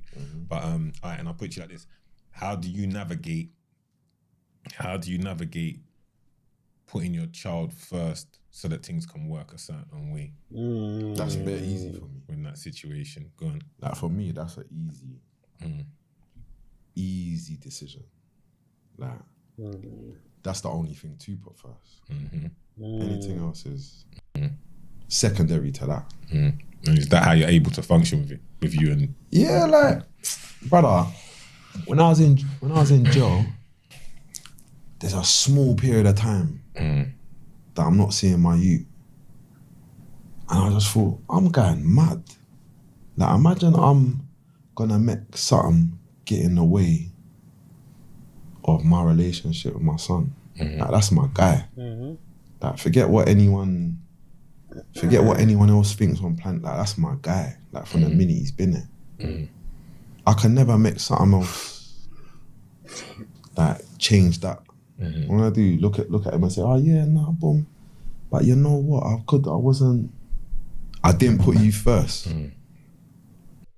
That's good though. That is good. That just shows a level of maturity. I know he's acting like it's a no big deal, but it could be hard for other guys to put their kid first when the baby mum has betrayed them with their best friend. You know, it could be hard. Obviously, it helps that that's his kid biologically. Don't get me wrong, but the fact that he's been able to just put that first and, you know, be a dad first is good, because we need less deadbeat dads. Essentially, we need less deadbeat dads. Essentially. You can not get on with the mum. Preferably, I'd like everyone to get on with their mum. Would get on with the mother of the child to make the child rearing easier on the kid as well, because kids can sense when the mum and dad fucking hate each other's guts. So it'll be better if you can be cordial. But if you can't be cordial personally, then at least let the kid know that, hey, me and you, we're always going to be good. You know, let the kid know that no matter what happens between me and your mum, me and you are always going to be good. And I think that goes a long way. So big up Scorcher for doing that. I can never see it that way. And then when I kind of looked at it like that, that's what true. Easy decision for me. So what is the truth with you and Rech's thing? Because Rech said, when the heart wants what the heart wants. Nah, he's just our punk, bro. That's all it is. That's all it is, bro. There's not really more to it. The heart wants what the heart wants, you know, it's fucking crazy. In those type of instances, if like, for instance, like imagine if that's like a thing, right? Imagine if you do end up falling for your best friend's baby mum. Surely at that point you have to fight what the hearts want. Those are one of the things that you can't run with. Because I know certain guys that have a problem with guys who date their sisters. You know, I know certain guys who are like very touchy and they take it as a personal affront if one of their guy friends ends up hooking up with their sister. Like to them it's like, yeah, you betrayed me. Relationship over, friendship over. And that's a sister. That's a grown ass person. You know what I mean? That person's a grown whatever, you know what I mean? So I can't imagine how it must be for like a baby mom. Like that's the type of situation where you have to fight against your urges. You have to fight against your feelings. If you did fall for it, you just have to just convince yourself it didn't happen. Move on, go somewhere else, because that's fucking crazy. Like, it's one thing maybe hooking up with your friend's baby mom, but settling down with her, having kid, like, god damn, bro. That's like king snake shit. If he thinks I'm a punk, I'm sure he'd let you know. That's all it is, bro. We don't wish man no bad. We don't rate them though. Do you get it? That's all it is. Which actually hurts more, to be fair. What he said there actually hurts more. That hurts more than getting punched up. That hurts more than getting battered up. Someone just saying, we don't rate you. You're a punk. I don't rate you. Simple as that. That hurts way more. So how does it work as far as what you do? Just speak to your child and you deal with your child and that's it? Whatever you're doing, you do it out of the way of whatever I got going on. And that's cool. Me and my son, we got our own. I don't need to. I don't need to maintain a relationship. I've got my own relationship with my son. But your son's in the yard with him though. They're cool. They get on. Yeah, like I don't know about them being cool, but yeah, like they gotta. Everyone's got to deal with it. You know, without you saying this to me, I wouldn't even ask you this. You know that. Yeah. Just because of the, you know the thing in it. Like it's not real, bro. See with me, yeah. There's certain things I don't. But you know it is. We're here now. We're here. Because you know what it is. I would never even find myself here talking about this, yeah. But a man just did something that I just could never, I just couldn't ever rate. Like, you've decided to speak about this to promote your album. Like, whether the world, there's a lot of shit that the world don't really know. You get me? And I just thought, rah, like that's your thing. And I don't need to go into, not even I don't need to, I don't want to go into certain other aspects of shit. Good That's job. like, rah, this is your thing. Like, your thing is you're gonna use this like a promo tool. That'll just never be me, bro. But to be fair, like, again, I don't know much about Wretch and his personal life or Scorchers, but from what I've seen, I have noticed a shift in the way Wretch is perceived. Wretch was perceived one way, obviously, you know, like amazing rapper, lyricist, and whatever else it may be. But that whole revelation of him getting with, you know, Scorchers, baby mum, and them being together and stuff, that has affected what he's looked at. That has tainted his image. From what I'm seeing from the outside looking in, I can definitely notice that people have kind of shifted the way they speak about him. Every time he comes up, or I see a clip of him in his music or some sort of snippet, someone will mention this, you know, in the comments. Everyone, in the replies, everyone, every single time his name comes up, there's always a mention of how he kind of snaked Scorcher, shitty friend, betrayal, stabbed him in the back. I mean, like, you'd always see that mention, so it has it definitely has negative affected Wretch for sure. I think it's negative affected him. Definitely negative affected him. Not that kind of guy. I'd rather like the numbers do whatever they do. If you find yourself, that this is what I'm saying about like other kinds of people, bro. I don't know when things like that started making sense. To me, that never makes sense. Do you feel like that's what he did? When was he doing the album run? He did that the same time he came and sat with me, around that kind of time. I believe so. Yeah, man. But if you didn't know that like, because I didn't speak on it with him. What, the album? No, I didn't. I spoke on it. I think we did speak the album. He had a project out then, but I didn't speak on. I think that's the problem. Do you get it? It's trying to get that traction, but it's like, come on, bro. You're better than that. Or maybe you're not, but you should be. Yeah. You know? I hear you. You're promoting your thing, just bars and... Yeah, like, we don't... It's not like I'm gonna come on here now and say, like, da-da-da-da-da. The music will speak for itself. And I think it's what happens when you don't concentrate on the music. You find yourself doing other things. Yeah. You know what I mean? Like, to promote the mix CD. I'm not really on that, man. I'd just rather drop record after record after record after record. You think I deal with real life in real life. Yeah, I hear it. You think it's caused divide like between people? See, like me, I can be like, well, alright, I'll have a conversation with Rich. I'll make you know, listen, don't think because I've had a conversation with Rich that I'm saying, oh, I'm over here, I'm there. I'm saying, when you're ready, you come and check me. Do you think some people feel like they're not rocking with you? Do you know what? I used to think that. I was proper, like, I had it in my head, like, that's what I want. And it weren't even the case. I just had it in my head. Yeah, I don't think that's the case if I'm honest. No, it's mad. Like, I chat to enough, man. I don't think it's the case still. Like, because I was so off the grid, then I'm in the real world, not on the internet. Yeah, fully. when I started coming back into the music space, I just hit the reset. I don't know none of you lot. None of you lot are my brethrens. I only know who I know. That's it. If you're not with me, I don't. And it's mad. Like I was talking to like Gigs at a proper serious convo with Gigs one time, and he's like, "Bro, like you're on fucking." He's asking me about a scenario that happened, and I just told him the truth, like what happened, and he's like, "Bro, like the time you're on, like you think like people are against you or whatever, and they're not or whatever." But he's like, you need to understand, like, see for you, like you was on pause. So you're gone for however you're gone, like we're out here.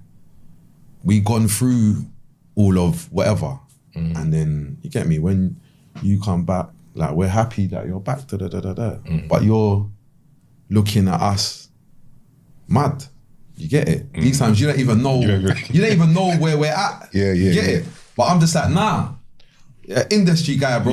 But I know how on what bro, but I know that's how the man them think. I know how niggas, because I'm still in amongst it. That's why I hit you put and be like, listen, just because I don't know what you're thinking, innit? You see what I'm saying? Because I know how man them think. Because I can be like that at times and be like, nah, why would you do that for?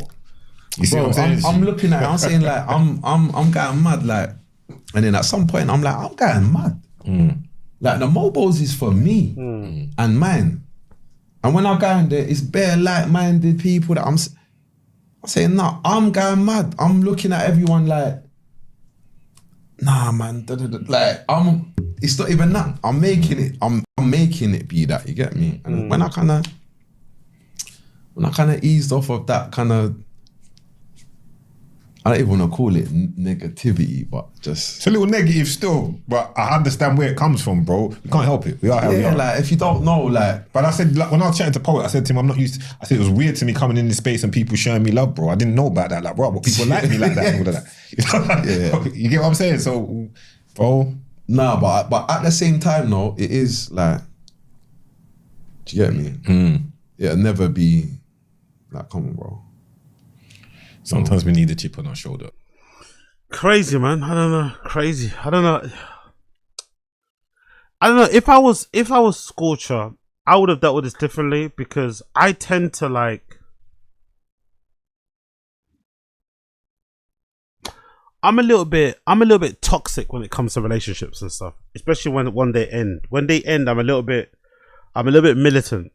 Right, where like when it's over, it's over. Like it's done, it's done. You might as well be dead, to me, in my opinion.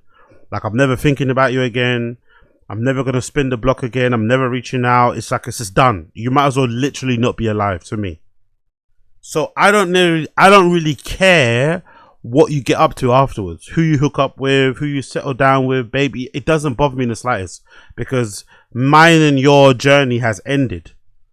And because it's ended, I don't care anymore. It's not my responsibility to give a fuck. But I think with Scorcher, maybe it's a bit different, because he had a kid with that woman, right? They were together. And Wretch and him were friends at that time. So he knew that woman.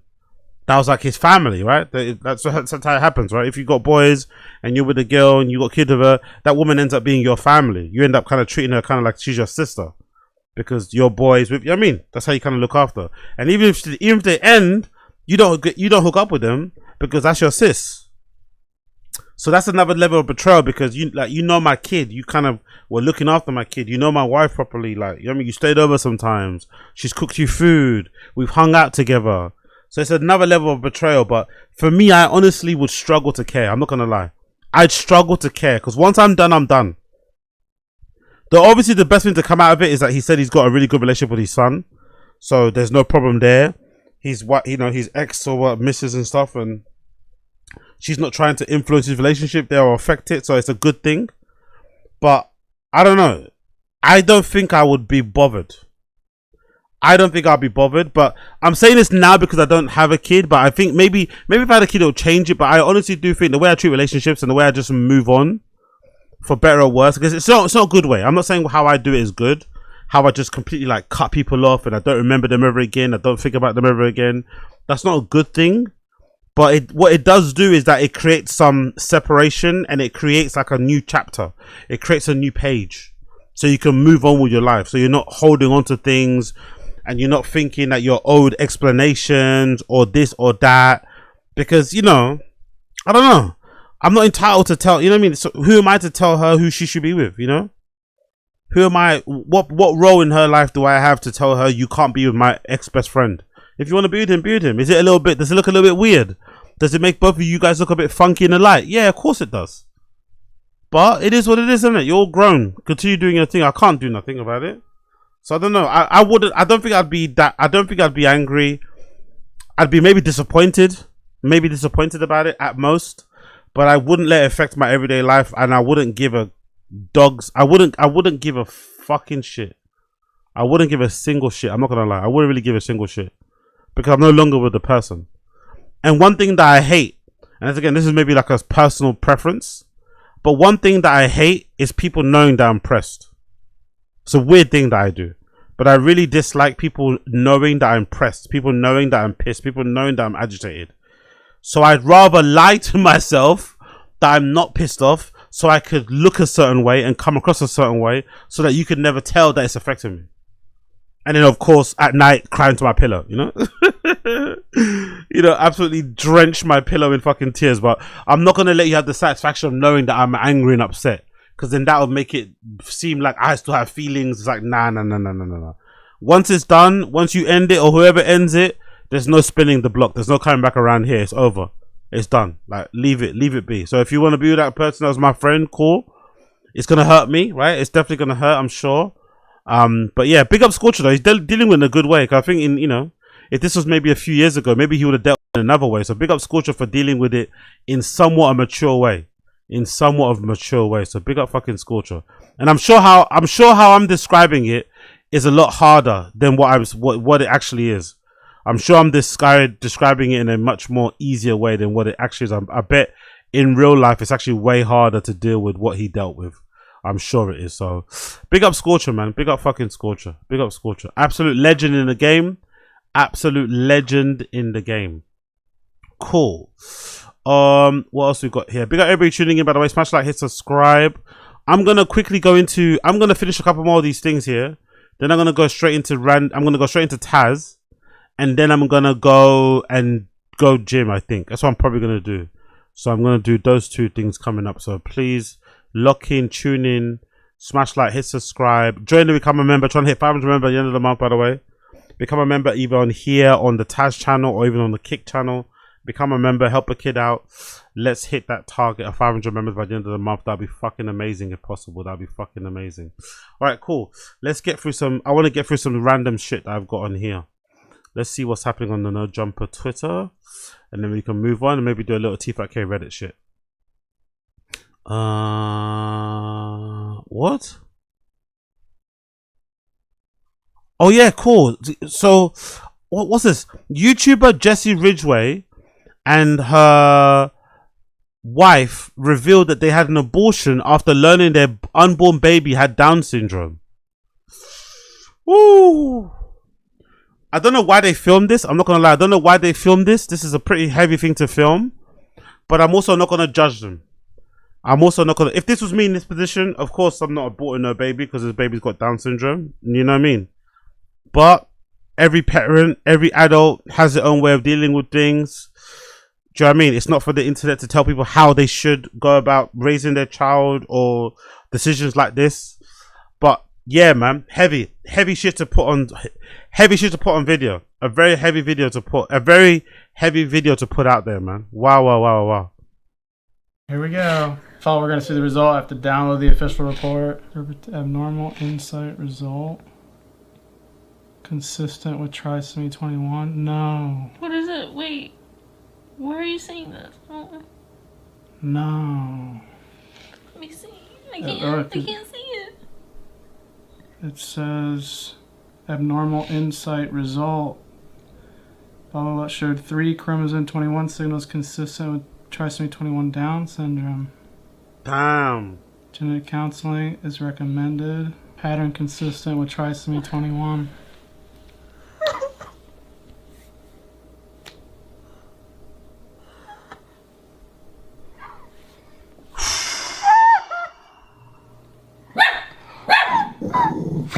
Hey.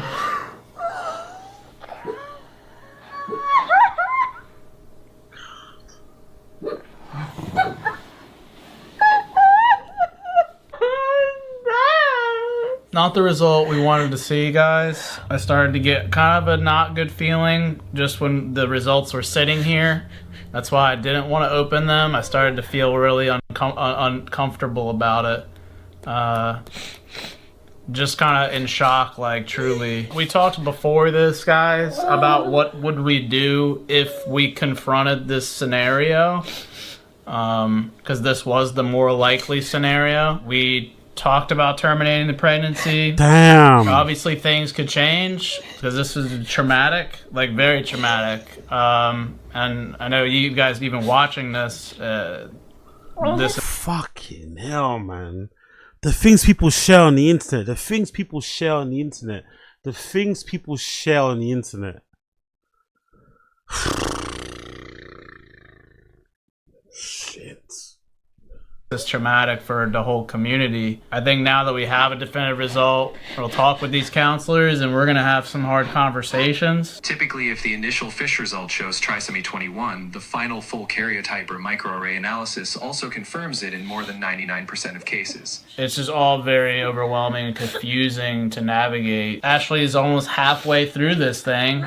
Not saying we force it, but like the kid seemed healthy, and there's been stories of where the kid comes out and is like super functional, and so it's like, I don't know. There's just a lot to digest, and we're not really going to be doing that in this video. We just wanted to let you guys in on what the results were. Where's your head at? Just sad. Where's your head at? Like you're thinking about buying a new car. Where's your head at? Bro, where do you think her head's at, bro? Where's your head at is one of the most it's such an understatement of the year. Where's your head at, you know? Like they're trying to pick the new trim on a car. Like they're trying to decide which size TV to go for. Should we get a 36 or a 46? Where's your head at? Bro, where do you think her head's at? You just told her that her unborn child might have it's got 99% chance of having Down syndrome. And now you're discussing openly on the video about having an abortion. Where do you think her head's at right now? Where do you think? She's already going through all these hormonal body things that's going on during pregnancy. So where's your head at? So what you saying? What you saying? God almighty, the way us men are, man, that logical, rational, kind of like, you know, common sense way of talking that men have is just sometimes can be very problematic, man. So what you saying?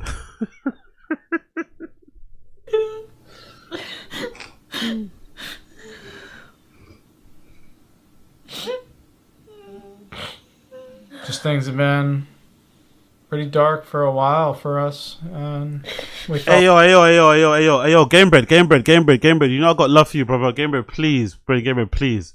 If you've got love for me and you want me to, and you want to see me out here shining, you want to see me out here in the Lambo Urus, you want to see me out here in the fucking penthouse overlooking fucking Greenwich or something, overlooking the River Thames, right? If you want to see me out here shining and grinding, please, let's put the comments in the chat. No, what's a Bill Shaw? Yo, please, Gamebred, man, please. You're fighting. You remember that quote that Benzema did about Vinicius Jr. back in the day? He's playing against us. You're playing against me, bro. Don't play against me, brother. Please, man. I need to get out of this. I need to get out of the ghetto. I need to get out of poverty, man. Please help a brother out. Help a brother out, man. Help a brother out.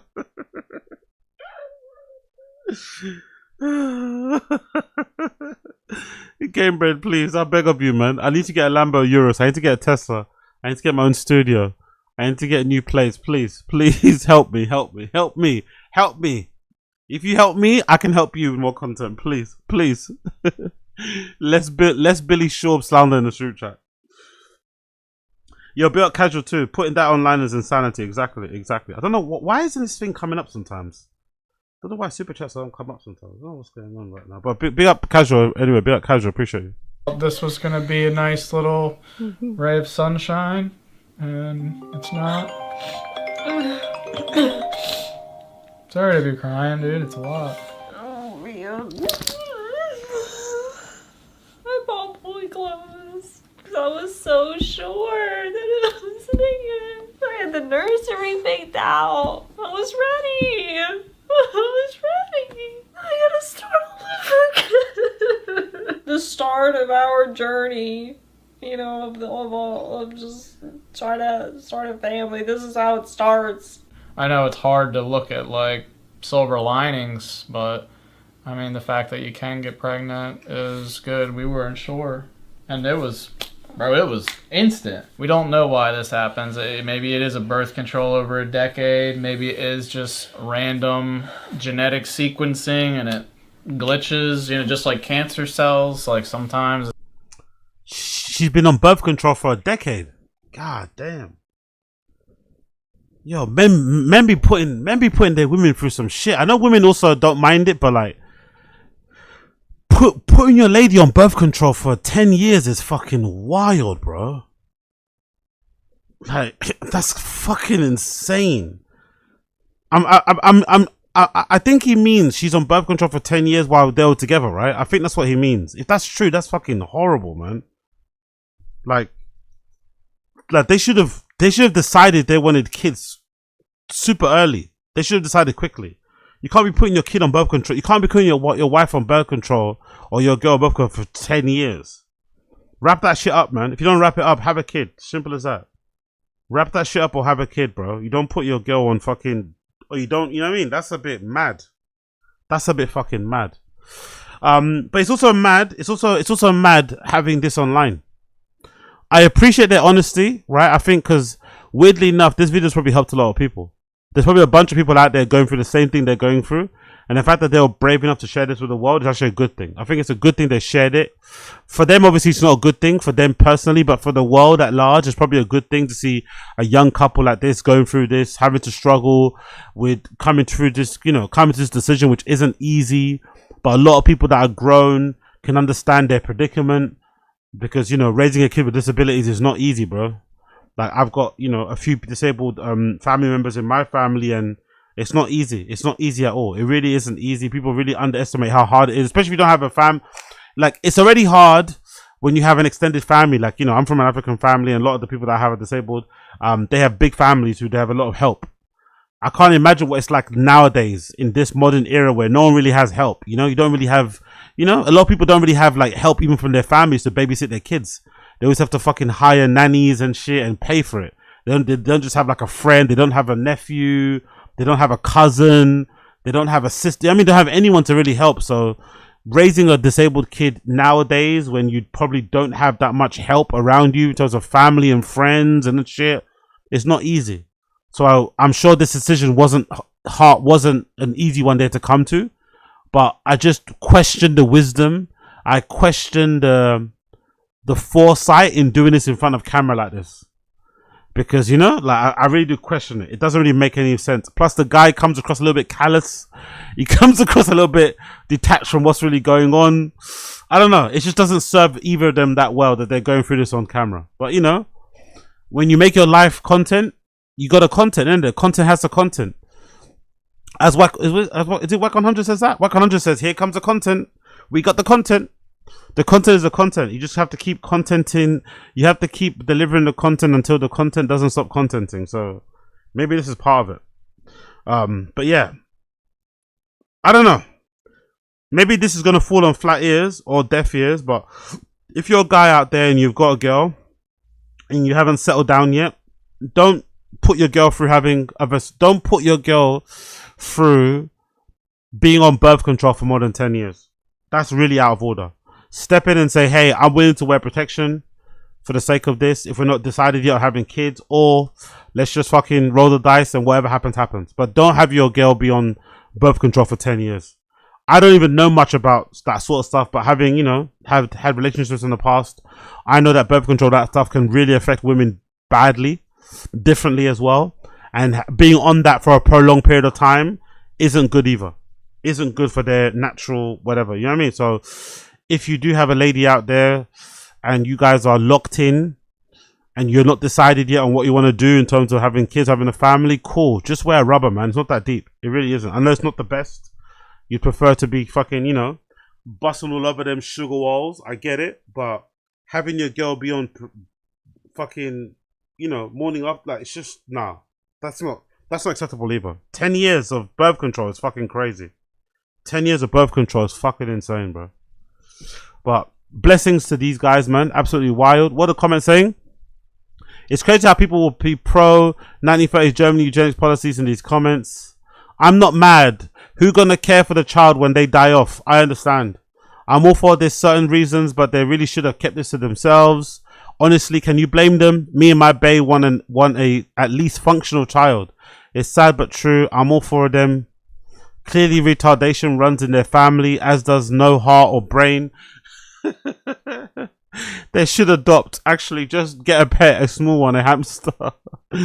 They have no clue how much joy that child would have brought them. Takes a lot of courage. Smart choice. No parent deserves that experience. Ugh. Okay, man, this is a bit. The replies are a little bit intense. Jesus. Baby has an extra chromosome. Jesse. Bill, please, sir. Fucking hell. Here's the Here's the evidence that the test cited to determine that the kid had Down syndrome. YouTuber and his wife terminated their pregnancy after discovering the baby has Down syndrome. What's that, bro? This is a McDonald's. Oof. Jeez, what? Refund chicken nugget? Jesus Christ. Oh my god. Here for the comments on this one. Don't mind me. That's probably his sister or his cousin. Let me see some of the quotes. God damn it. There's some of the comments are brutal. Actually, let's see the comments on the original video. The original video. Okay, Colin. Go adopt special need baby. This is so dark and narcissism to film themselves crying. They chose to kill their baby because they might inconvenience them. It's nauseating. The fact that they made a video, released it, and came to that conclusion is disgusting. Trash human beings. Why is this recorded? They turned it into content. What am I supposed to do with Down syndrome baby? I would have done the same. I don't give a fuck. If you're considering abortion because your child is Down syndrome, please watch this video first.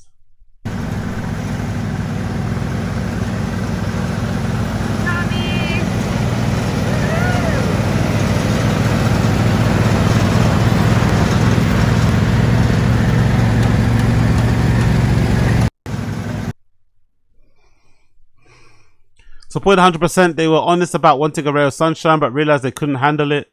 Better to make the hard call early than struggle for life. Parenting special needs isn't for everyone, and that includes me. Filming this is a little weird, but eugenics isn't evil. Keeping Down syndrome people in our society by treating them like pets so we feel better about themselves is evil. Oh, really? Them literally. Yeah.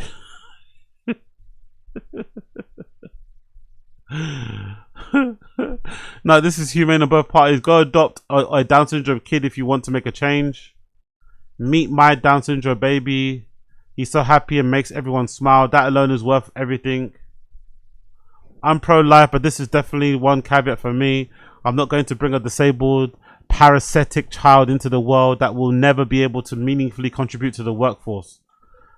What? Call me evil you want. You want a baby that's going to contribute to the workforce. That's your obligation in life. That's your calling. You want to bring a kid into the world to contribute to the workforce. Excuse me? Yet they choose to keep a dog alive without kidneys.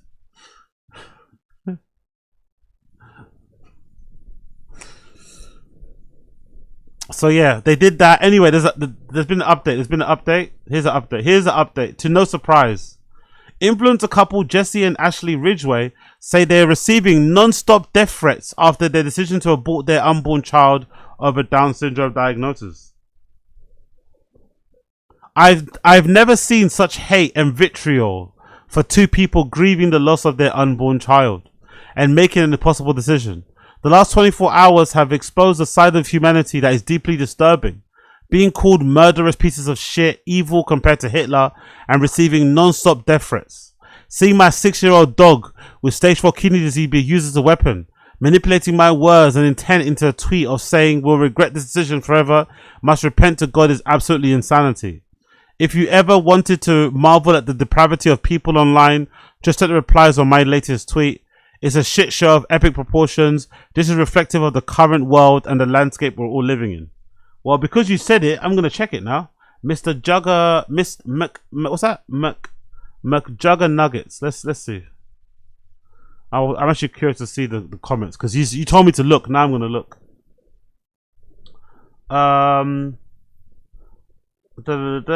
So many saying that we could have kept the child put up for adoption or suddenly ready to adopt a Down syndrome child. That's great. You can do all those things. However, many of those people throwing stones don't have children, let alone one with a condition, and most likely will never be able to do these things they're going to do. There has been some heinous shit said about my wife and I on some extremely large accounts. It baffles me that there are such trashy ass people who have significant followings. If you can't contribute anything meaningful to the conversation aside from insults, then just don't post. On the other hand, there's been tremendous stories of people who killed their Down syndrome baby, and that's awesome. Very courageous, and they do look very happy. That is your choice, and I support it. This was ours, and we can do that.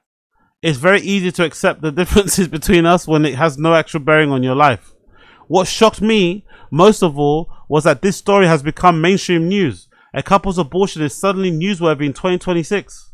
Yeah, come on. You can't don't underplay it. You know why it's newsworthy, bro. When's the last time you've seen somebody on video getting the news that their kid has Down syndrome and then deciding on video they're gonna have an abortion? I can't remember the last time that happened. I can't remember the last time I ever saw that. So come on. Let's not underplay what you did. There are over 1 million abortions every single year for a myriad of reasons. This is happening on a daily basis, and it's the most common outcome of the trisomy 21. Yet this one blows up and people are surprised. The reason this blew up is quite simple. It's because nobody talks about it. I can't blame people for not talking about these vulnerable experiences publicly, because you see the disgusting backlash it ensues. It's very divisive. Luckily, after 20 years on the internet, this is part of course for me taking on the crazies. So I'm glad I can help further the conversation. That's exactly why I wanted to share this story. People still need to see vulnerability and hear the raw truth. There is real suffering going on, and it's being done in silence and in fear. There's a point there, to be fair. How many people are going through with the pregnancy when they know their kids got Down syndrome just because they don't want to be looked at a certain way by society? I wonder how many people are bringing those kids into the world knowing full well they don't want it, they can't do it, but they're doing it because they don't want to be branded as, a Nazi. They don't want to be, accused of eugenics. They don't want, they don't want to be looked at as being a bad parent, as being a bad human being. So they go ahead with it anyway. I wonder. So many mothers have reached out privately, commending us for our bravery to speak truthfully about the topic, and we really appreciate that support. We want you to feel less alone in this and less ashamed. There has never been a more important time to speak up and out about these things that matter. Do not let the vocal minority stop you from sharing your truth. Those who have been affected by this or are confronted with a similar situation in the future, we have your back, and please feel free to reach out. I'm sure this will follow us a while, especially since we try for a kid again in the near future. A quick aside, be careful where you source your information online. Whether it's distributing propaganda accounts, AI, rage bait, fear mongers, we're living in a complicated time, and authenticity and empathy will be the most important currency in the future. Anyway, I can't wait to see all these words get minced and twisted again so people can grow their followings and stir outrage. It's a natural ecosystem after all. Bottom feeders have to get their meal too. Ooh, look at him being a bit twitchy. Or hopefully our story has inspired others to open up more, and we can tell and we can all find understanding. At the end of the day, I'm grateful that the discourse about our decision has spread so wide. It's clearly a very important and sensitive topic, one that we need to pay more attention to. Thank you for everyone who has been supportive during this difficult time and defending our choices as parents. It means more than you'll ever know. Also, my wife is a badass. Not only did she go through the trauma, but she's dealing with all the freaks on the internet in stride. Love you, babe. Let's look to the future. Fair enough, man. You know what? Fair enough. Fair enough. I think the defenders are pretty well. Fair enough. I still think it's weird to film that and put it on the internet, but fair enough with their explanation. Fair enough for standing up for themselves. Fair enough for standing up for the people that probably can't talk for themselves or are ashamed to put it out online. Fair enough. Fair enough. Fair enough. Woo! What else is going on here? This week my wife and I made a difficult decision.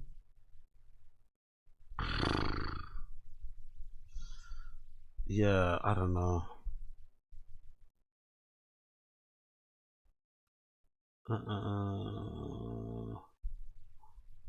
What? Well, okay, cool. Let's see some of the replies here. Imagine the message you are sending right now to every person with Down syndrome around the world. You're telling them that their lives are not worth living. You're telling them that their existence is inconvenience for someone else. That person should have the right to. Yeah, I don't know if they say. Are they saying that? Or they're saying just for them. The tweet has 6 ellipses. You couldn't even give your child the dignity of writing this tweet yourself. You had to have AI spit something out. You killed your baby because you had Down syndrome and came to X looking for sympathy. I didn't realize just how rough it is for the child. Don't act like you were doing this for the baby. People with Down syndrome are the happiest people you'll ever meet, and they'll live productive, fulfilling lives. They were made in God's image and must be protected. Life is full of choices. You made the wrong one. I murdered my child because I would have been disabled and would have meant too much work for us. It was the right call. It shouldn't have been controversial. Common practice in Iceland. I signed on to be a parent. Come what may. No, you didn't. You made the right decision. Respect for standing up by this decision. So yeah, based. I'd kill the kid too. Fucking hell, Asmongold. Fucking hell, Asmongold. Based. I'd kill the kid too.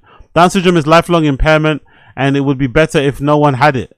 Being able to control and filter out these defects is better for everyone. Common eugenics W. He's good at rage baiting, I'm not gonna lie. Asmongold is really good at rage bait. He's really good at rage baiting videos. He's good at rage baiting the replies. Asmongold is really good at rage bait. I swear to God. Based, I'd kill the kid too is fucking crazy to say. Absolutely horrible the fact that you thought it was acceptable to even share this. To anyone reading this who might be facing trouble, you killed your unborn baby because of the T21 but are choosing to keep a dog with no kidneys alive. You prioritize and actions are reprehensible. The blood of your child will cry out from the ground to the most high God of the universe for justice. Cliff Notes version, your child wasn't perfect so we killed it. The end. Yeah, man. Hey, it is what it is, isn't it? They made the decision. It's their kid. They can do what they want, to be honest. You know what I mean? If they decided that was the best option for them, as bad as it may be for some, nothing you can do about it. Nothing you can do about it. What's happened here?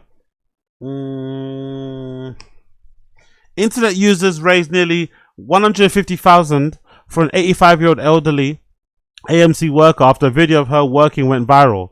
Mary Ellen Enron of Maryville, Tennessee, was seen on camera hauling a heavy bag of garbage. Let's secretly help retire this beautiful woman. No one deserves to work at this age. I'm overwhelmed. I don't know. Does she not want to work though? Some people at that age like actually working, you know. That's the thing as well. People don't understand. You still feel small and Hold on. old as I hope one more. Does she not want to work though? Are they sure she doesn't want to work? Because some people actually get fulfillment out of going outside and seeing people, having colleagues, being able to have conversations with randoms and shit. Very much to all the wonderful people that have Oh, bless her. money to the Mm. GoFundMe, and I'm overwhelmed and certainly blessed by the Lord and your wonderful people. Okay, that's nice. As long as she wants to be retired, that's cool. But I know a lot of old people. They like, you know, they like their menial jobs. It gives them a chance to be outside, meet other people, socialize, blah blah blah blah, get some exercise in. So yeah. What it says here: a border collie in China with 1.5 million followers stolen, sold for $27 to a restaurant and then eaten. No, this is true. The dog owner, a Chinese travel vlogger named Gu, documents his travels of his dog. While he was away on an overseas trip, the dog disappeared while in care of Gu's dad. Surveillance footage showed 2 people stealing the animal. Gu was able to track down the thief and offered $50 for the return, but was told the dog had been sold for $27 and eaten. The thief says he thought the dog was a stray. The dog is dead, so stop making a fuss. I did not break the law. Oh my god. They stole his dog and ate it. 你好，哥们儿，你见过狗吗？啥？狗？啥狗啊？边牧。没有。边牧啊？啥样的边牧？这是你吧？边牧啊？对。我没见。有只。嗯。对呀，我有个金毛，我的金毛。等一下，我换一下。那天早上，你搁关上一直走去那边餐厅吃的饭，早餐店11号。嗯。回来走到高铁桥下面，在那个高铁下面拿了一只狗。嗯。然后走的关上，走的东郭来这儿。全程监控都有监控，我在公安局调，我没找多少天了。嗯。现在你直接告诉我狗去哪了，咱好处理。卖了。卖到哪去了？我给打电话，拿我手机。我再给你声明一下啊，啊，现在这个狗是我的，我网上有100。They went to all that effort to steal his dog, and like, doesn't make no sense. Aren't there bare stray dogs in China, especially in the rural parts?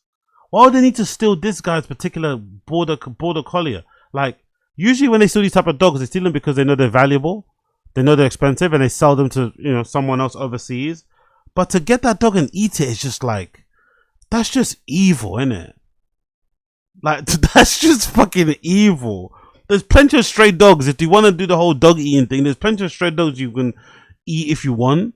But like going and stealing a guy's pet, a guy's companion, selling it for $27 and then cooking it is fucking crazy work. 多万粉丝是这个狗的。哦。理解一下我，咱尽快找到它，好吧？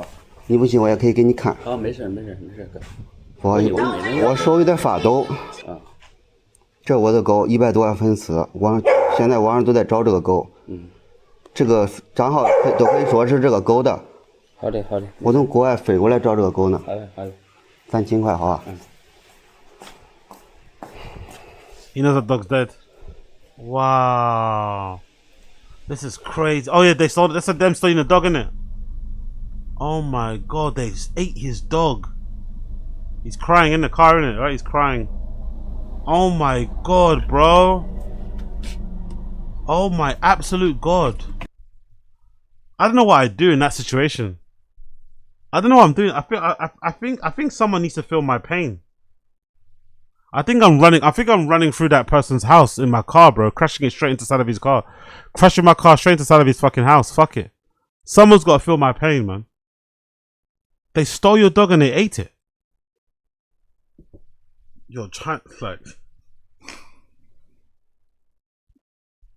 like, I really don't get the exotic animal eating anyway. Don't they have an abundance of food there? They have so many, like, just everything basically. I don't get why they like to eat such I don't get it. I really don't get it. It's not as if they live in like a food desert, right? Like, I just don't understand. Like, maybe because it's not the dumb thing to do. Maybe because it is like a taboo, they kind of enjoy it more. But I really don't get the eating of the dogs and the cats. I don't get it with all this other stuff that you have available to eat. Like, I really don't understand it. This feels kind of cruel. Like, they specifically seeked his dog out because his dog had 1.2 million followers on their social media.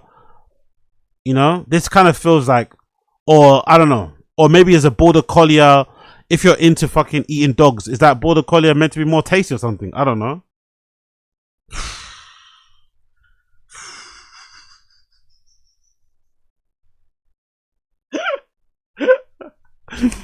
He was looking for his dog. Like it was lost. And the whole time it's sitting in someone's stomach already.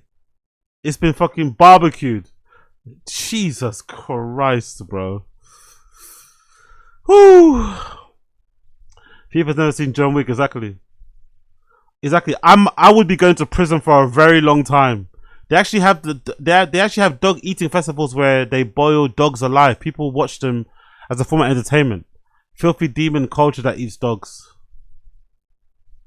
I have no words for how disturbing this is. My dogs are my family. The red one, Chloe, and the white one are Jindos from South Korea. They were rescued from the dog meat trade by an animal activist.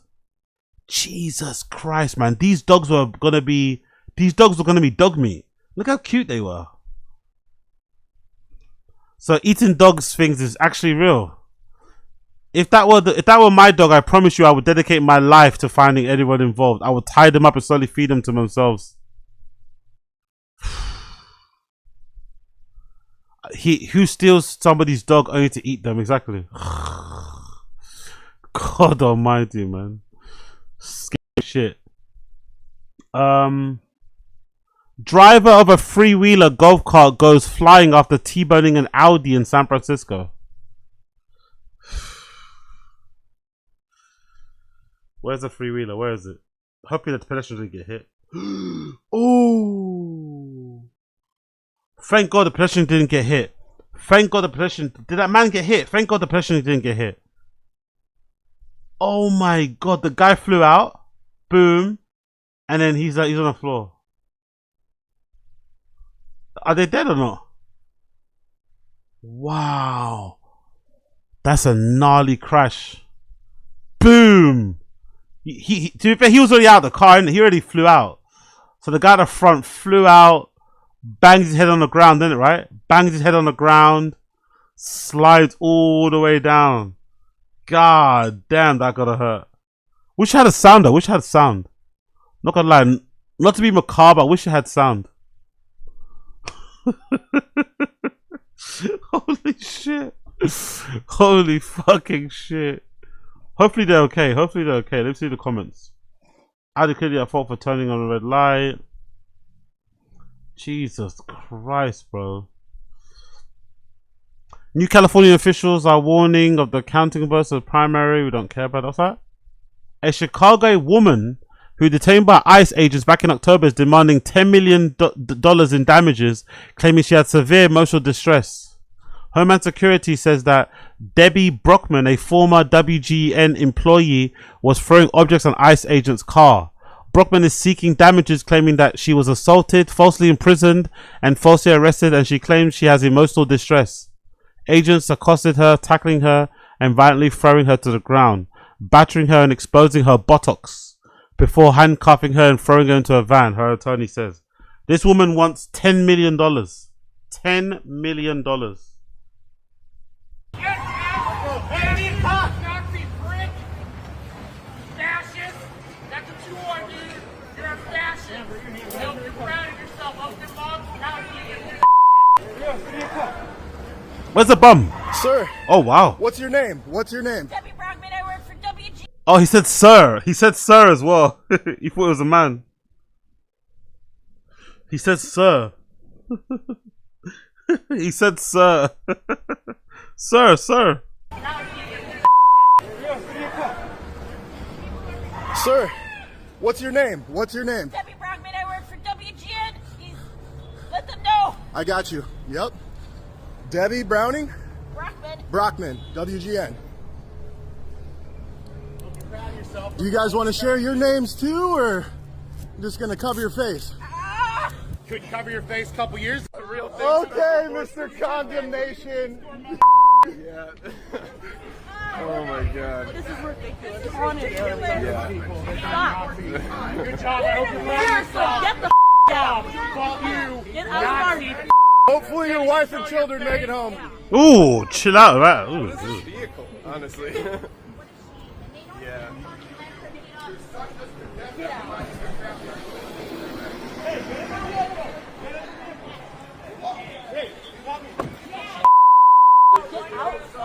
Get out of our neighborhood! Get out of our state! Come on now, man! Come on, get out! We're not welcome here! Alexia, let's go. No, this is some bullshit! Fucking hell. Wow. Jesus Christ. Jesus Christ. Jesus Christ. Okay. Fair play, fair play, fair play, fair play, fair fucking play. Free her though. Free her. Hopefully she gets her money. Free her. Hopefully she gets her money. But yeah, interesting buttocks on display there. Interesting buttocks on display. New Democrat senator was completely silent after secretary torched him for his son's relationship with Jeffrey Epstein. What?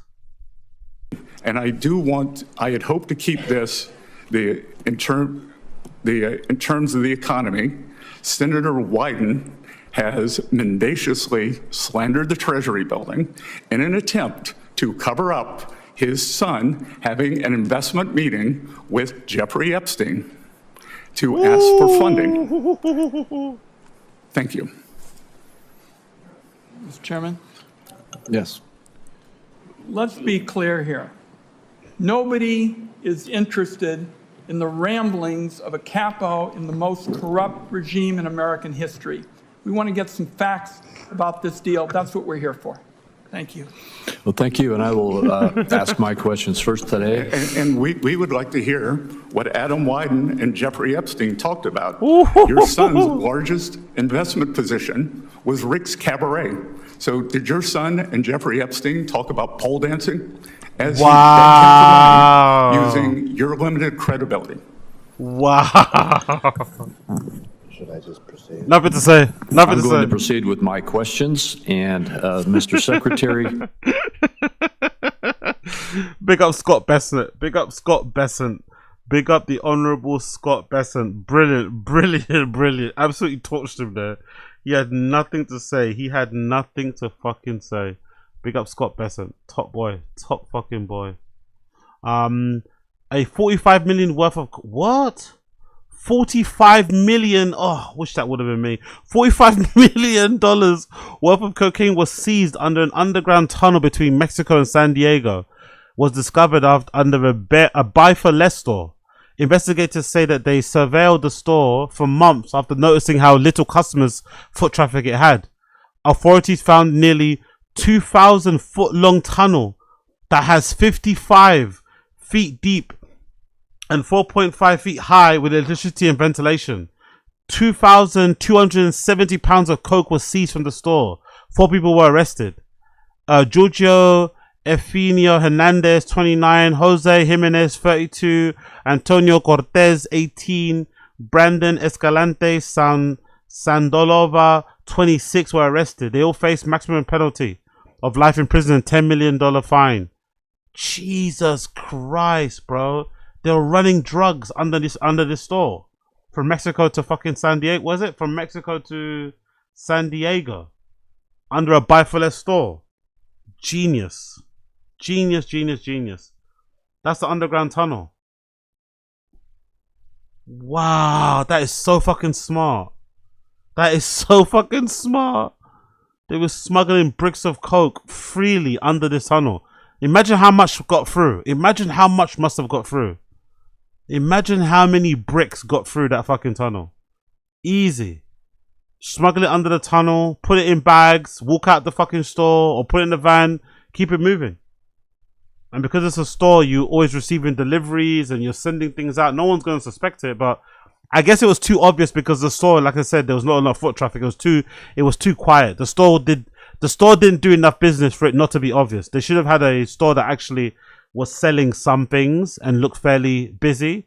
It wouldn't have been so obvious, but because it was super, super quiet and there was hardly anyone there, but it still stayed open and never shut down, they kind of smell something fishy.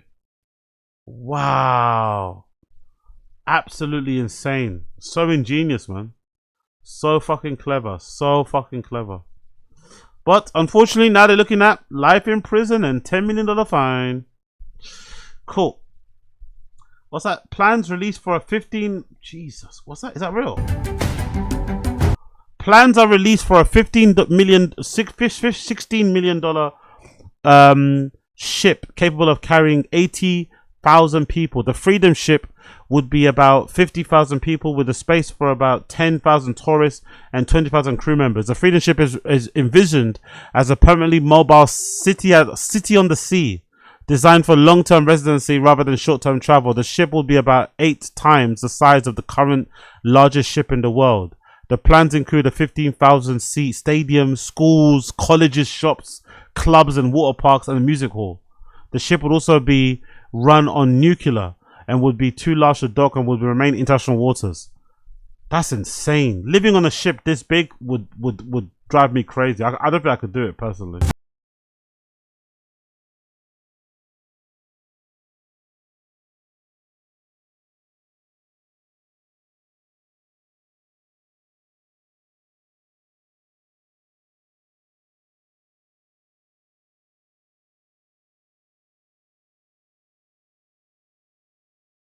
There's like a it's like a food court area. There's like a football stadium. That's fucking crazy. To be fair, I'd go on it to vlog. I'm not gonna lie. I'd do a vlog for it. You know, if I was selected as an influencer to go and I'd definitely do a vlog. I'd definitely stay there for a week and do a vlog and document my fucking stay there. That'd be pretty fun. But would I live on it semi-permanently? No. But I definitely wouldn't be against doing some sort of content around it.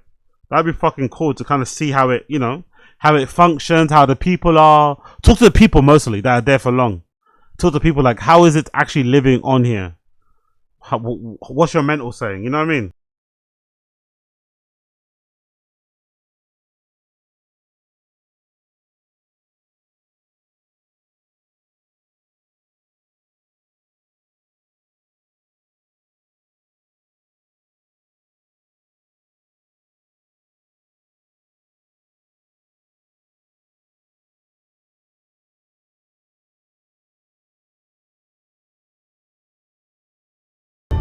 I feel like I changed my mind now. I think I wouldn't mind checking it out. Honestly, I wouldn't mind checking it out. I really wouldn't mind checking it out.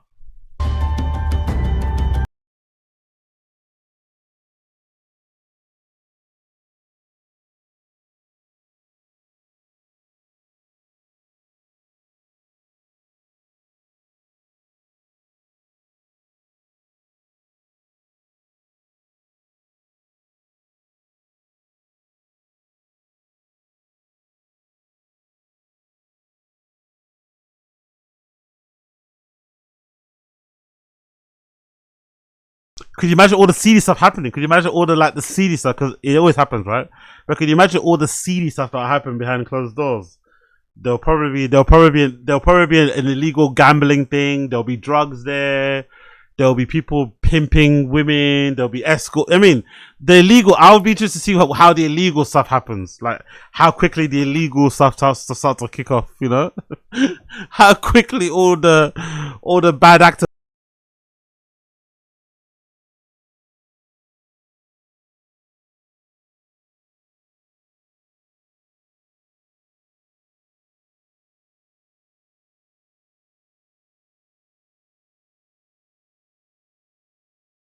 The first murder on there will be fucking crazy. You know someone's gonna get murdered on there, right? You know for sure someone's definitely gonna get murdered. The first murder on there will be wild. I'd want to go. I'd want to experience it.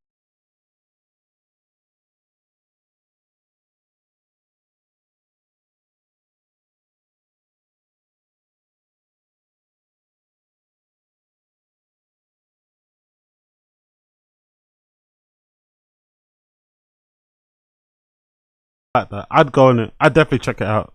I would definitely check it out. That's for sure. I'd definitely check it out. Okay, moving on. What's I got here?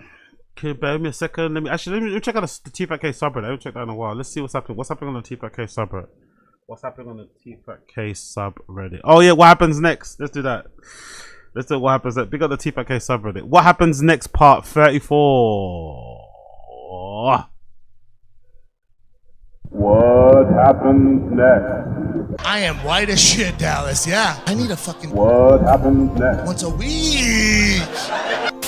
What else you got, Jen? But to end that, Dave Portnoy actually. Oh, the man bun era. Do you remember that? That was a short-lived era, innit? Do you remember that? Do you remember the man bun with the fucking massive glasses era? That was a very short-lived hipster era, man. He's had so many different identities, so many different looks, so many different personalities. For a grown-ass man, it's kind of embarrassing. Remember, he had that whole man bun era. Ah, hilarious. Ended up donating $500,000 to a relief fund for people who work in the restaurant industry. Awesome. Don't talk about it, be about it. I like that. Yeah. Yeah, what an asshole. Yeah, fuck with that noise. Fuck with that noise, B. B, fuck with that noise. True. Yeah, fuck all that noise. I wish, I wish there was a way that I could, like... I wish I could buy... A, I wish I could buy a family Christmas presents. B, I wish I could buy food for the homeless. I wish I could buy family Christmas presents, maybe. Maybe A. Let's go A. I wish there was a way that I could, like, buy a family their Christmas presents, because people are so fucked by COVID. Yeah. But it's like, I don't want to just donate it. Couldn't you do it for a toy drive?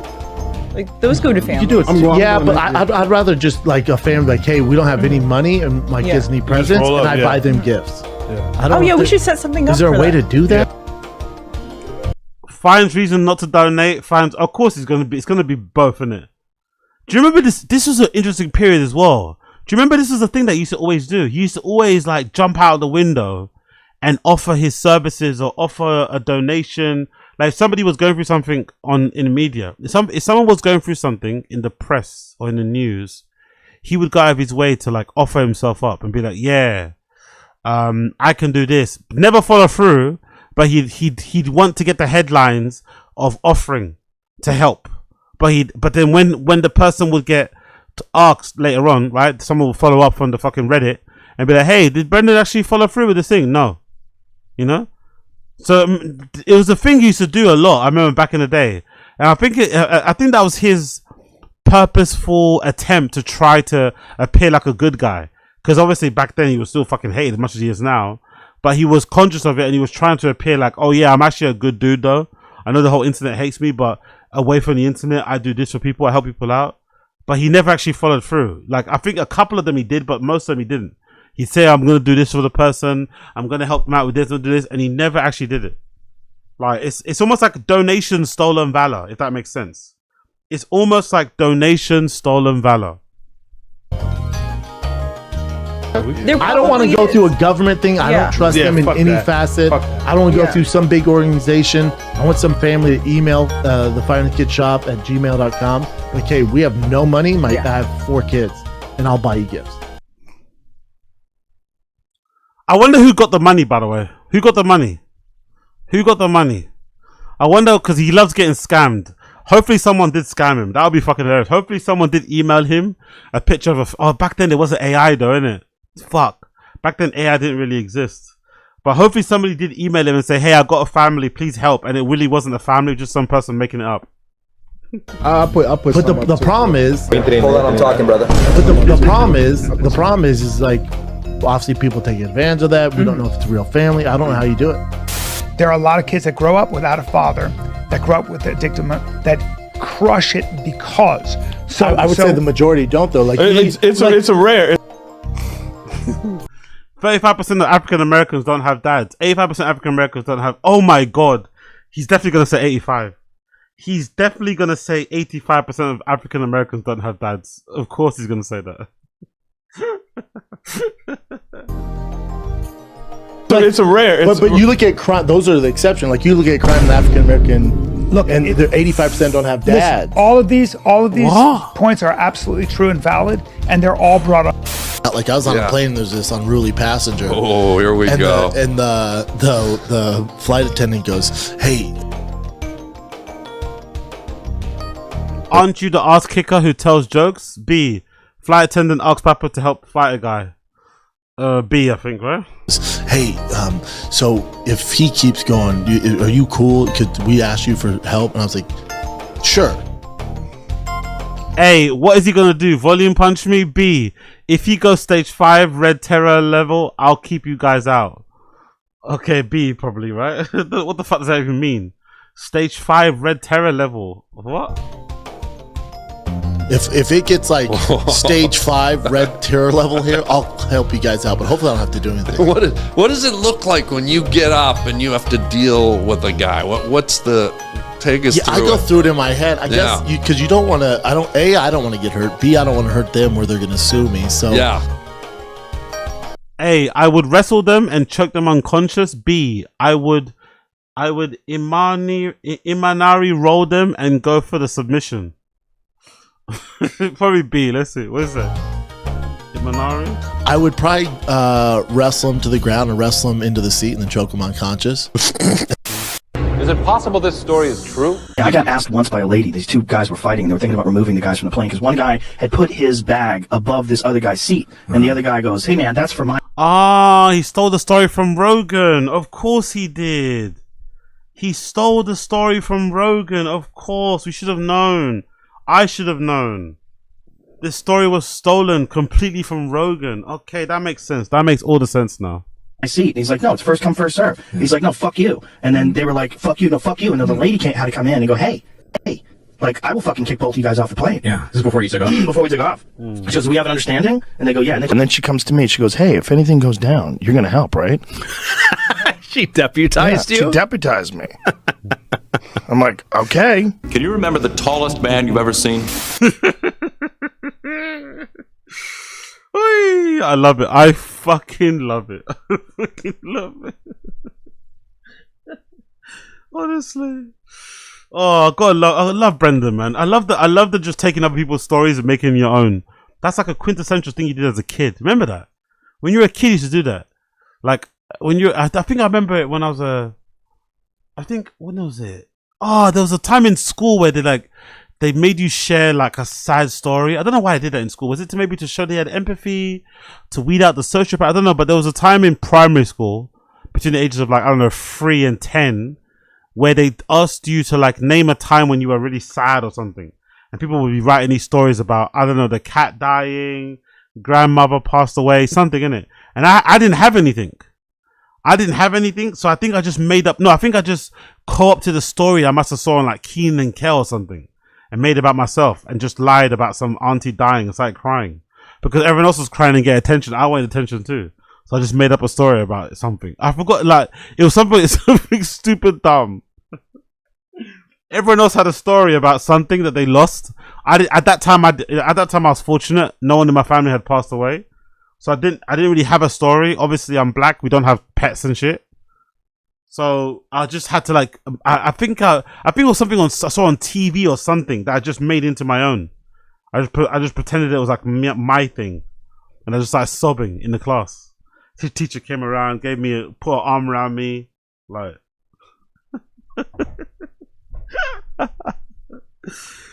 But I was a child. I was literally like 7. You know what I mean? Brendan's like 47 doing this shit. I was like 7. Brendan's like 47. Oh, anyway. Big up Brendan, same way. Big up Brendan, same way. Wait, my ears. Alright, cool. Bear me 1 second here while I quickly take away some tabs because I've got too many here. Oops.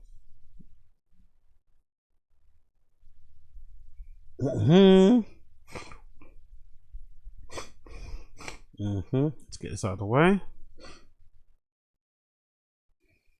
Big everybody tuning in, by the way. Smash like, hit subscribe. Smash like, hit subscribe. In about half an hour, we'll switch over to Taz. So we've got about half an hour left, and I'll switch over to Taz, and then I'll be gone for, and then I'll be doing that, and then I'll be going for a couple of hours, and then whatever, and I'll see you guys again tomorrow. So this will be the main chunk of the show today. Unless something comes up later on tomorrow. Actually, I think there might be a Shorb show later, isn't it? Maybe I'll do the Shorb show later. Maybe I'll do a Shorb show watch along. I think this new episode of Shorb show just dropped, so maybe we'll do a Shorb show watch along. But apart from that, it's what we're going to be doing. Should I go? What's this? Cool. Let's continue. Scrolling a site known for trug walks when I came across a homeless cat in the wild. Oh, is this a porn site? Brendan Schaub style. Lols. Bang Bros. Good dog. Bang Bros out here making Netflix content. Just one question for Damien. How many chicks you fuck? This is the last place I thought I'd find. PF Chang's open. I guess the homeless cats are in the heat. Dicey, gimme. So I guess there was some sort of like this is from X videos. Yeah, this is from X videos. There was a post on X videos that I'm assuming had some scene involving a drug walk. So everyone in the comments is using chauvinisms. That's fucking crazy, bro. Number one, making an account on the porn site to leave comments is fucking crazy. But doing that and using fucking Chauvinese is absolutely insane. Absolutely insane, man. I love the community. I love the community. Bean Dip not knowing the difference between distance and height is a sprinkle of mush. Bean Dip not knowing the difference between distance and height with a sprinkle of mush. What? The name of his Bluetooth thing or whatever was Oh, and somebody saw it on. Yeah, and they reported it. Oh, God. Something like that. They know it's a joke, and they still turn the plane around. Yeah, because you have to treat it that way. You have to. Like, how far into the trip were they that they turned? I don't know. Yeah, I'd say just keep going. 10,000 feet. There's probably pretty soon. I'm saying, like, distance-wise, like that's fucking. That's just bureaucratic. It's a bureaucratic thing. Oh man! But no, you see the fluorescent one? 10,000 feet. How far into the flight were they? 10,000 feet. You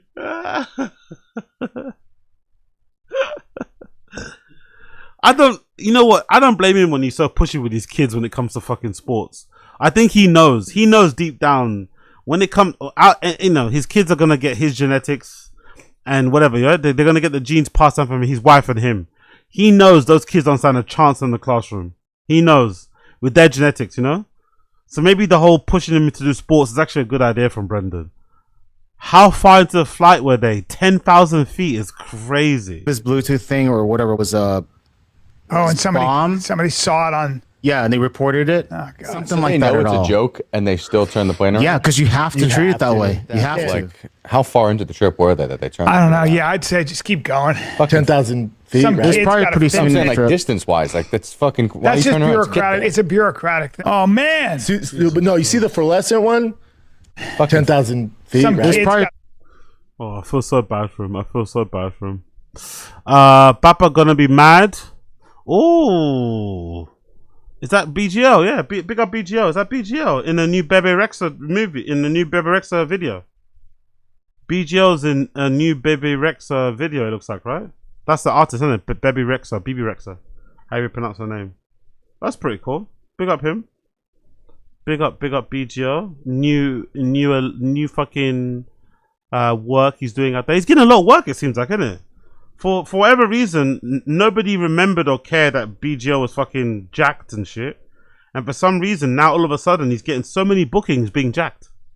He's not even doing funny stuff. He's just like, you know, he's just in videos and doing cameos for being jacked. It's fucking good. He spent all those years honing his body, hoping it would pay off, and now it's finally paying off after so many years. So, big up BGL, man. Big up BGL. Great to see. Great to see. In the new Bebe Rexha video, we love to see that. I've never seen a more confidently wrong person in my life. We got into rattlesnakes. Big rattlers. We had rattlesnakes on our fucking doorstep. Yeah. Rattlesnakes. Rattlers. And coral snakes, which have cobra's venom. There's no corals here, but I like your enthusiasm. Yeah, but they do have coral snakes. Not in Texas. Oh yeah, Bubba. No, they don't. What? Those are ocean only. Hold on, Bubba. I'm glad I told you this because actually it's really important. They're super dangerous and poisonous. Coral snakes? Yeah. There's water moccasins. No, we have venomous snakes. Texas. Bring up coral. Yeah, it's really. I know, Bob. I'm sorry. Let me see what they look like, Chin, because we're fishing on the docks at night. Hey, this city sucks. You know what we are? Hold on. So he didn't even. He didn't even know what they looked like. Big rattlers. He didn't even know what they looked like. He said, "Chin, bring them up on the images. Let me see what they look like." He didn't even know what they looked like, and he was arguing against Brian that they don't have them, or they're not venomous. Sorry. So you don't even know what I'm talking about, and you're arguing, and you're confidently wrong. Like he's definitely Brendan really is a lolcow. That's a key lolcow trait. To be confidently wrong is a key lolcow trait. I don't know what I'm talking about, but I'm gonna be confident in my wrongness in this particular topic. Fuck it. Wow. We had rattlesnakes on our fucking doorstep. Yeah. Rattlesnakes. rattlers. And coral snakes, which have cobra's venom. There's no corals here, but I like your enthusiasm. But they do have coral snakes. Not in Texas. Oh, yeah, Bubba. No, they don't. Those are ocean only. Hold on, Bubba. I'm glad I told you this because actually it's really important. They're super dangerous and poisonous. Coral snakes? Yeah. There's water moccasins. No, we have Venomous Texas. Bring up coral. coral. Yeah, it's really, I know, Bob, I'm sorry. Let me see what they look like, Chin, because we're fishing on the docks at night. Hey, this city sucks. You know what we are? Man doesn't even know what they look like, and he's arguing. It's fucking crazy, man.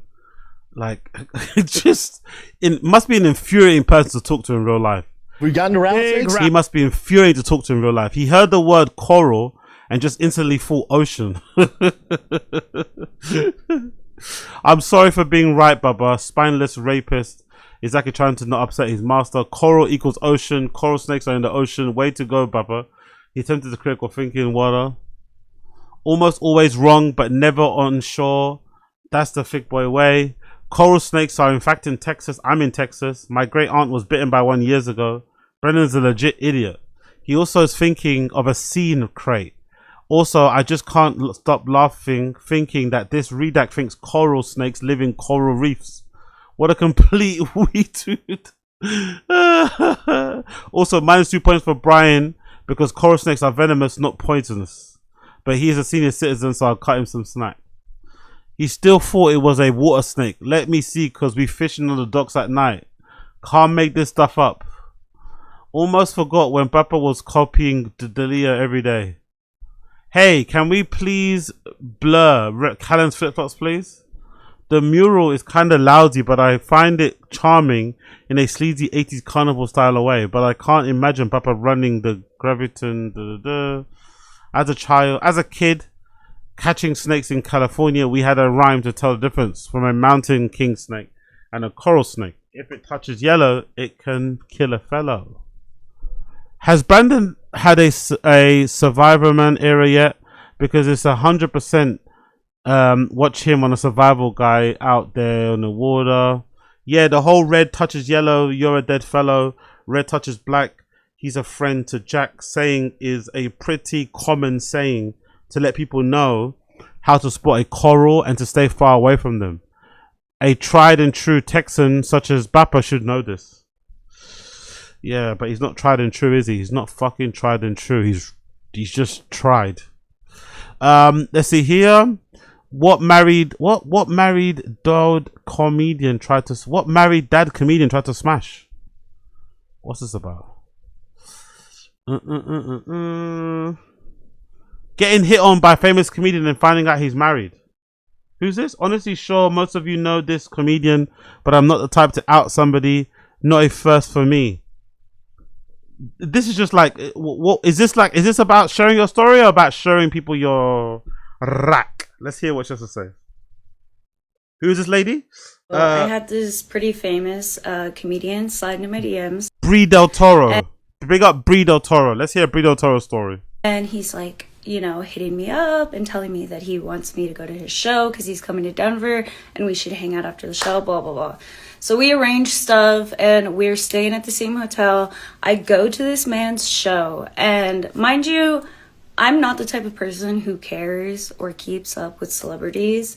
So I didn't know that he was married and had kids until I was at his show and his entire show was about his wife and kids. So I'm just like, what the fuck? Damn, that's awkward. That's kind of awkward. You get flued out to go to a comedian's show and then his whole set is about his wife and kids. That's kind of orcs. He hits me up after the show and I just completely blow him off because, like, how weird is that? You know what I mean? And then he got super butthurt, took me off social media, haven't talked to him again. And before you guys ask, no, I will never say who it is. That's just the type of girl I am. But you're gonna share the story on social media though, right? You're not gonna say the name, but you're gonna share the story on social media. You know, cool. All right, whatever. I don't know. You could have kept this story in it. You could have kept this to yourself. I'm not gonna lie. This does nothing for anybody, really. Lips sealed. about it. But big up Brie Del Toro. Is she followed by any comedians? I don't follow comedians on social media, so I wouldn't know, would I? Who the hell is she anyway? What does Brie Del Toro do? Is she, where is she? Is she a comedian? What does she do? What does Brie Del Toro do? I have no idea. What does she do? What does Brie Del Toro do? Is she like a comedian? Unhinged DMs from random men on Insta. Okay, this is part of her content. She kind of like talks about men and dating and shit, I'm assuming, right? She puts herself out there. Okay, cool. Hey, man. Hey. Shooter's got a shoot in it. Shooter's got a shoot. No idea who she's talking about, though. But that must have been awkward. So, thoughts and prayers go out to Brie Del Toro. Thoughts and prayers go out to her. Definitely not Rogan. She's female. Cheating on your family aside, this lady seems horrible. Let me get my tits out so I can tell you about this horrible thing happened to me. Any guesses? Married with kids, came to Denver last year. Could be Brendan. Can someone ask this bro? This comedian was wearing toe holes. Can't be Papa. Stefano was here a year ago. He Jazz are getting married soon. Already there. Inspector Gadget. Love how automatically cleanse fault for not pulling up a pic of the snake skin. Yeah, cool. Who knows? Who knows who it was? Who cares really? 1+1.1. That's Papa's numbers. Crazy. Mel what? Maldonado. Maldonado. What? Maldonado. Maldonado. Maldonado. Crazy work, Maldonado. Flaming Young for dinner. We were promised one thing. We were promised a flaming young, and we got spaghetti. These are the Flaming Beyonds. Yeah, they were $14 a piece. These are the seasonings I put on them. Flaming Young is fucking crazy, man. This shit looks so bad, honestly. Honestly, this plate looks abhorrent. It looks it's a travesty. It's so gross, dude. If you're at your friend's house and they brought this out, you'd be like, oh, fuck, I should have not stayed over for dinner. Flaming. Ray has a seriously redacted farm. We saw that one already. His fault, but he's also, when he is saying something, there's a whole nother side that's kind of a rebuttal to it. So it's not at his size though. Well, there's who they have put him over here. Maybe it's not a coincidence that this machine is also called the Apple. He thought he killed so hard, didn't it? He thought he killed so fucking hard. Like, he has no friends, man.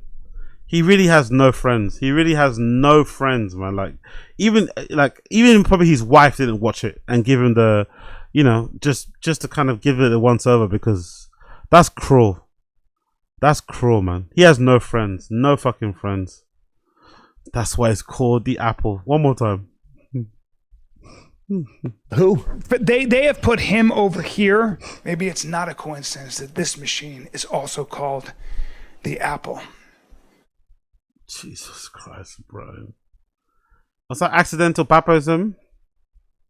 When I start calling the gringo papi so he falls in love with me. Cool.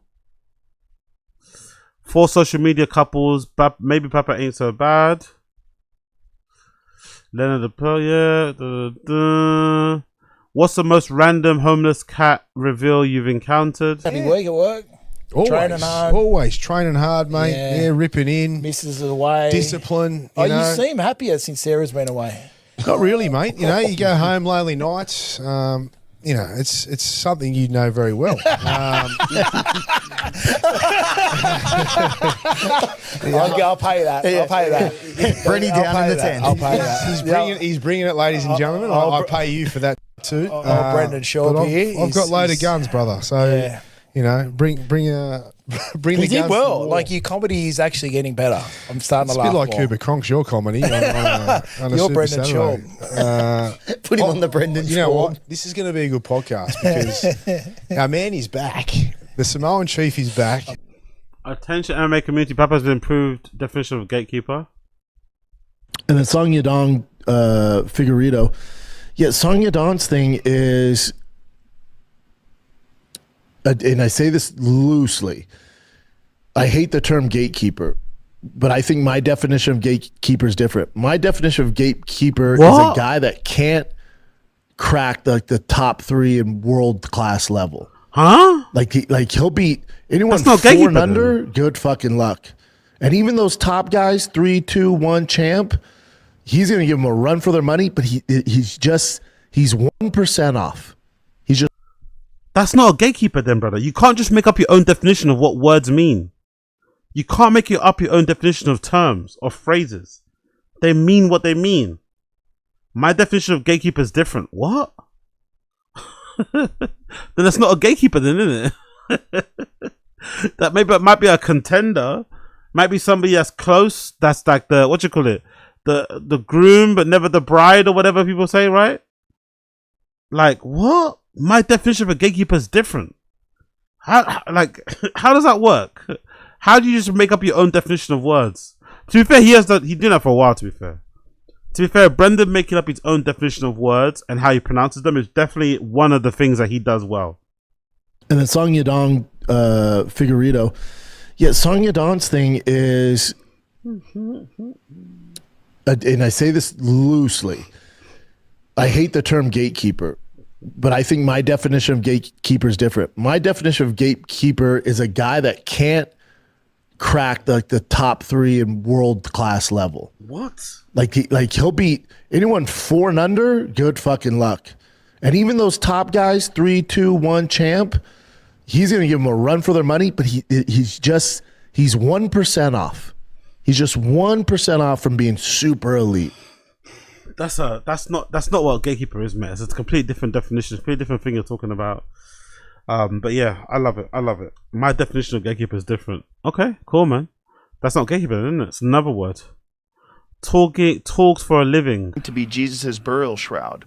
How he obtained it and where it was between the 1st century and the 14th century are unknown. Later theories trace it speculatively through Edessa and Constantinople.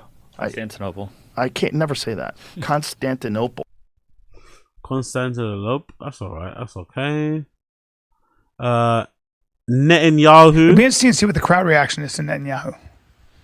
Be very interesting to see. I don't think it's going to be good. Yeah.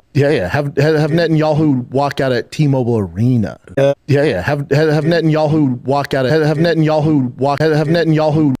Netanyahu is fucking crazy. Netanyahu. I've never heard his name pronounced like that. Netanyahu. Have Netanyahu walk out. Have Netanyahu walk. Have Netanyahu. Netanyahu is fucking crazy. Netanyahu is crazy. That's daddy's number. 43. Told both kiddos I didn't have a choice. I had to wear 43 at University of Colorado, but they want to rock it. I don't think that's true. I think he's the one that forced his kids to wear that number. I don't think it's true that both his kids wanted to emulate their dad and wore the same number that he wore. I think he forced them to wear that number. But he's trying to make it seem like some sort of like Hollywood fairy tale story thing. Like, come on, man. The way he lionizes himself is fucking hilarious. I'm not gonna lie. Everyone thinks he's a hero. His kids think he's a hero. Random person in the airport thinks he's a hero. Coach it up. He's the hero in every situation, in every scenario. He is the hero. Like, all right, cool. So your kids don't want their own numbers, no? They don't want to create their own legacies. They're not drawn to certain numbers. They don't. They just look up to you. You're the only person that matters. Only Brendan. Brendan's the only positive football influence they have, or influence they have in general in football. Yeah, whatever you say, buddy. Whatever you say. So proud of himself. Dad, you're more jacked than all my friends' dads. Okay. Congrats, I guess. Shout out to our boy George for winning Employer of the Month. Where's this at? We want to give a huge shout out to George Harris, who we consider to be a definition of above and beyond. George shows up early with perfect attendance every single day, ready to go, no complaints, no excuses. If something needs to get done, he's already halfway through it before anyone even asks. In a teammate needs help, George is the one to first people to step in. What we love most though is that the energy he brings. Even on the tougher days, George walks in with a good attitude and a smile and makes the whole clinic feel lighter. Then there's the way that he shows up for our kids. He brings in toys he knows they'll love, not because he has to, but because he genuinely wants to make them happy. That kind of heart can't be taught. It's just who he is. George, we appreciate you more than you know. Thank you for being reliable, kind, patient, and always willing to do the extra mile. Our team is better because you and our kids feel the difference every day. That's a nice message to put to him. Big up George. That's really nice. He definitely wouldn't have got that at TFAT-K. He definitely wouldn't have got that type of acknowledgement on TFAT-K whatsoever. So big up George, man. That's fucking brilliant. That is really, really fucking brilliant. Big up George. Well done to him. Guy landed on his feet. Looks like he's working in Illinois. I don't know if that's back way. Looks like he's working in a nursery. Maybe he's working in a nursery, in a school or something. But yeah, well done. He's working with kids. So maybe he's found his true calling.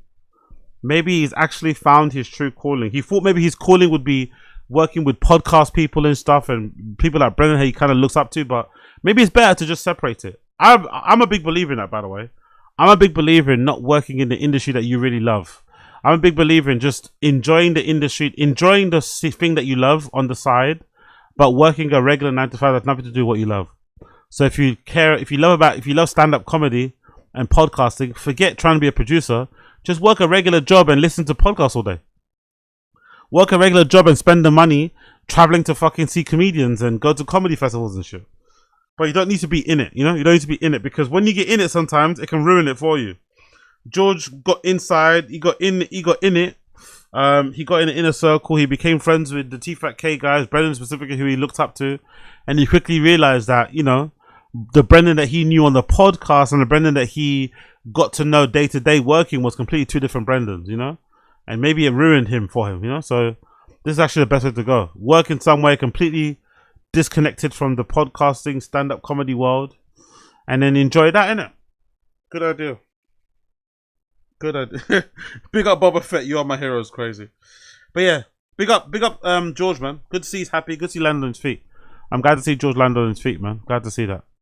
Sold for 2.7 million. Really? Also, the house got sold. Brendan finally sold his house. It finally got sold. 2.75 million. Damn. Wasn't it listed for like 3 mil? Wasn't it listed for like 3.2? So he's down $500,000 after all the taxes and fees in a year. Jesus Christ. That's a massive loss, isn't it? I'm sure it was like 3.25, I think, isn't it? Or something like that. Wow. What's the thing here? On the up the street B, no HOA. Papa can work on the truck at home. Storage unit. Moving to the country. Getting a batting cage for the Chombies. Back to Calabasas. Better baseball program out there. Family is most important. Got big car. No, please. So the people are saying he might be back to California. I don't think so. I think he's still staying in Texas. Just probably going to get somewhere. I think they're going to downsize, or they're going to go to a place that doesn't have crazy HOA fees. You know what I mean? I think that's what they're going to do. I think they're going to downsize, obviously, and they're going to go to a place where the fees aren't super crazy.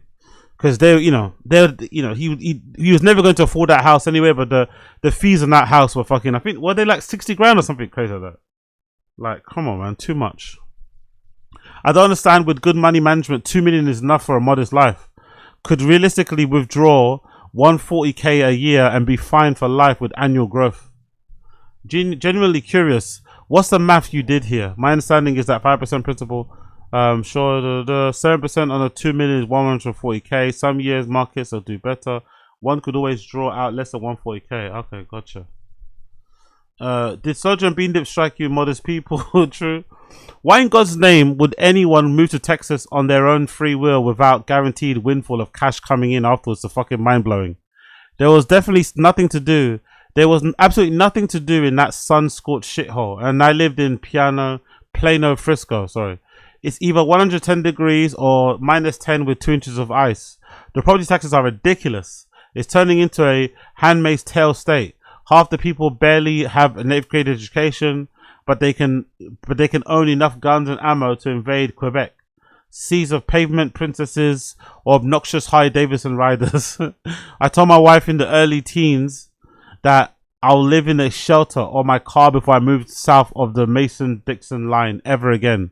In summary, there's no reason to go to Texas outside of passing through the road trip or flight. Joseph Rogan was supposed to give Papa the Rogan bump, but that was not worked out for Papa. He's moving down the street, Papa, into a bigger house with more land. Can't wait to see the next lot. Back to SoCal. So yeah, they sold the house. Wonder where they're gonna go. I'm behind on my shifts, Cat. Did they say why they sold so quickly after moving? He hasn't said much, which says a lot. People don't understand that it was a show. It was a show house. Knowing the Shorbs, they'll probably upgrade to a 4 million grand K mansion next. It's all about moving up. The business is booming.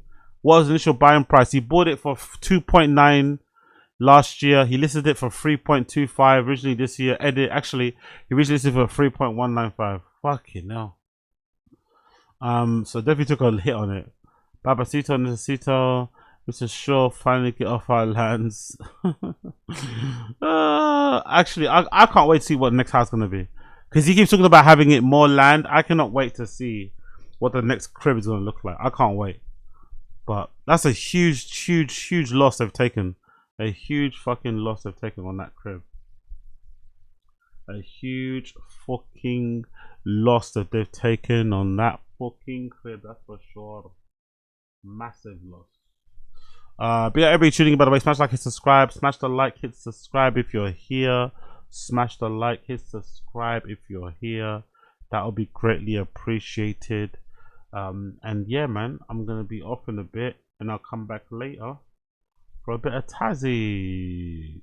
Or not later, straight away actually. Straight away, there'll be Taz straight away. Callum must be furious. What's this? This is Bobby Lee selling out, right? Bobby Lee, the Finally tour tonight was sold out. Thank you, Chicago.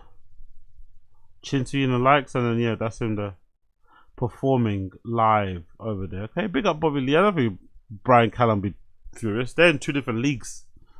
Literally. Brian Callen and Bobby Lee are in two different stratospheres when it comes to comedy. So I don't think Brian should be fucking, you know what I mean?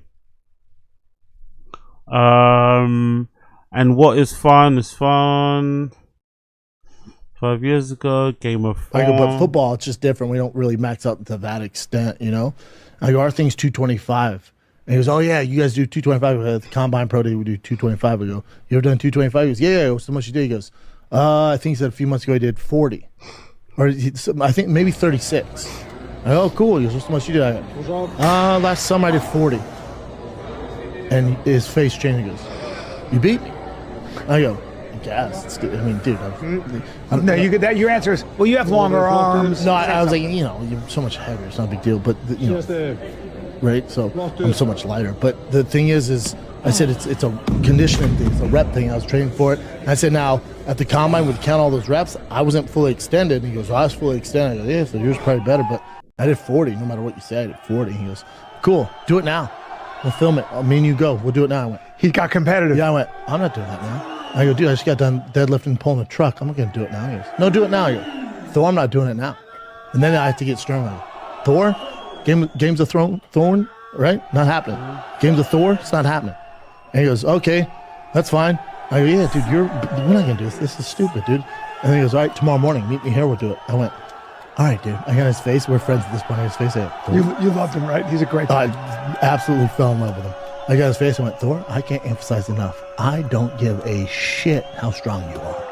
And I'm not going to meet you here tomorrow. He just started laughing. I go, dude, I don't do any of this anymore.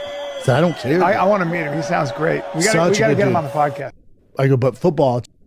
Jesus Christ. Jesus Christ. Jesus Christ. Cool. Big up them. Let's actually see. After 4 years of Food Truck Diaries stopped being fun, I beg to differ. The Food Truck Diaries. Here's the truth about Food Truck Diaries. I did it for 4 years. It kind of ran its course, man. You know, it stopped being fun for me. It stopped being fun for everyone involved. It's Francis Ngannou on this week's Food Truck Diaries. And we booked him really short notice, so we couldn't get him a food truck. So I went and picked up chicken sandwiches we got him out of the trunk of my car. Chicken sandwiches to celebrate this big win. So bad, so We're bad, in so here. bad. Look at Francis' face. It's tasty. You're gonna have a little downtime with this knee, so I What feel is like we this? can chow. That's just to hold it up. Hollywood okay. stuff. I don't believe him, by the way. I personally think he quit Food Truck Diaries because it's too much work. That's my theory. I've got no evidence of this, but I personally think he quit Food Truck Diaries, doesn't want to do it anymore because it's the one thing that does require a bit more work. You have to fucking inspect the fucking location, book the food trucks, liaise with the talent and the guest that's going to be on there, different cameramen, the edit, the questions. It's a lot of work, right? You know, I'd imagine it's a lot more work than he's used to doing than just sitting in front of a microphone and chatting shit. So I think he generally doesn't want to do it anymore because it requires more work. It's more of a letdown too. There's more moving parts outside of just him. You have to get people to agree to come on the show. If they don't agree, you have to offer them money. You have to go back and forth with the negotiations and stuff. You know what I mean? It took a little bit more out of him. Maybe it was humbling. Maybe it was ego depleting as well because it kind of made him feel like he was begging people to be on the show when they didn't want to be on the show. So I think that's why he fucking stopped doing it. It just requires too much work and he doesn't want to do it. He just wants to just, do you know what I mean? Shoot from the hip. Shoot from the hip. Yap, yap, yap, yap, yap, yap, yap. No preparation. No fucking rehearsals, no edits, just vibes. So I think that's why he quit Food Truck Diaries. That's my theory. No evidence of it whatsoever. He says one thing, but I interpret it as the other. I could be wrong. I could be wrong. I could be wrong. Yeah, look at his face. Look at Francis' face. Look at Francis' face. He's both hungry and disgusted. He's both hungry and disgusted. He actually wouldn't mind eating it because he probably hasn't eaten all day. But he's also like, did this guy take out a chicken sandwich, sorry, from the front of his car and try and serve it to me, ice cold? So yeah, I think he's a bit annoyed with that one. What's that? Resulate the transactions. Resulate the transactions. What the fuck does that mean? Don't remember big moments in the fight unless they got knocked out. But outside that, yeah, it's tough to regulate all of it, to recall all the transactions and movements in the fight. Jesus Christ, to regulate. Okay, bro. Mixed martial. The highest level of mixed martial artists. You see what my theory is, right, by the way, that he just mush mouths his way through sentences because he can't bother to say it correctly. My theory is right. My theory that Brendan knows that he's mush-mouthed, knows that he's saying stuff incorrectly, but can't be bothered to stop, take pause, and just say it correctly because it's like, yeah, you know what I'm trying to say. He's on that kind of time. You know what I'm trying to say. Fuck you. So he just says it mush-mouth anyway. That's my theory. I think I've been proven right here. He knows exactly that he's not saying it right, but he's just saying it anyway like that. Just fuck it. The highest level of mixed martial artists. Mixed martial artists. You know exactly what he's doing there. We fixed the noise. No. I don't need to ask that question. If it was like around the corner from my house. Well, downtown Austin. You look pretty close. I might go to Breaking Bad. I was so astonished by that. I was going to say Game of Thrones. If Game of Thrones was at the end of my street, not even downtown Austin.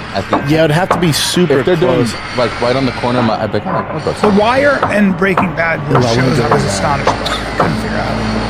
I've never seen The Wire. The Wire It's great. Some of the seasons suck, but it's so great. good, so but good. But I'm not interested in the cast. I wouldn't want to ask any questions. Isn't that where Idris Elba came from? Yeah. Yeah. So and then the good. main guy died. So good. Michael, the black guy with the scar on his face. So fucking good. So fucking good. Oh, Brandon Vaughn, like Theo Vaughn with Sass on top is fucking crazy. Brendan nails an ad read. Work with Stash. Go to get.stash.com/fighter to see how you can receive $25 towards your first stock purchase and view important disclosures. That's get.stash.com/fighter to get.stash.com/fighter. Jesus Christ. Makes you have a headache the way he reads, doesn't it? He makes you it makes it feel like you got CTE. He makes you feel like you got a concussion. The way Brendan reads aloud makes you feel like you got the concussion. That was brutal. One more time. With Stash. Go to get.stash.com/fighter to see how you can receive $25 towards your first stock purchase and view important. Nah, that wasn't real Black American. That was added extra. That wasn't real. That wasn't real. That wasn't real. That was added after. That wasn't real. That noise was all artificial. Was all added. That was all added in post. Work with Stash. Go to get.stash.com/fighter to see how you can receive $25 towards your first stock purchase and view important disclosures. That's get.stash.com/fighter to get.stash.com/fighter. Paid non-client endorsement not guaranteed nor representative of all clients. Investment advisory services offered by Stash Investments, LLC, an SEC registered investment advisor. Investing involves risk. Stash. Okay, this fucking guy. Oh yeah, new set, same problems. Monday, everybody, or should I say buddy. Tuesday? New What's set. that? New set. New set. I'm very impressed with this Texas Longhorn, buddy. You said it was just a cow. I have news for you. That's a Texas Longhorn. That's a Longhorn. And you know me, I'm a Longhorn fan, but I'm also a Texas A&M fan. Well, We also decided, I don't know. Our boy Brandon Vaughn paying this, by the way. Brandon Vaughn. Shout out to Brandon Vaughn. Yeah, he's Look at the talented colors guy. of this guy. This guy's something else. I know he made it look like a neon sign. He did the big round breakdown set. He did this set. Shout out to our boy Brandon. I love that, man. Sweet. Here we are in Texas, huh? Looks good. Looks good, right? Speaking of looks, we could have. We definitely planned this out. You guys are wearing First Form shirts. Yeah. Yeah. That was sponsored by.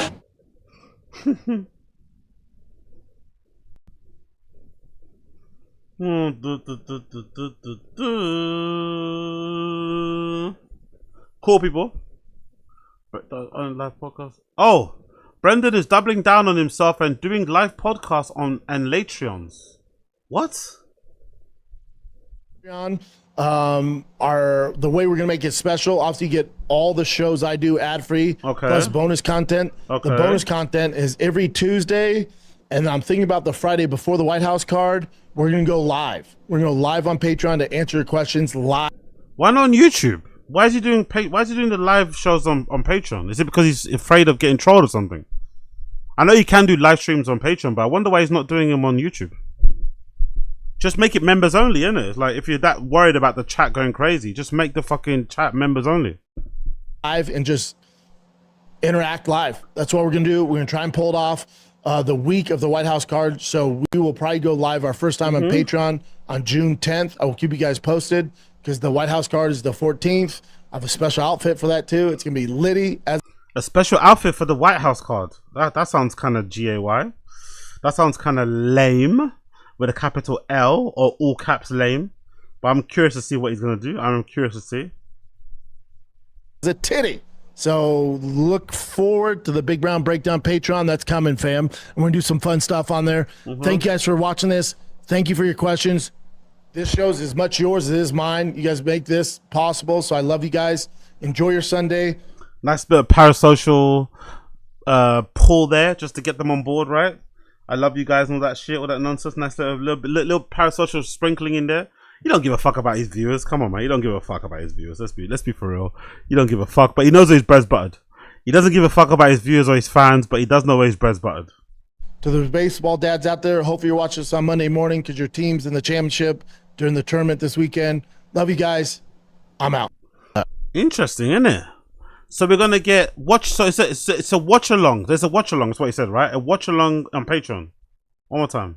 The way we're gonna make it special, obviously you get all the shows I do ad free, plus bonus content. The bonus content is every Tuesday, and I'm thinking about the Friday before the White House card. We're gonna go live. We're gonna go live on Patreon to answer your questions. So it's not watch along. It's not a fight card watch along. It's just answering questions live on Patreon every Tuesday and Thursday. Meh. I don't know how compelling that's going to be for fans. I think it would have been better if he did a watch along with the fight card live on the Patreon. That would have probably been a lot better. But hey, let's see how it rolls for him. Let's see how he handles the whole live experience thing of things. Having to interact with the chat as well, because he doesn't usually do that. Or the comments whatsoever, right? He did Post and Ghost, Mr. Post and Ghost. Let's see how he does it. Let's see how he does it. Let's see how he does it. Oh yeah, this clip, we saw this already, right? We saw this already. Brendan shows off his car skills to an annoyed Chin.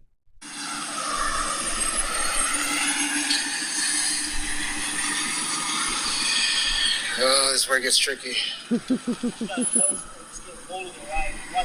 Alright. I am, dude. I'm wishing you luck.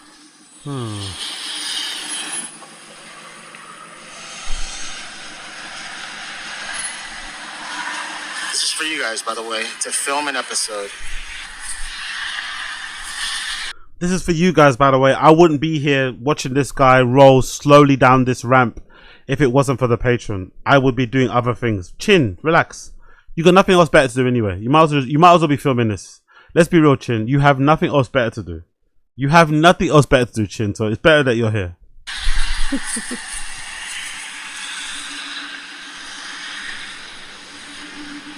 Well, he's able to make it so far. Let's see if he can make it to Brian without any issues. And back here. Because if not, I'm stuck here by myself. Gosh dang it.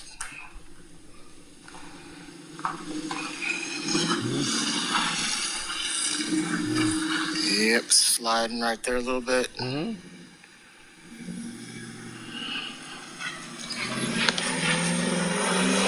I don't know why he's even hauling ass that fast. Dude, relax, homie. Okay. Looks like Brendan and Brian have arrived.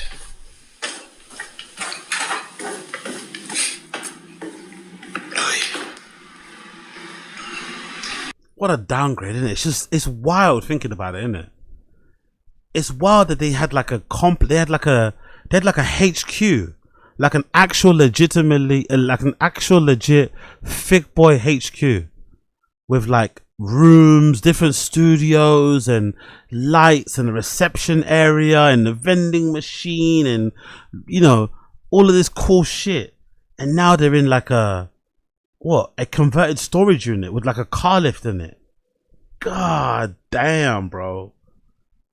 That's a brutal fall off. Like a brutal fall off. Don't get me wrong, the other studio I think was too much anyway. The actual Thick Boy headquarters thing was way too much. It was unnecessary.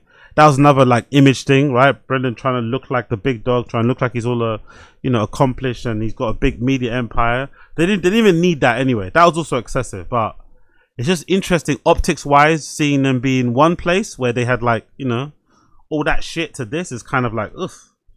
It's a massive drop down, isn't it? For me, I'd love this. For me, this would be perfect.